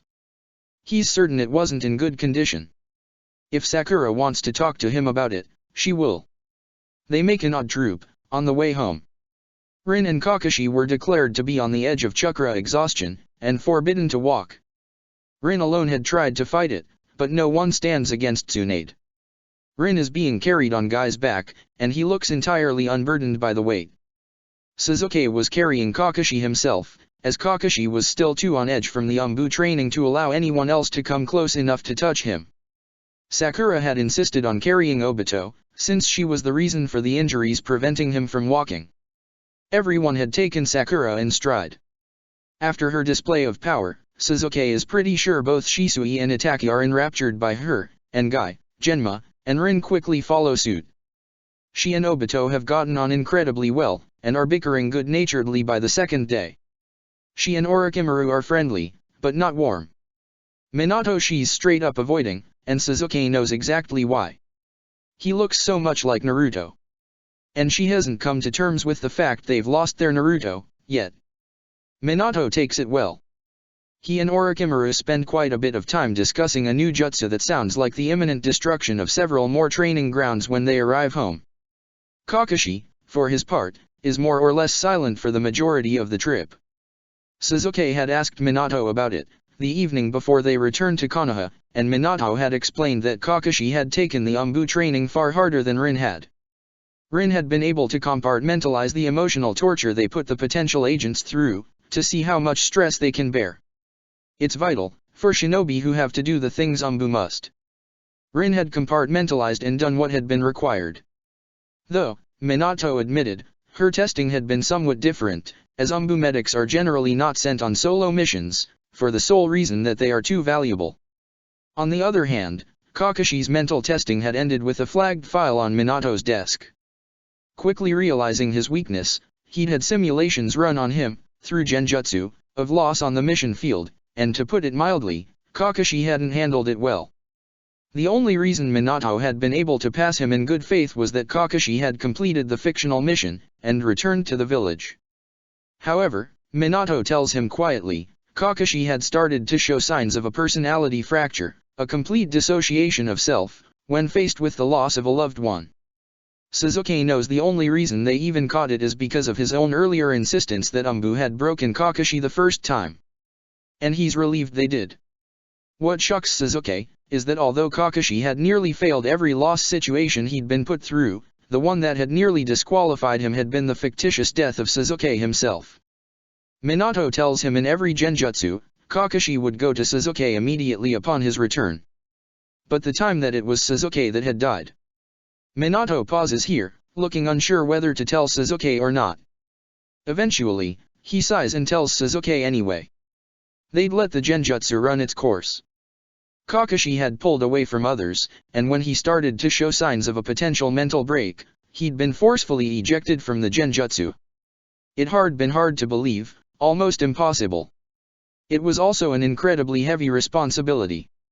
It was clear from Minato that Kakashi would never be sent on the missions with people he knows in Umbu, unless an emergency occurred. Kakashi was powerful and skilled, too powerful and skilled to turn out of the ranks. They needed him, and his skill set.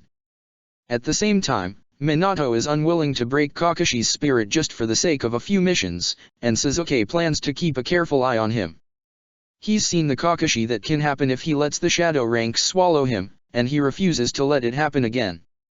The return to the village is a good one, and they all disperse easily. Sakura tells Sasuke that she's going to get an apartment before she makes her next steps, but hints at a plan she has in mind. Minato is overjoyed to the point of tears that Kushina did not go into labor while they were gone and will be present for the birth of his child. The Uchiha all receive a letter that an important clan meeting is going to take place soon, which has Sasuke rolling his eyes, and Shisui and Itachi on edge. Rin and Kakashi part with plans to meet up and a hug that goes on for just a fraction too long to be totally platonic. Guy and Genma immediately make plans to drag their third genin teammate and their sensei out for food sometime soon. And Orochimaru and Tsunade part ways on kinder terms than Sasuke has seen yet. Things settle down with Kakashi relatively quickly. Sasuke continues to make himself present when he knows Kakashi will be home, and Kakashi returns to a closer to normal version of himself within a few days. A plan for the Uchiha meeting is set for the next 2 days, and they're all waiting for Kushina to go into labor.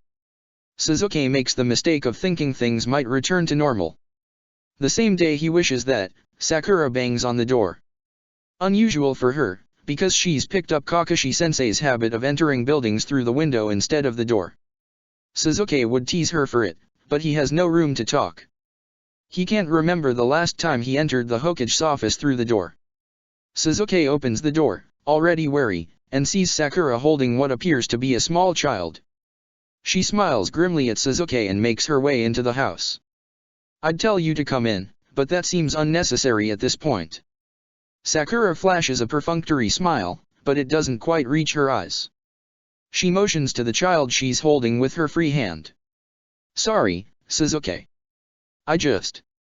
Do you know who this is?" Sasuke looks really closely at the child. He's pale, but that's not abnormal for small children. They don't get into the sun too often. He has black hair, and matching black eyes. Some might say the child looks Uchiha, but as an Uchiha, Sasuke can clearly tell that isn't the case. "I don't. Am I supposed to?" Sakura shifts her hold on the child. "I suppose not. You two hardly met, after all." Her eyes flash with a mix of rage and sadness. "It's Sai, Sasuke. Sai. Wasn't that the replacement?"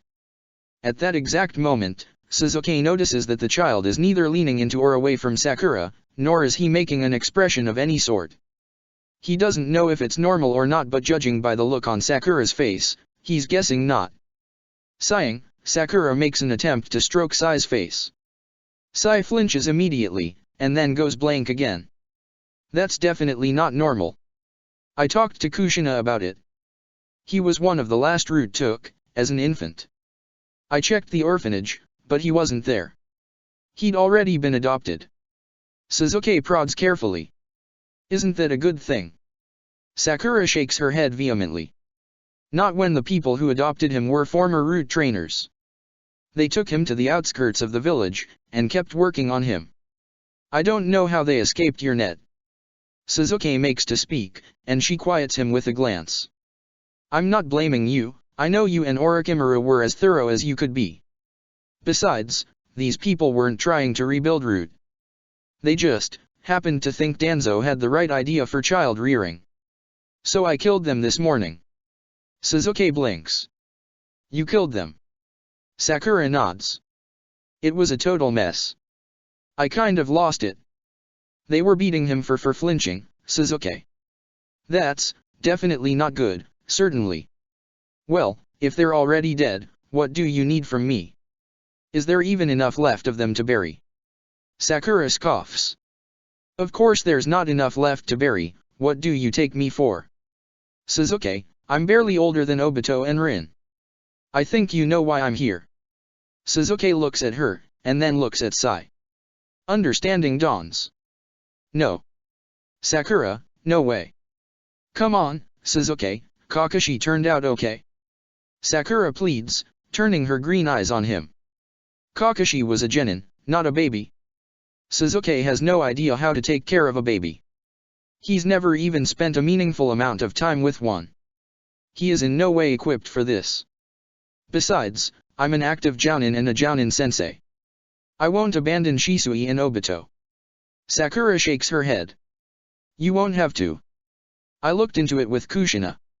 Apparently there's some kind of fund set up for war orphans, and Root would technically qualify for that. You could afford to use it to hire out someone to watch him while you're training or on missions. Besides, I wouldn't leave you alone. I'd help out wherever I could. Besides, he isn't a baby, he's a toddler. Sakura, I don't even know the difference between a baby and a toddler. I am not prepared for this. I understand that you want to look out for him, but surely Kushina or Minato know of an adoptive family that would want a child. Sasuke tries to be reasonable. Sasuke, he's already been through some of Root's programming. A normal family isn't going to be able to handle him. He needs shinobi. He needs you. Here, hold him. And Sakura unceremoniously shoves Sai into his arm. Sasuke looks down, and notes the continued expressionless look on the child's face. There is an intelligence in his eyes that tells Sasuke he understands more than he's letting on. It feels wrong to argue too loudly with the child in his grasp, so he lowers his voice. Sakura, I don't even know how to change a diaper. Sakura's face flickers with rage again. You won't have to. She says curtly. They already toilet trained him so he wouldn't be an inconvenience. Way too early for his physical development, might I add. Sai takes the opportunity to fall asleep, still somehow sitting upright in Sasuke's arms. He tilts, like he's going to fall over, and Sasuke maneuvers himself so the child ends up falling against his chest, instead of over sideways. Sai's chakra system, which Sasuke hadn't noticed until now, flares and then noticeably calms again him. He is sort of cute, in a weird way. Sasuke sighs deeply. I'm going to regret this. Sakura brightens considerably. You're already the most adorable dad. You're going to love it. Sasuke already regrets it. Before he can change his mind, however, a toad hops through the window. In a deep voice, it croaks out, Kushina's in labor. I'm going to be a dad again soon.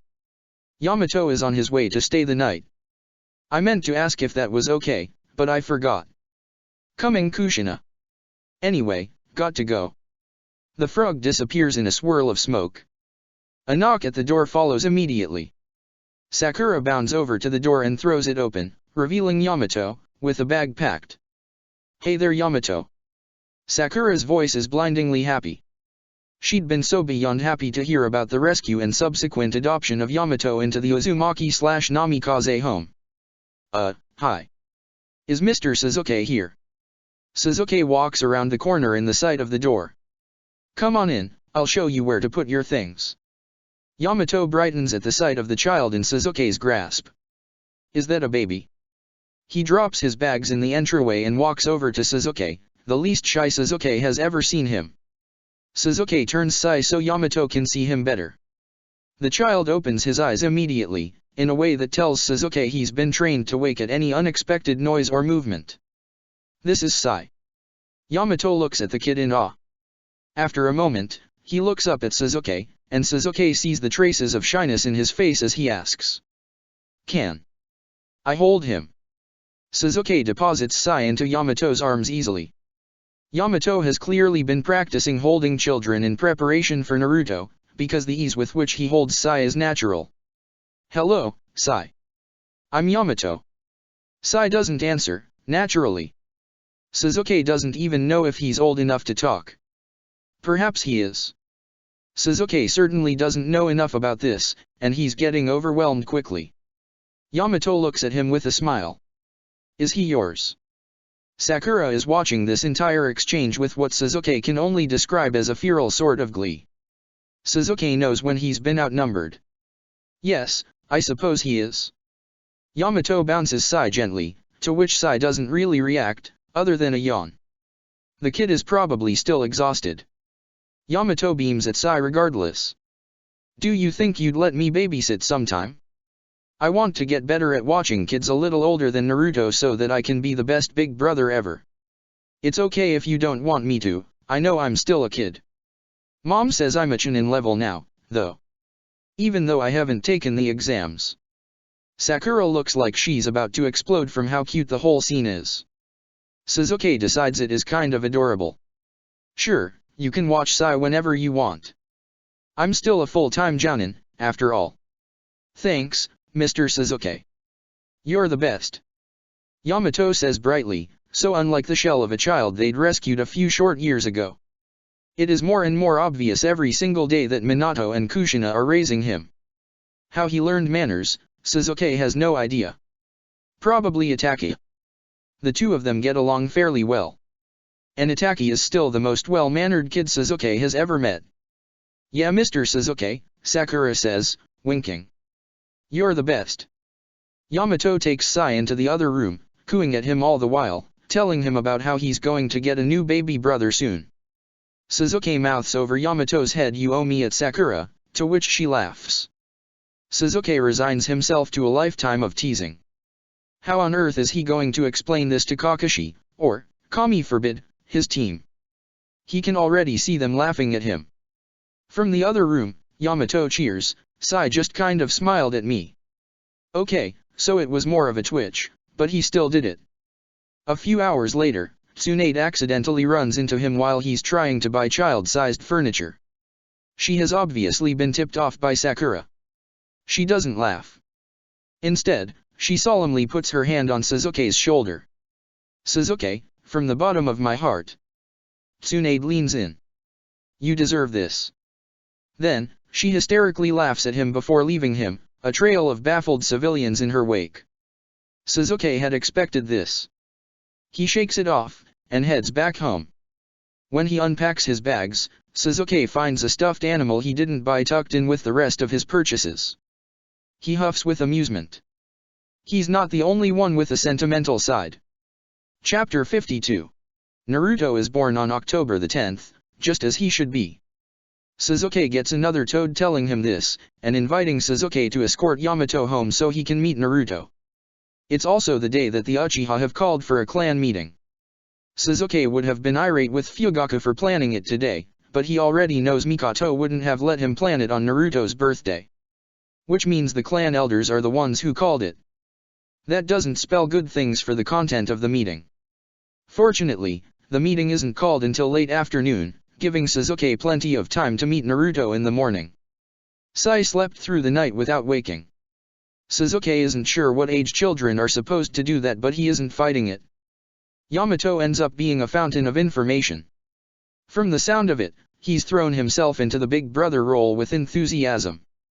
It ends up being incredibly helpful to Suzuki, especially since Sakura leaves more or less immediately after giving Sai to him, telling him she'd promised to be Kushina's midwife. When Suzuki doesn't know what he can feed Sai for breakfast, Yamato jumps in and informs Suzuki that since Sai has multiple teeth, he's old enough to eat regular food. Then the boy insists on helping Sai eat, and Suzuki watches with a mixture of amusement and gratitude as Yamato carefully cuts up and presents food to Sai. Whatever trepidation Sai has towards adults, he shows none towards Yamato, and eats everything he is presented. Suzuki decides on the spot to ask Kushina about Yamato's potential availability as a babysitter.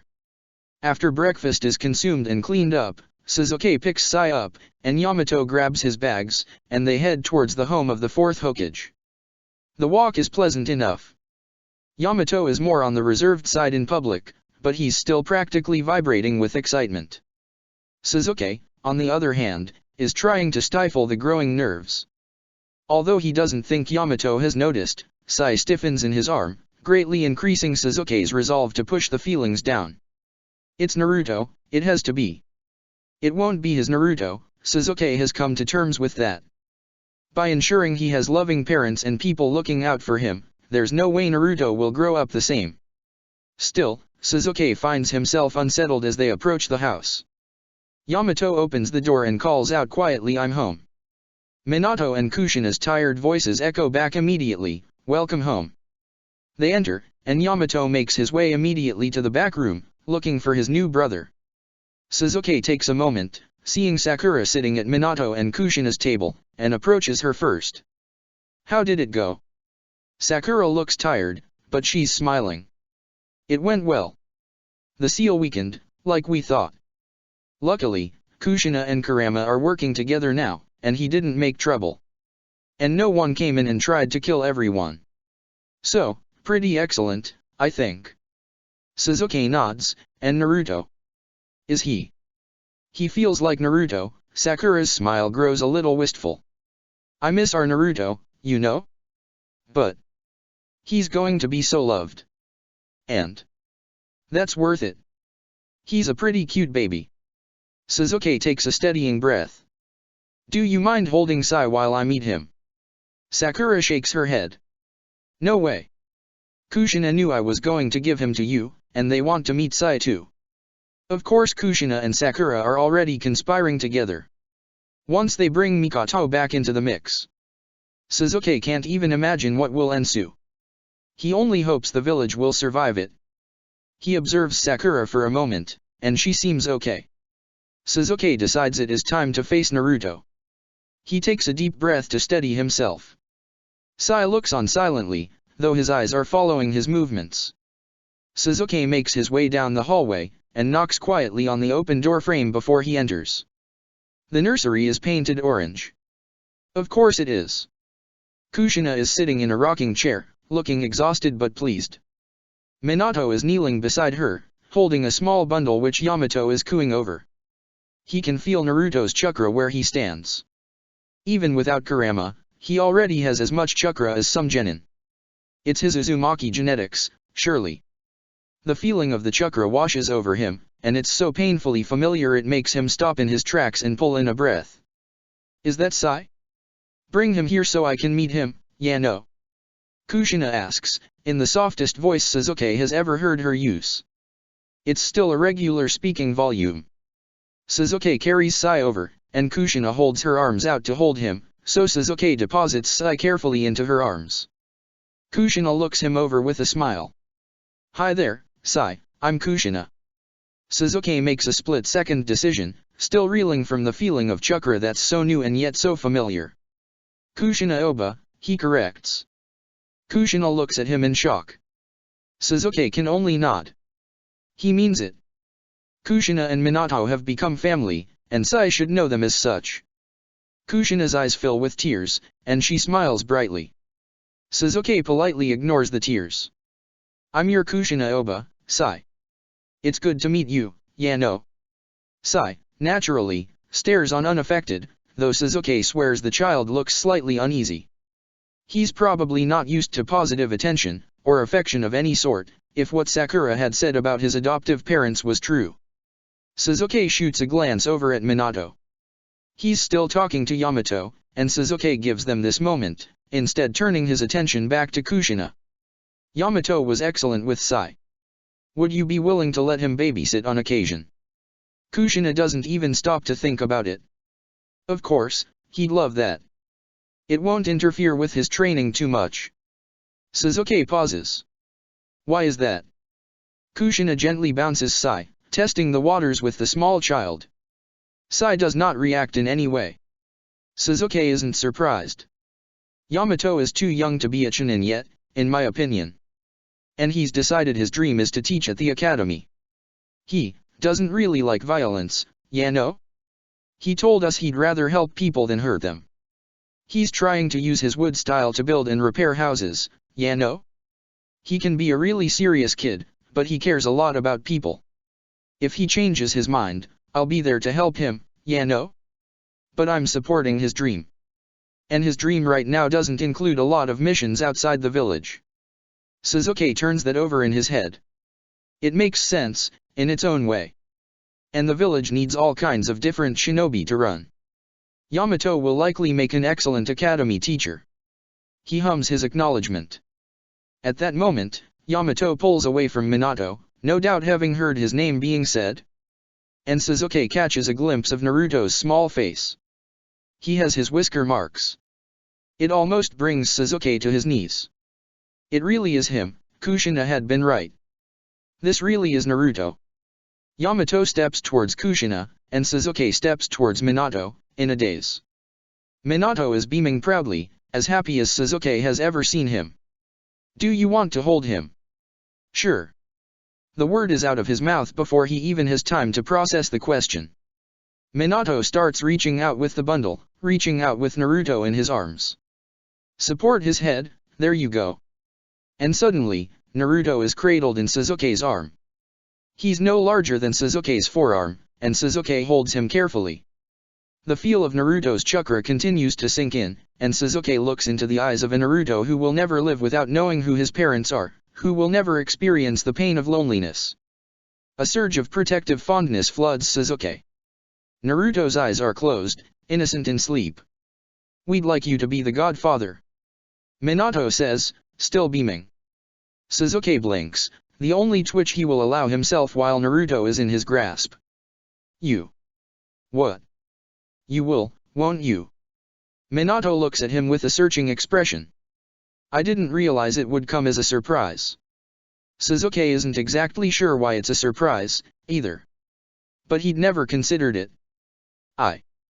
Naruto yawns in his sleep. Of course. I would do anything in my power to protect him. Kushina pipes up, her arm slung around Yamato. Somehow, Sai has made his way into Minato's arms, and Minato is making ridiculous faces at the child. That's why we made you the godfather, dummy. Mikoto is the godmother, just so ya know. Between the two of you and Minato, I expect him to never have a day of peace in his life. You're all mother hens. Trying to lighten the moment, Sasuke forces a scoff. I'm not as bad as Minato.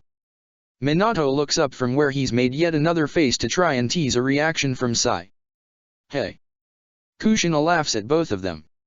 I wouldn't be so sure of that, Sasuke. And Minato, of course you're a mother hen. Sasuke just shakes his head. Naruto takes that moment to stir, and wake. His tiny blue eyes stare up at Sasuke, and Sasuke looks down at the tiny version of his first best friend. I promise, I'll look out for you. He'd left Naruto behind in time twice now, both times in the hope of a better future. But, now, he'll never leave Naruto again. He will make sure this Naruto's life is better. He vows it to himself. This Naruto will never feel the sting of Sasuke's betrayal. After a moment, Naruto begins to fuss and Sasuke hands him off to Kushina.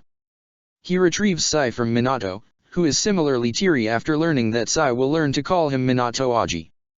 Sensing that the whole family might need some time to settle in, and knowing that the Uchiha clan meeting starts soon, Sasuke takes his leave.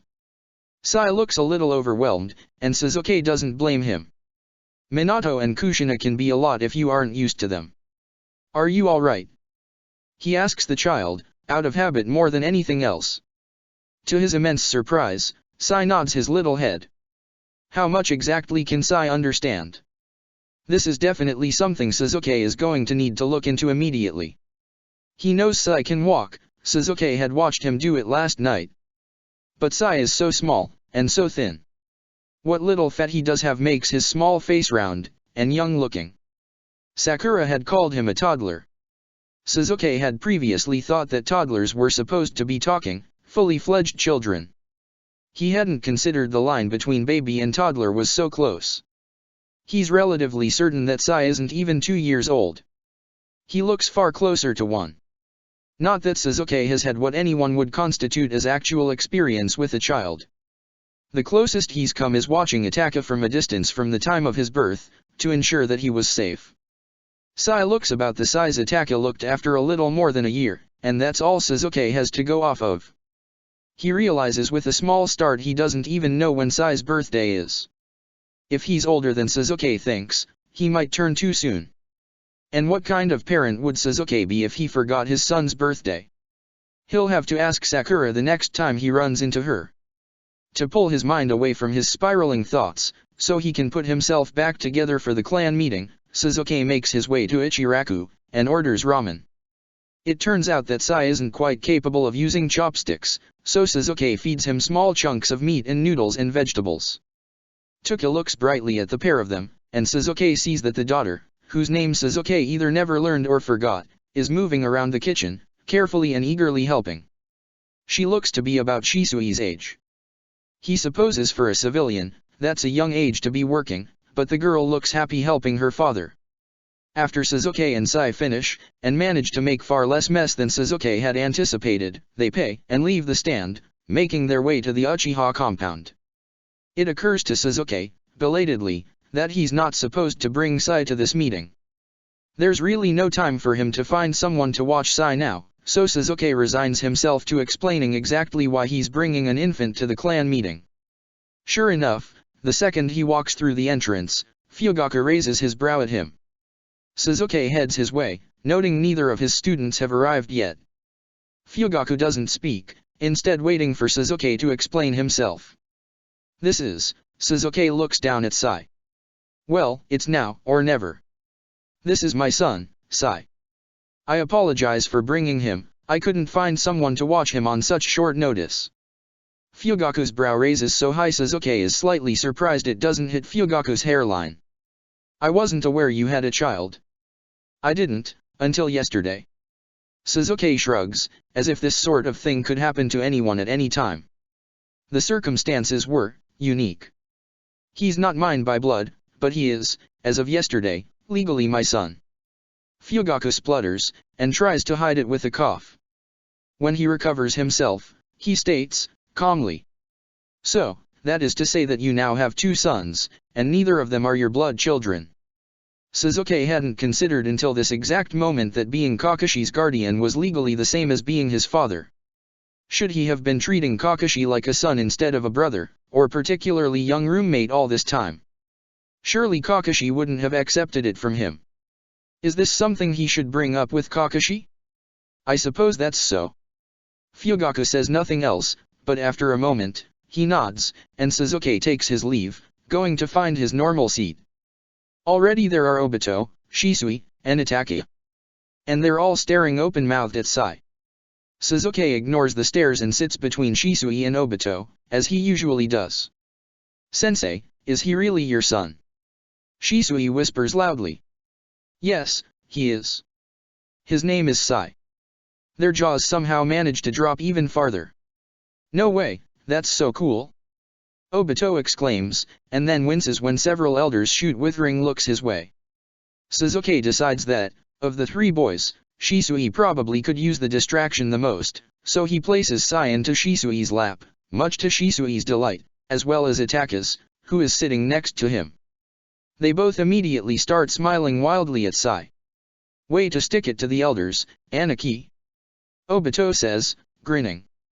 There's never been a baby in here before. Sasuke huffs in amusement. Sakura informs me that he's actually a toddler. And I wasn't trying to stick it to anyone. I couldn't find anyone to watch him so quickly. This is going to be a difficult enough meeting. Sasuke nods towards the elders, who look far more incensed than usual. Obito takes one look at them, and shudders. Yeah. Wondered what crawled into their rice and died. They're about to find out, as Fugaku calls the meeting to a start. Today, we are here to address concerns about the proposals made to us by the 4th Hokage. For those of us who do not know, the 4th Hokage has begun to plan for the Uchiha to become more integrated into the village. This will be accomplished by opening the Uchiha police force to more clans than ours alone. Quiet gasps and sounds of outrage start in the room. Fugaku continues on as if he doesn't hear them. And in return, we will offer some of our shinobi to the Jounin and Umbu forces. The muttering becomes louder, and Fugaku waits. He doesn't have to wait long. A shriveled old man stands. This is not the way of our clan. We have been strong for generations. What does the 4th Hokage know? He's barely more than a child himself. He seeks to divide our strength. Murmurs of agreement. The old man sits, and a woman stands in his place. And not only that, I've heard rumors about your own heir, that he will be neither police or umbu. This is a threat to our head family. A buzz fills the room. Sasuke can admit, he has no idea what this woman is talking about. A quick glance at Itaka tells him that she does know something. Silence. Fugaku commands sternly. The room quiets, but is far from silent. There is truth to that rumor. My son has, in fact, been offered a prestigious position. This position is not with the police force, or with umbu. The muttering begins to grow again. The fourth has begun the creation of a jutsu research and development branch, and Orochimaru, the snake Sannin, along with Itake, have been asked to found it. This is a great honor. It's difficult to see, but Sasuke sees the glimmer of pride that Fugaku allows on his face. The news surprises him, but it isn't shocking. Orochimaru has always loved research, especially on new jutsu. And considering that Itake is his apprentice, and a pacifist on top of it, it isn't at all out of place. In fact, looking at Itake, whose chakra is exploding with nerves, Sasuke thinks that might be the perfect place for Itake to belong. And the argument begins. The elders throws their collective weight, accusing Fugaku of being weak and soft and ruining the future of the clan. They cry that Itake's talents are being wasted, which Sasuke works hard to ignore, instead casting a subtle calming genjutsu over Sai, who had begun looking increasingly afraid at the raised voices. They complain that Shisui's main Jikyu is being thrown to the wayside, that Sasuke is spending too much time trying to make Obito into more than he's worth and neglecting Shisui's potential to the clan. Sasuke bristles, but tries to allow Fugaku to stay in control. It's a losing battle, especially with the three young Uchiha at Sasuke's sides. Itaka looks like a nervous wreck, like his father is going to lose this fight and Itaka would be forced out on the front lines. Shisui looks disappointed with himself, and both he and Obito look to be on the verge of tears. Fugaku patiently and consistently battles back, explaining over and over why opening the police force and integrating with the village is better for the Uchiha in the long run. Why a jutsu research and development is both necessary and honorable. What tips Sasuke over the edge is the old woman, who points her gnarled finger at Obito. Let the boys speak for themselves. Child, why are you fighting your destiny? Accept a place in the police force as a chunin and leave training to those who have power. She switches her focus to Shisui, and you. Blessed with the main Jikyu like our mighty founders and squandering it on chunin missions like a child. What reasons do you have for choosing weakness for the future of the Uchiha clan? Sasuke shoots to his feet, nearly unseating Shisui, who is clutching Sai tightly. I have been silent. I have listened to your rampages, elder. But with all due respect, which is none, your opinions are both incorrect and unwanted. You are not the future of this clan. And you haven't seen the future of this clan for many years. It's time to let the next generation lead the way, or this clan is going to die. There are gasps of outrage around the room, but Sasuke isn't finished. If the Uchiha clan refuses to change, refuses to meet the expectations of the village we helped found, we will wither and die, old and bitter. The only way forward is to change with the village, to continue to be a founding clan, a respected member of this village. You might have the benefit of age, but you do not, and never have, possessed the right, to treat my students, or your clan heir, in this way. The old woman is not cowed. She scowls at him. I don't want your words, outsider.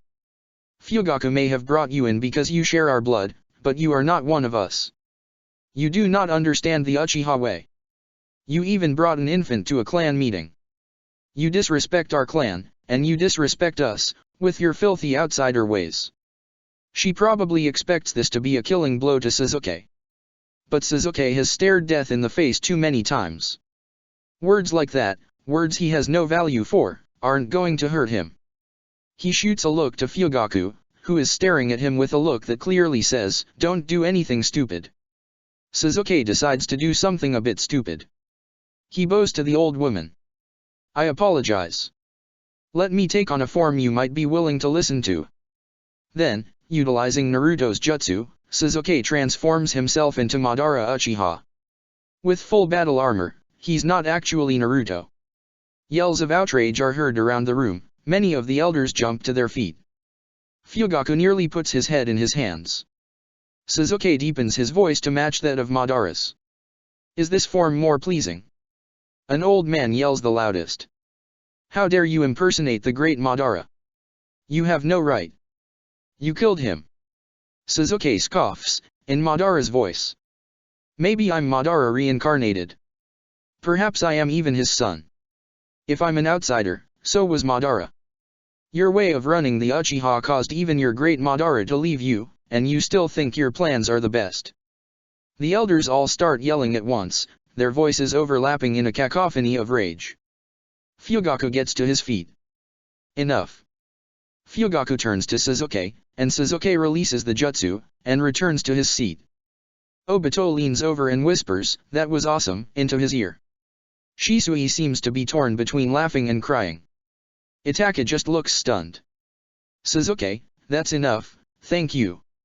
Elders, though his rebuttal was unusual, to say the least. Suzuki is correct. The Uchiha, as a clan, need to continue to remind this village that we are a proud founding member. Right now, that means welcoming other clans into our police force, which we will still retain power over, may I remind you. This also means that we will be sending some of our shinobi into the regular rank and file. If you have any further issues with this, you are welcome to challenge me as clan head in a duel. Otherwise, I won't hear of this again. Fugaku sweeps his gaze around the room. He's trying to remain stern, but Suzuki could swear he sees the tiniest flicker of amusement in his eyes as their eyes meet briefly. Dismissed. And just like that, the clan meeting is over. The elders scurry out with a speed Suzuki has yet to see from any of them. None of them will even look him in the eye. Which is probably a good thing, as Suzuki can't stop the self-satisfied smirk that settles onto his face. He takes in the three young Uchiha, still sitting in various stages of shock around him. Don't let anything they said affect you. They're bitter, and old. They'll be in their graves soon enough, no need to take their word on the living. Change is coming to the Uchiha clan, and the future of it has never looked brighter. Itaki isn't going to be forced to kill and fight for his life. Shisui isn't going to be forced into the police force, or route, which doesn't even exist. And Obito, well. Obito is alive, and it doesn't matter what the future brings for him as long as that remains true. Now, just to introduce Sai to Kakashi. Chapter 53. The wait for Kakashi to return from his guard rotation seems longer than it should. Likely, Suzuki is simply imagining it because he's trying to think through how to explain Sai to him, about the conversation that will surely ensue.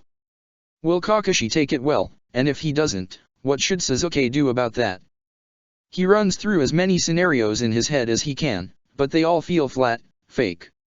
Whatever happens in reality, Suzuki is certain it won't be something he can foresee. His musings are interrupted by the sound of a small crash. Shaking his head from his thoughts, Suzuki leaps up and heads toward the sound.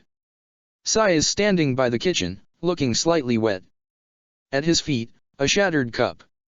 His eyes are huge, and he whips his head up as Suzuki enters. Sorry. That's the first word Suzuki has ever heard from Sai. And the child looks terrified. Sorry. He repeats again, and Suzuki notes that he is trembling. Suzuki makes his chakra as calming as possible. He doesn't want to scare Sai. Particularly not now that he's revealed he can speak. It's alright. Are you hurt? Suzuki takes a step closer, intending to look Sai over, and pick him up out of the way of the sharp pieces laying on the floor. At Suzuki's step, Sai startles badly. Sorry. Suzuki notes that Sai's hand is bleeding just before the boy whips it out of sight. Then, Sai runs. As fast as his small legs can carry him, Sai runs out of the kitchen and back towards the bedrooms.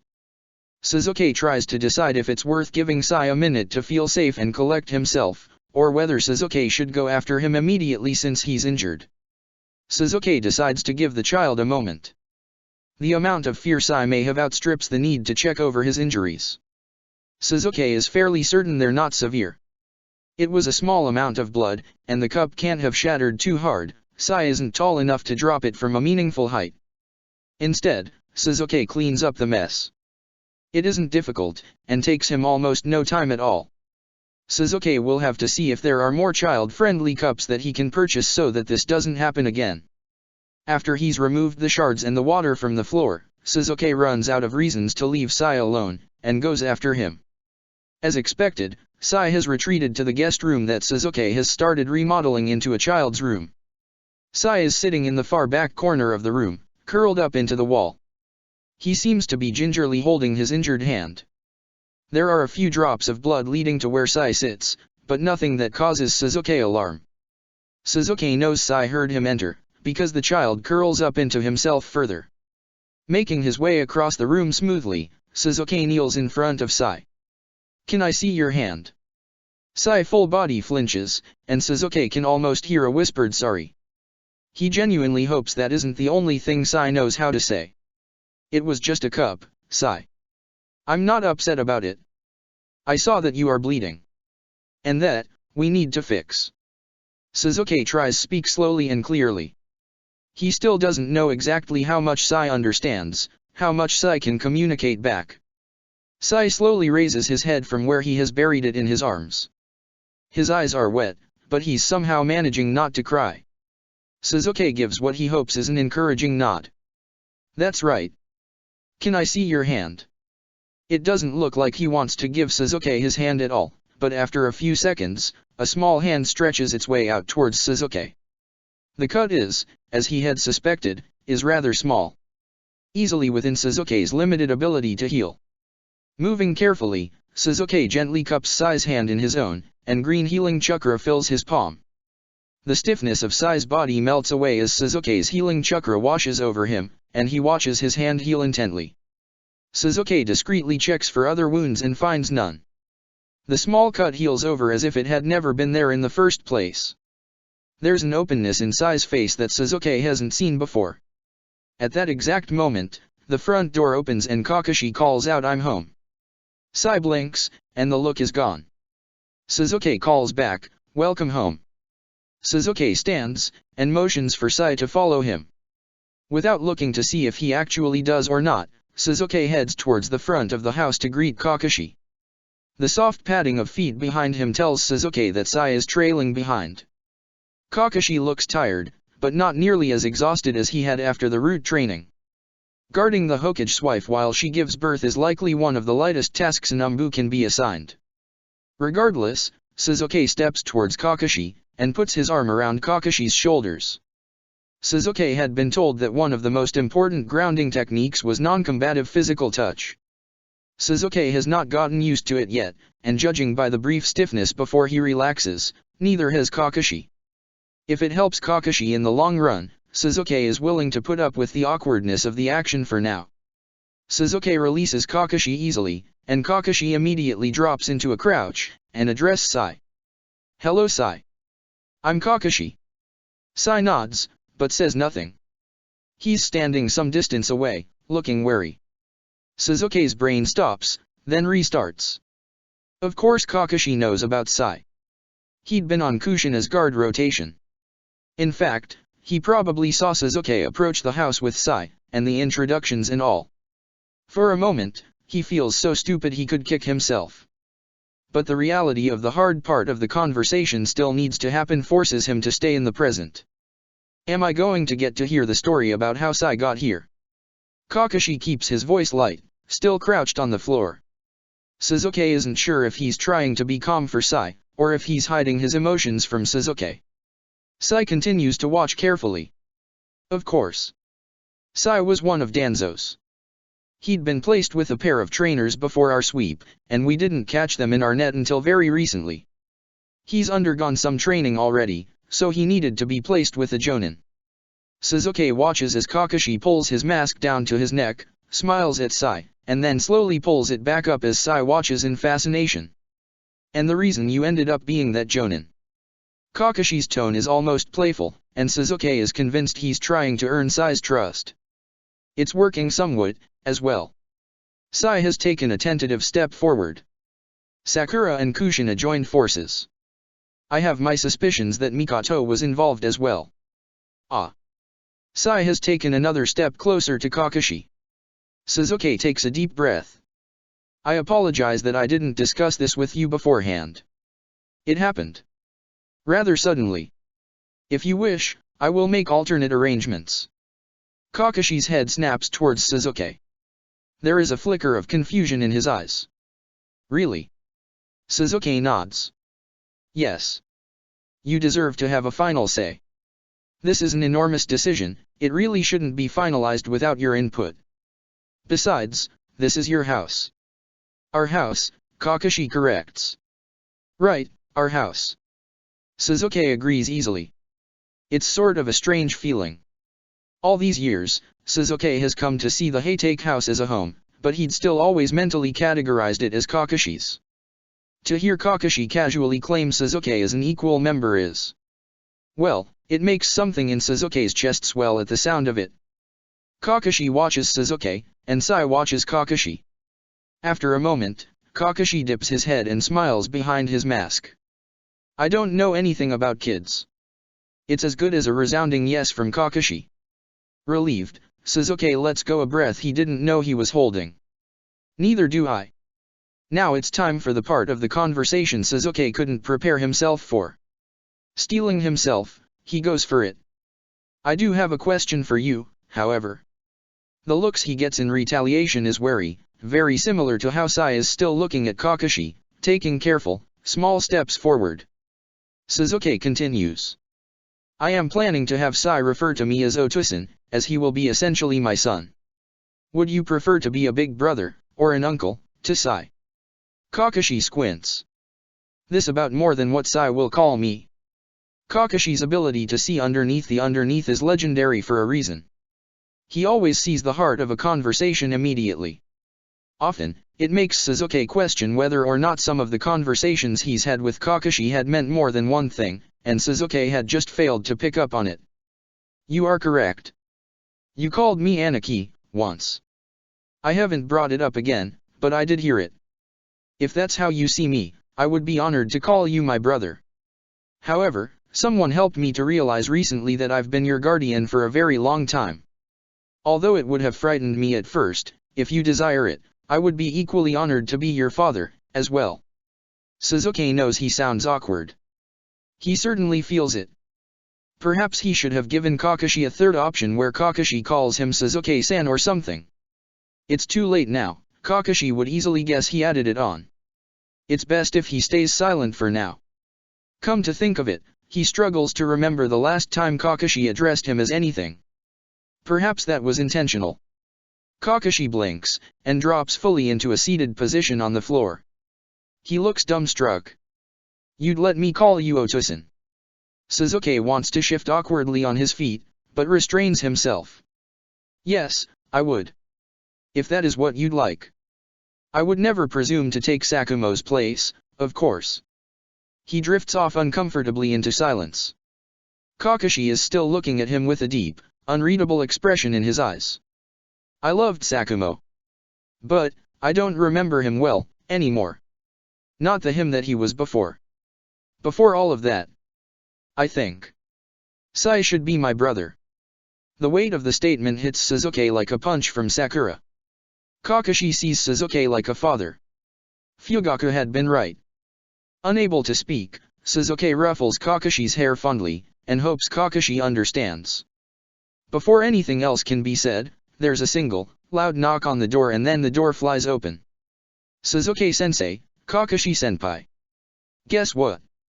Izumo and Kotetsu fly into the kitchen, grinning wildly. Even though they're both nearing 13, they're still just as excitable as they were as young children. It's not hard to guess what has them so excited. Izumo proudly thumbs his new patch on his Chunin vest. Kotetsu is smiling just as widely. Suzuki shoots a look at Kakashi, who looks more amused than anything else. Sai has retreated back a few steps, and seems to have escaped the notice of the two new entrants. We made special jounin. Izumo says proudly. With some conditions. Kotetsu adds, but he's beaming too. Congratulations, Suzuki offers at the same time Kakashi asks, what conditions? We can only go on missions as a pair, Izumo starts. And only for specialized missions, Kotetsu continues. And we have to wait the whole 2 years before we can try for jounin, Izumo finishes.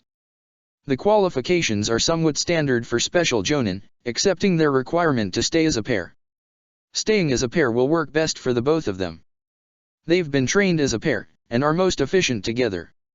Suzuki is glad to hear that they'll be together, and as not full jonin, shouldn't be put into too dangerous of situations for a few years yet. Kotetsu notices Sai first.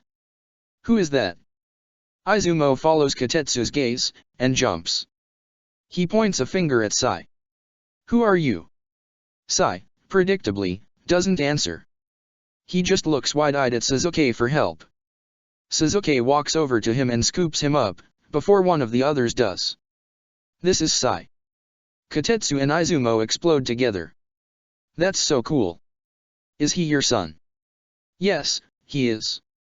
He is also, Suzuki thinks quickly, shy, so don't crowd him all at once. Izumo makes an exaggerated zipping motion on his mouth, and approaches more carefully. He and Kotetsu coo quietly over Sai for a few minutes, which Sai bears with a good amount of patience. After a few minutes, Kakashi asks. How did your new sensei react to your promotion? Izumo and Kotetsu freeze. Suzuki blinks down at them. You did tell them, right? Actually, Kotetsu says, turning to look at Izumo. We forgot. Izumo makes a face. Then, in the blink of an eye, they shunshin out of the house. And just like that, they're gone. Suzuki shakes his head, amused. Kakashi heads off to take a shower, leaving Sai alone with Suzuki once again. Suzuki wonders exactly how he's supposed to find out how many words Sai knows. It's not as if he'd be able to respond to a request like, "What are all the words you know?" He's also absolutely certain Sai wasn't called Sai by his trainers, and that Sakura had dubbed him that before she'd dropped him off. So it's somewhat likely Sai doesn't even know his own name yet. Suzuki decides to offer Sai some water, since his previous attempt hadn't worked out so well. At every point, he tries to convince Sai to talk. By the time Sai has taken a drink, Suzuki has gotten him to say please and thank you as well as drink. While it may be unwise to extrapolate, Suzuki supposes Sai knows a reasonable amount of words. The next time he runs into Sakura, he'll ask her how many words Sai should know. There's a knock on the door.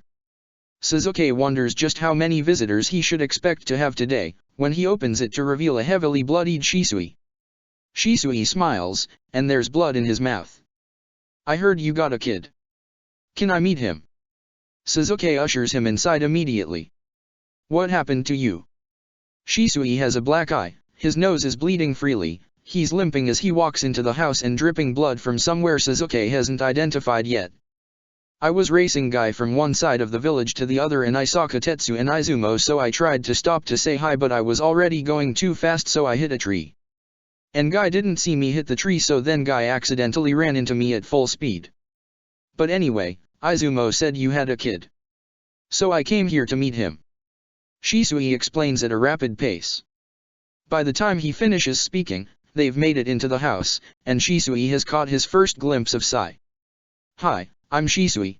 What's your name? Sai, for his part, doesn't look the least put off by Shisui's condition.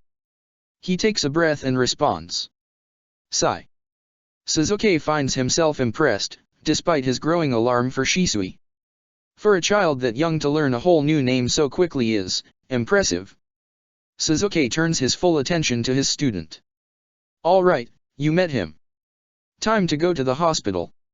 Shisui groans. Come on sensei, I barely met him. He's your first kid. Suzuki raises an eyebrow at Shisui. Sai is my second child. I think you've met Kakashi before.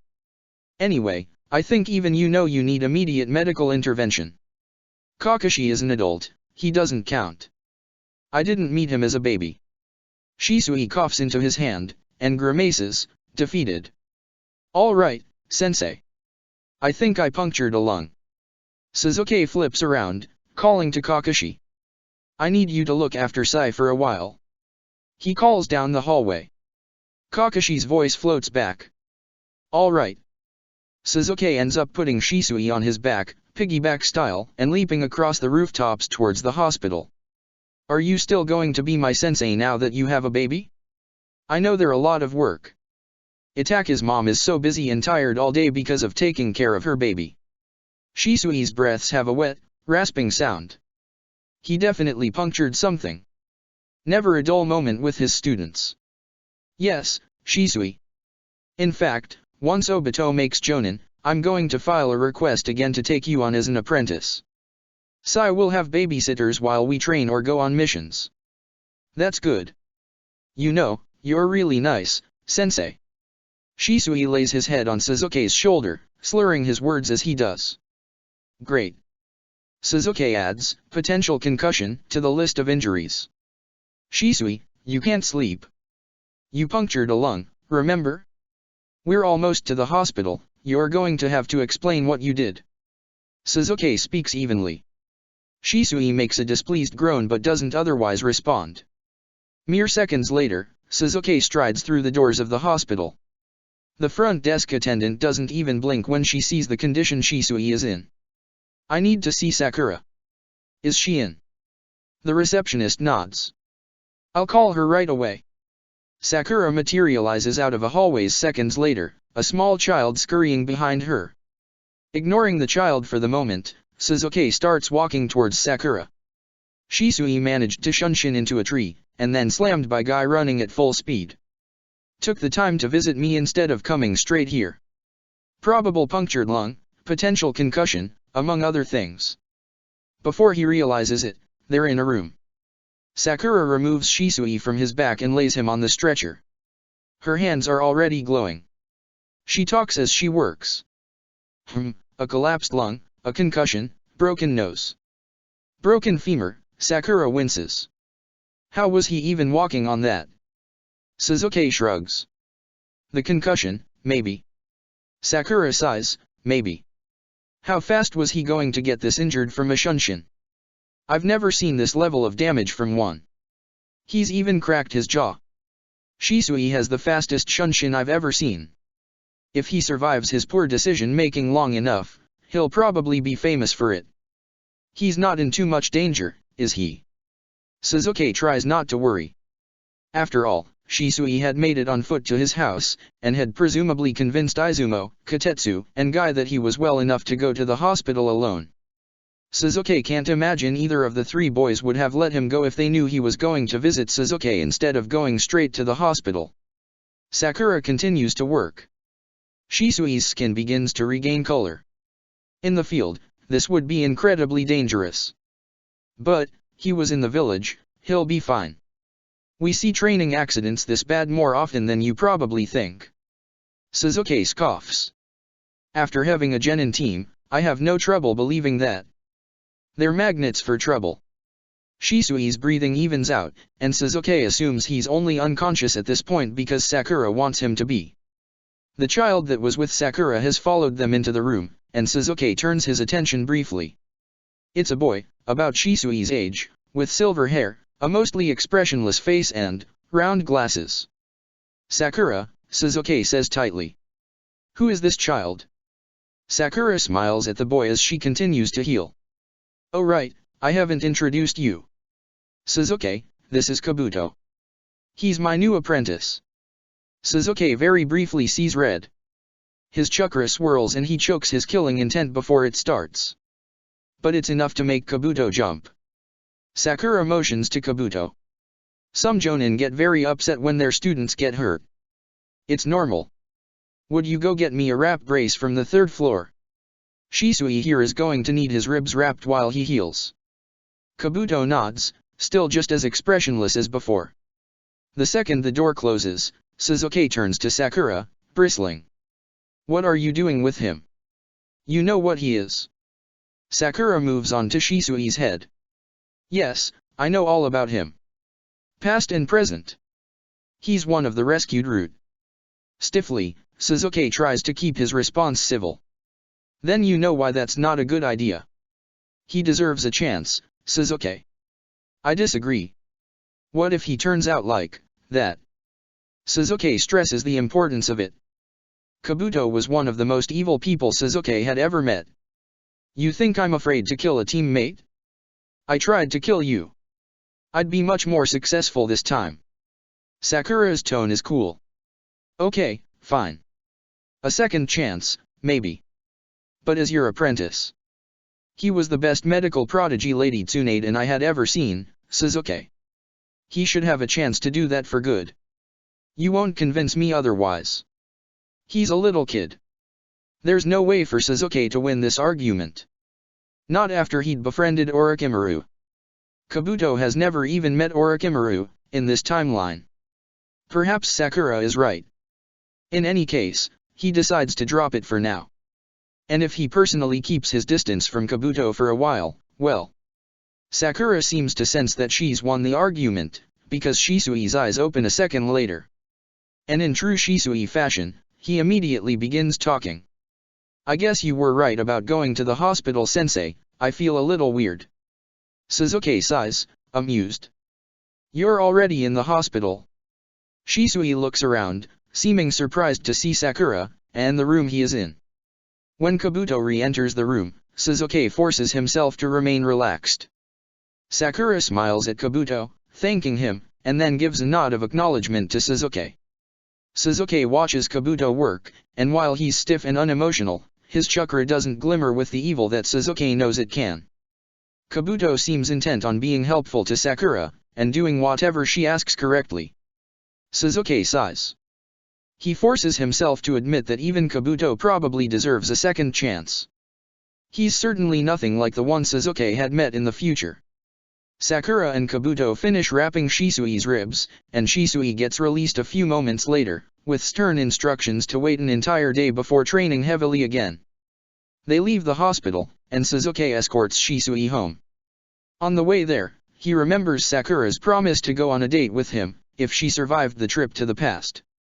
He'll ask her, when the time is right. For now, it's enough to know that it's not just him, that more of his Team 7 remains. Things are going well right now. Sakura is alive, Naruto has both of his parents, Itachi isn't going to be forced into violence. Kakashi has a family, Obito and Rin have survived. The Akatsuki are working for good. Orochimaru hasn't defected, and has a purpose. And Sasuke has more friends than he ever thought he would, to say nothing of the various students he's acquired over the years. Sasuke knows better than to believe it'll last. After all, Team 7 luck is notorious. But right now, the future looks bright. Sasuke-sensei. Yes, Shisui. You know how Obito is in love with Shizune. He's what? Chapter 54. Sasuke is awoken by the not unusual sound of Kakashi crawling through his bedroom window. Why he continues to choose the window when he knows perfectly well how to use the door, Sasuke may never know. He sits up, rising from his bed, getting ready to greet Kakashi, when the quiet sound of dripping meets him first. Sasuke knows full well what that means. Kakashi may have been in the Umbu for years at this point, but he's never learned to go to the hospital first. He always comes to Sasuke, if he's conscious. Sure enough, Kakashi is standing in Sasuke's room, quietly dripping blood, and looking nonchalant about the whole thing. Sasuke sighs. Welcome home, Kakashi. With the full knowledge he's going to get blood on his clothes, Sasuke pulls Kakashi into a hug. It's their pattern. At first, it had been terribly awkward for both of them.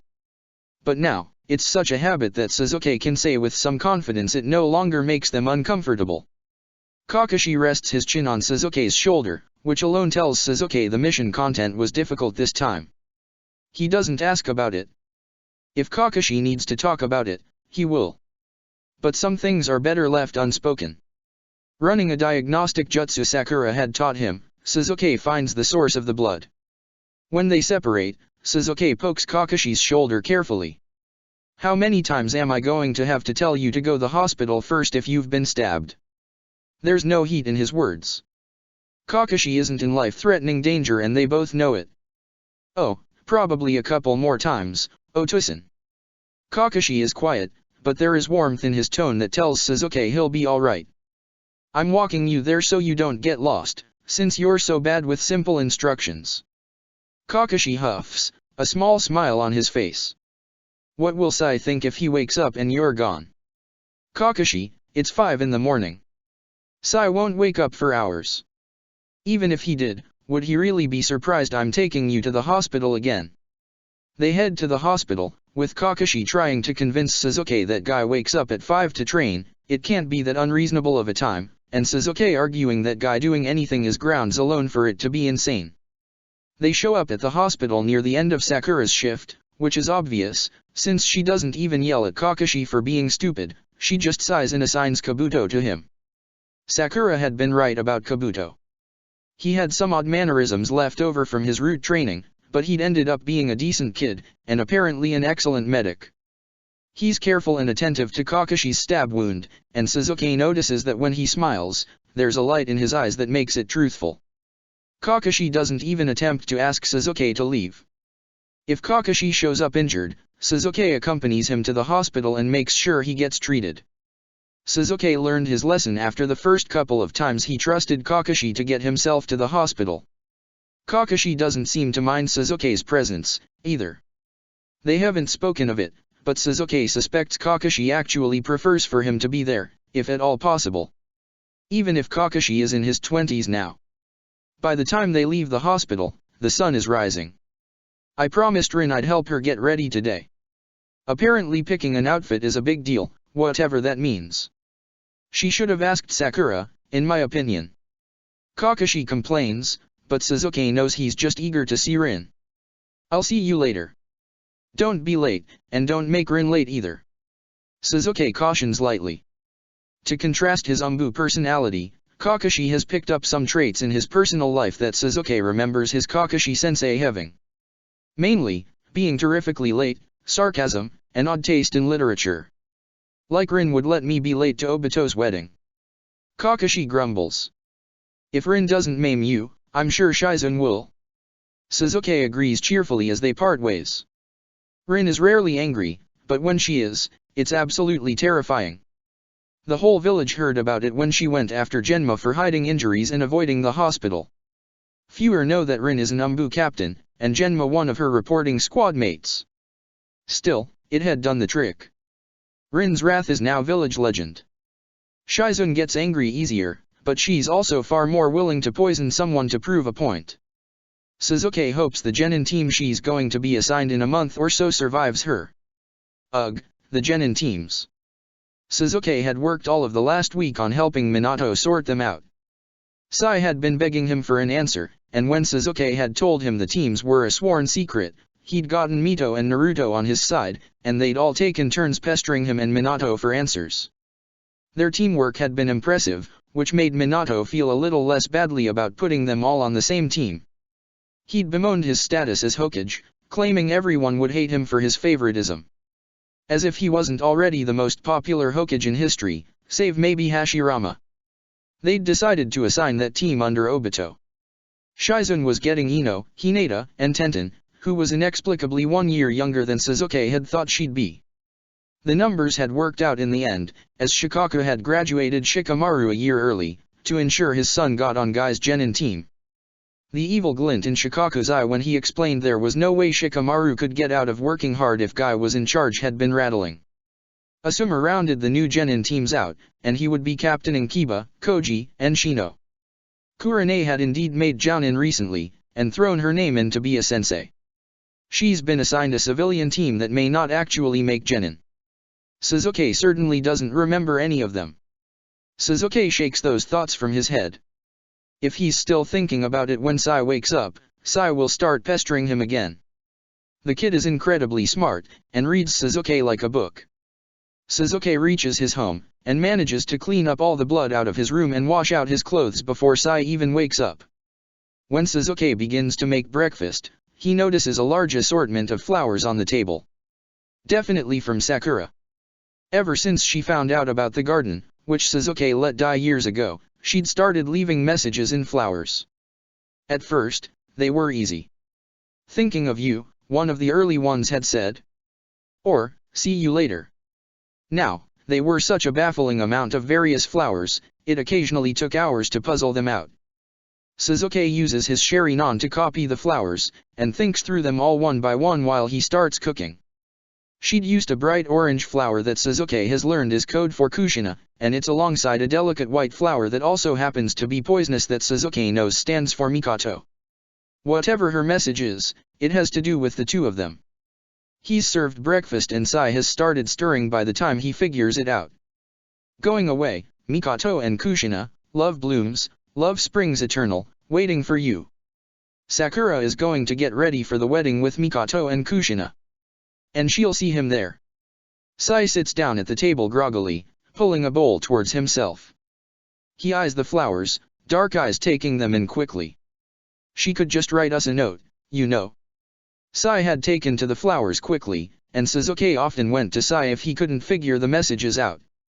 He always seems to know intuitively. However, he often complains to Suzuki that her flower arrangements are bizarre and don't complement each other. Suzuki doesn't really have an eye for such things, even when he notices that the arrangement is eclectic, he doesn't mind it like Sai does. You know she enjoys making me puzzle it out. Suzuki also knows that Sakura is well aware about Sai's feelings about the aesthetics of her arrangements. She had ramped up the absurdity quite a bit once Sai started noticing. Iruka-sensei said that the teams were almost decided, and we'd find out next week. Is that true? Sai questions innocently. Suzuki knows better. This is going to be another interrogation. Luckily, being only 12, Sai is terrible at it. That's right. Minato and I finished it up yesterday. Suzuki agrees, playing along.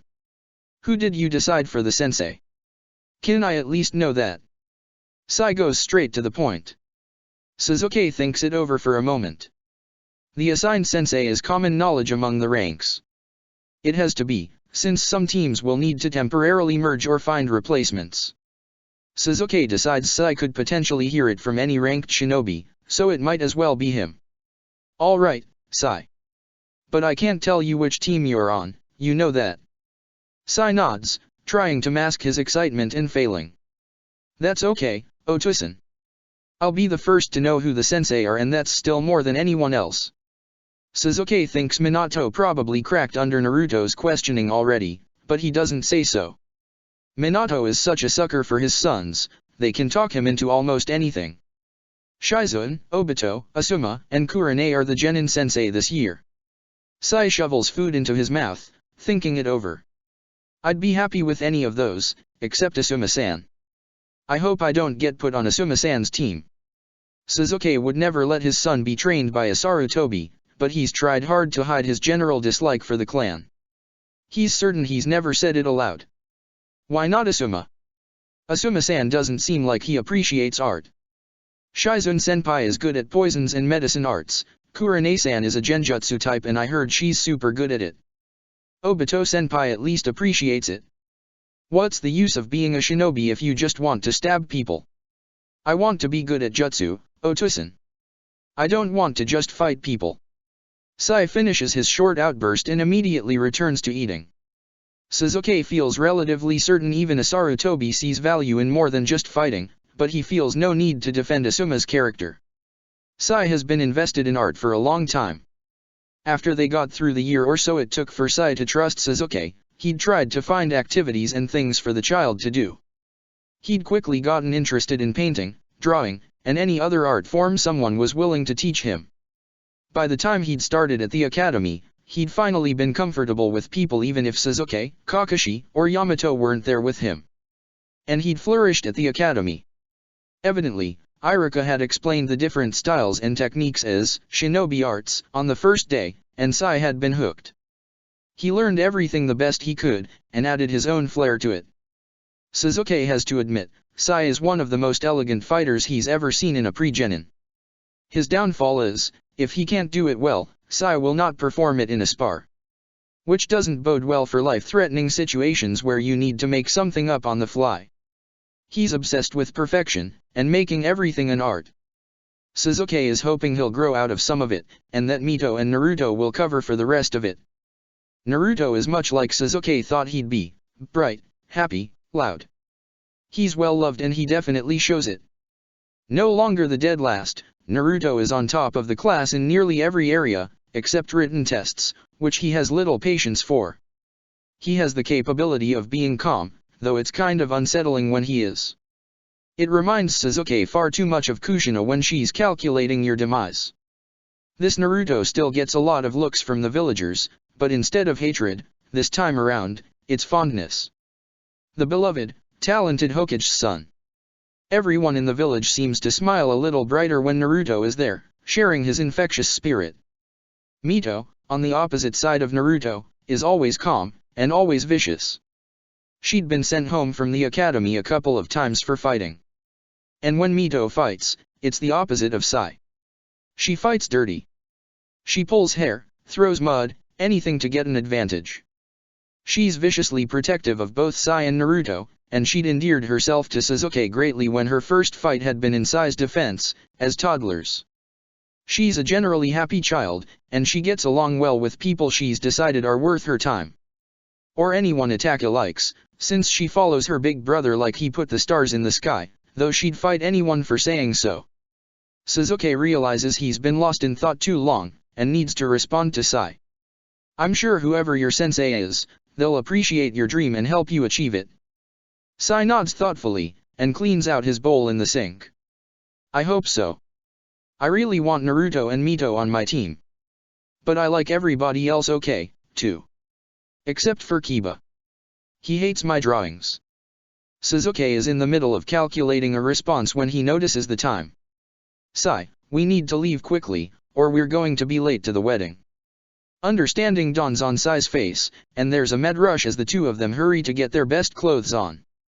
They leave the house and run, making it to the Uchiha compound just as people begin to be seated. Sasuke and Sai both look each other over to make sure they look alright, and then they enter. Sasuke finds that Sakura has already saved them seats. Sasuke won't be able to use his for all of the wedding, as Obito has asked him to stand in as his father. Which he is pointedly not thinking about right now. He can't afford to be nervous. Or emotional. Like how his voice had cracked when he'd told Sakura what Obito had asked of him. Sai and Sasuke sit and wait until the wedding starts while Sakura regales them with all the backstage drama that comes from three women getting ready together.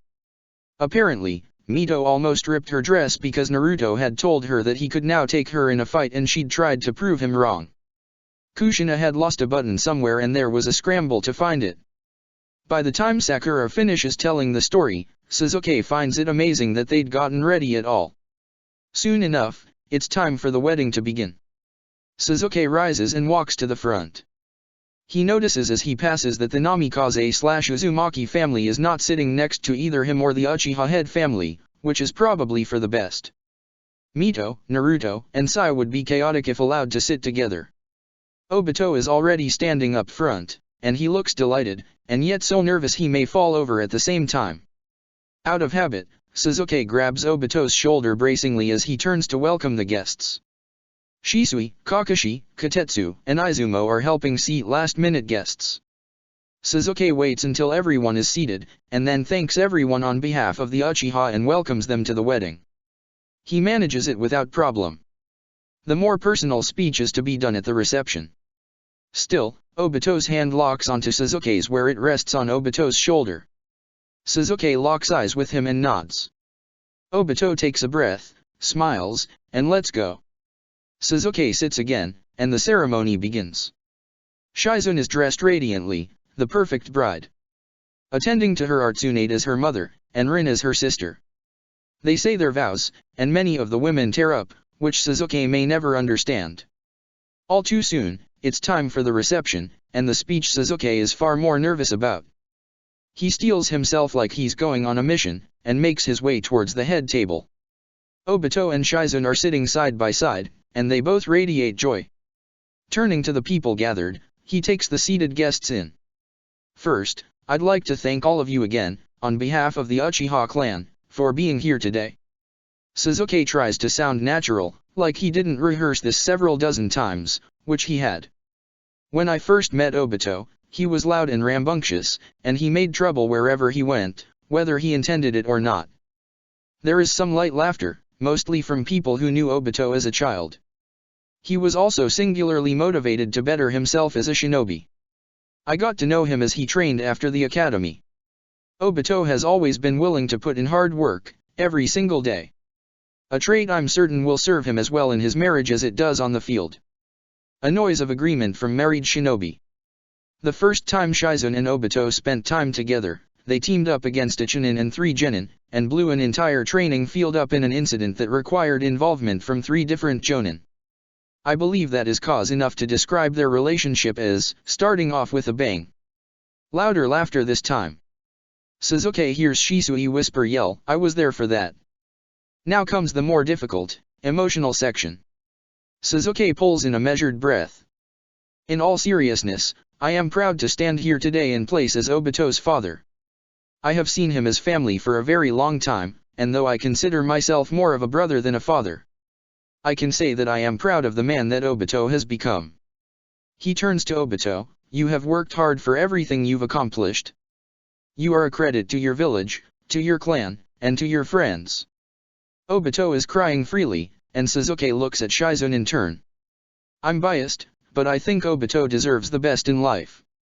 Shizune, you fit that and more. You are a talented, kind, and dedicated person. The Uchiha clan, the village, and especially Obito, is lucky to have you. There are some soft ahs around the room, and Sasuke tries his best to ignore them. His face is slightly flushed, he knows. Shizune smiles sweetly at him, and her eyes are wet too. Sasuke picks up a cup from the table, and turns to hold it out to the audience. A toast, to the marriage. Sasuke says as strongly as he can. The gathered shinobi raise their glasses as well and echo, to the marriage. And they all drink. Music begins to play, so that the rest of the reception may begin. Sasuke ignores that for the moment, because Obito has touched his wrist as he set his cup down. Turning towards Obito, Sasuke knows immediately what Obito is asking, and steps around the table. Obito winds his arms around Sasuke and hugs him tightly, tears still on his face. Thank you, for always seeing the best in me. Even when no one else did. And for loving me, when no one else could. Obito whispers into his ear. Sasuke chokes slightly, and returns the embrace. Unbidden, memories flash through his mind. Obito being called a thief and being thrown out of a store. Obito insisting Rin was the nicest person in the world while throwing Kunao with the entirely wrong form. Obito lighting up when Sasuke would show up to a Team Minato training session. The look on Obito's face when he realized Sasuke had come to save him from Madara. Obito being called Aniki by Sasuke's Genin team. The flicker of relief on Obito's face when Sasuke had shown up to help fight off Zetsu, and Sasuke's own relief at realizing Obito would survive the possession. Obito's earnest look as he asked Sasuke to stand in at his wedding as his father. And Sasuke knows how to respond. If you ever need me, I'll be there. The reception goes well. There is dancing and food, and laughter. Sasuke stands for a while with Itachi and Orochimaru as they both go on about a new jutsu project they're working on.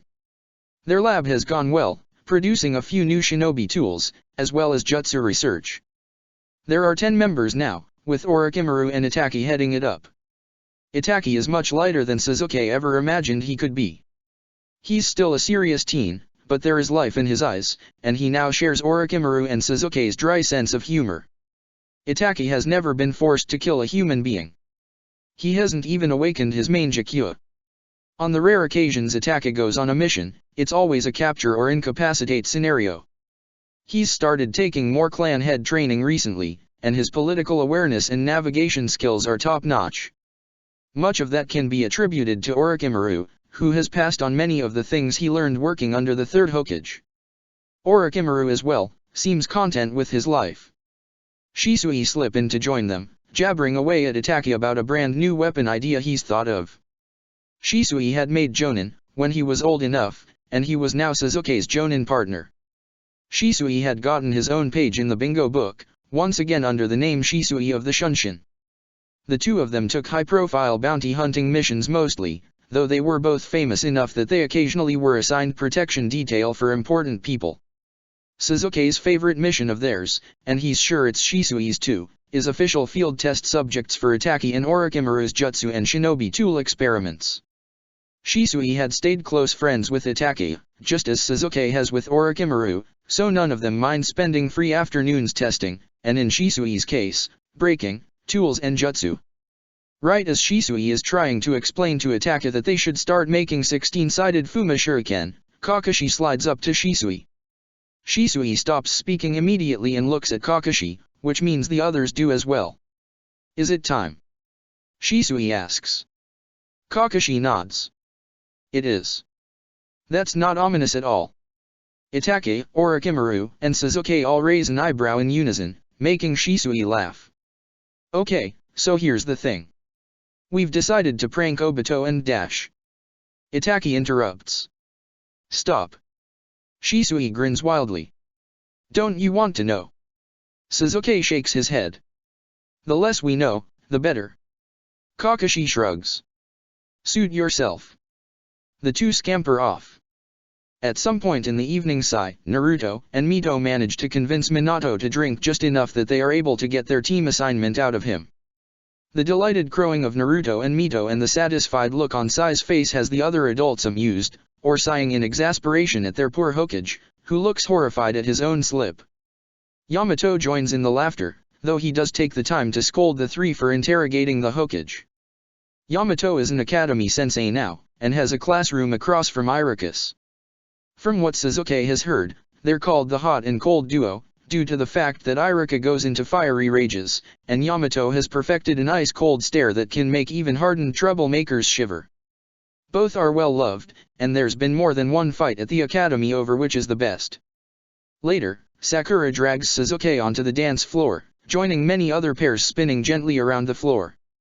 By far, the center of attention is Obito and Shizen, who gaze into each other's eyes so tenderly Sasuke can't look straight at them for too long. While they dance, Sakura catches him up with the latest hospital drama. Sasuke, unfortunately, between trying to ensure Kakashi gets his frequent injuries treated, and being Jonin partners with Shisui, who also has remarkable lack of respect for his own life and limb, knows just about every medic, surgeon, and receptionist in the hospital, so he follows along easily to Sakura's recountings. It's a wonderful evening. And if Sasuke sees Shisui and Kakashi sneaking into the compound carrying the world's ugliest door, personalized to Obito and Shizen in such a specific way, Sasuke assumes Sai must have painted it, which they clearly intend to install as Obito's front door. Well, that's not his business to say anything, is it? Check the description for the links to the author.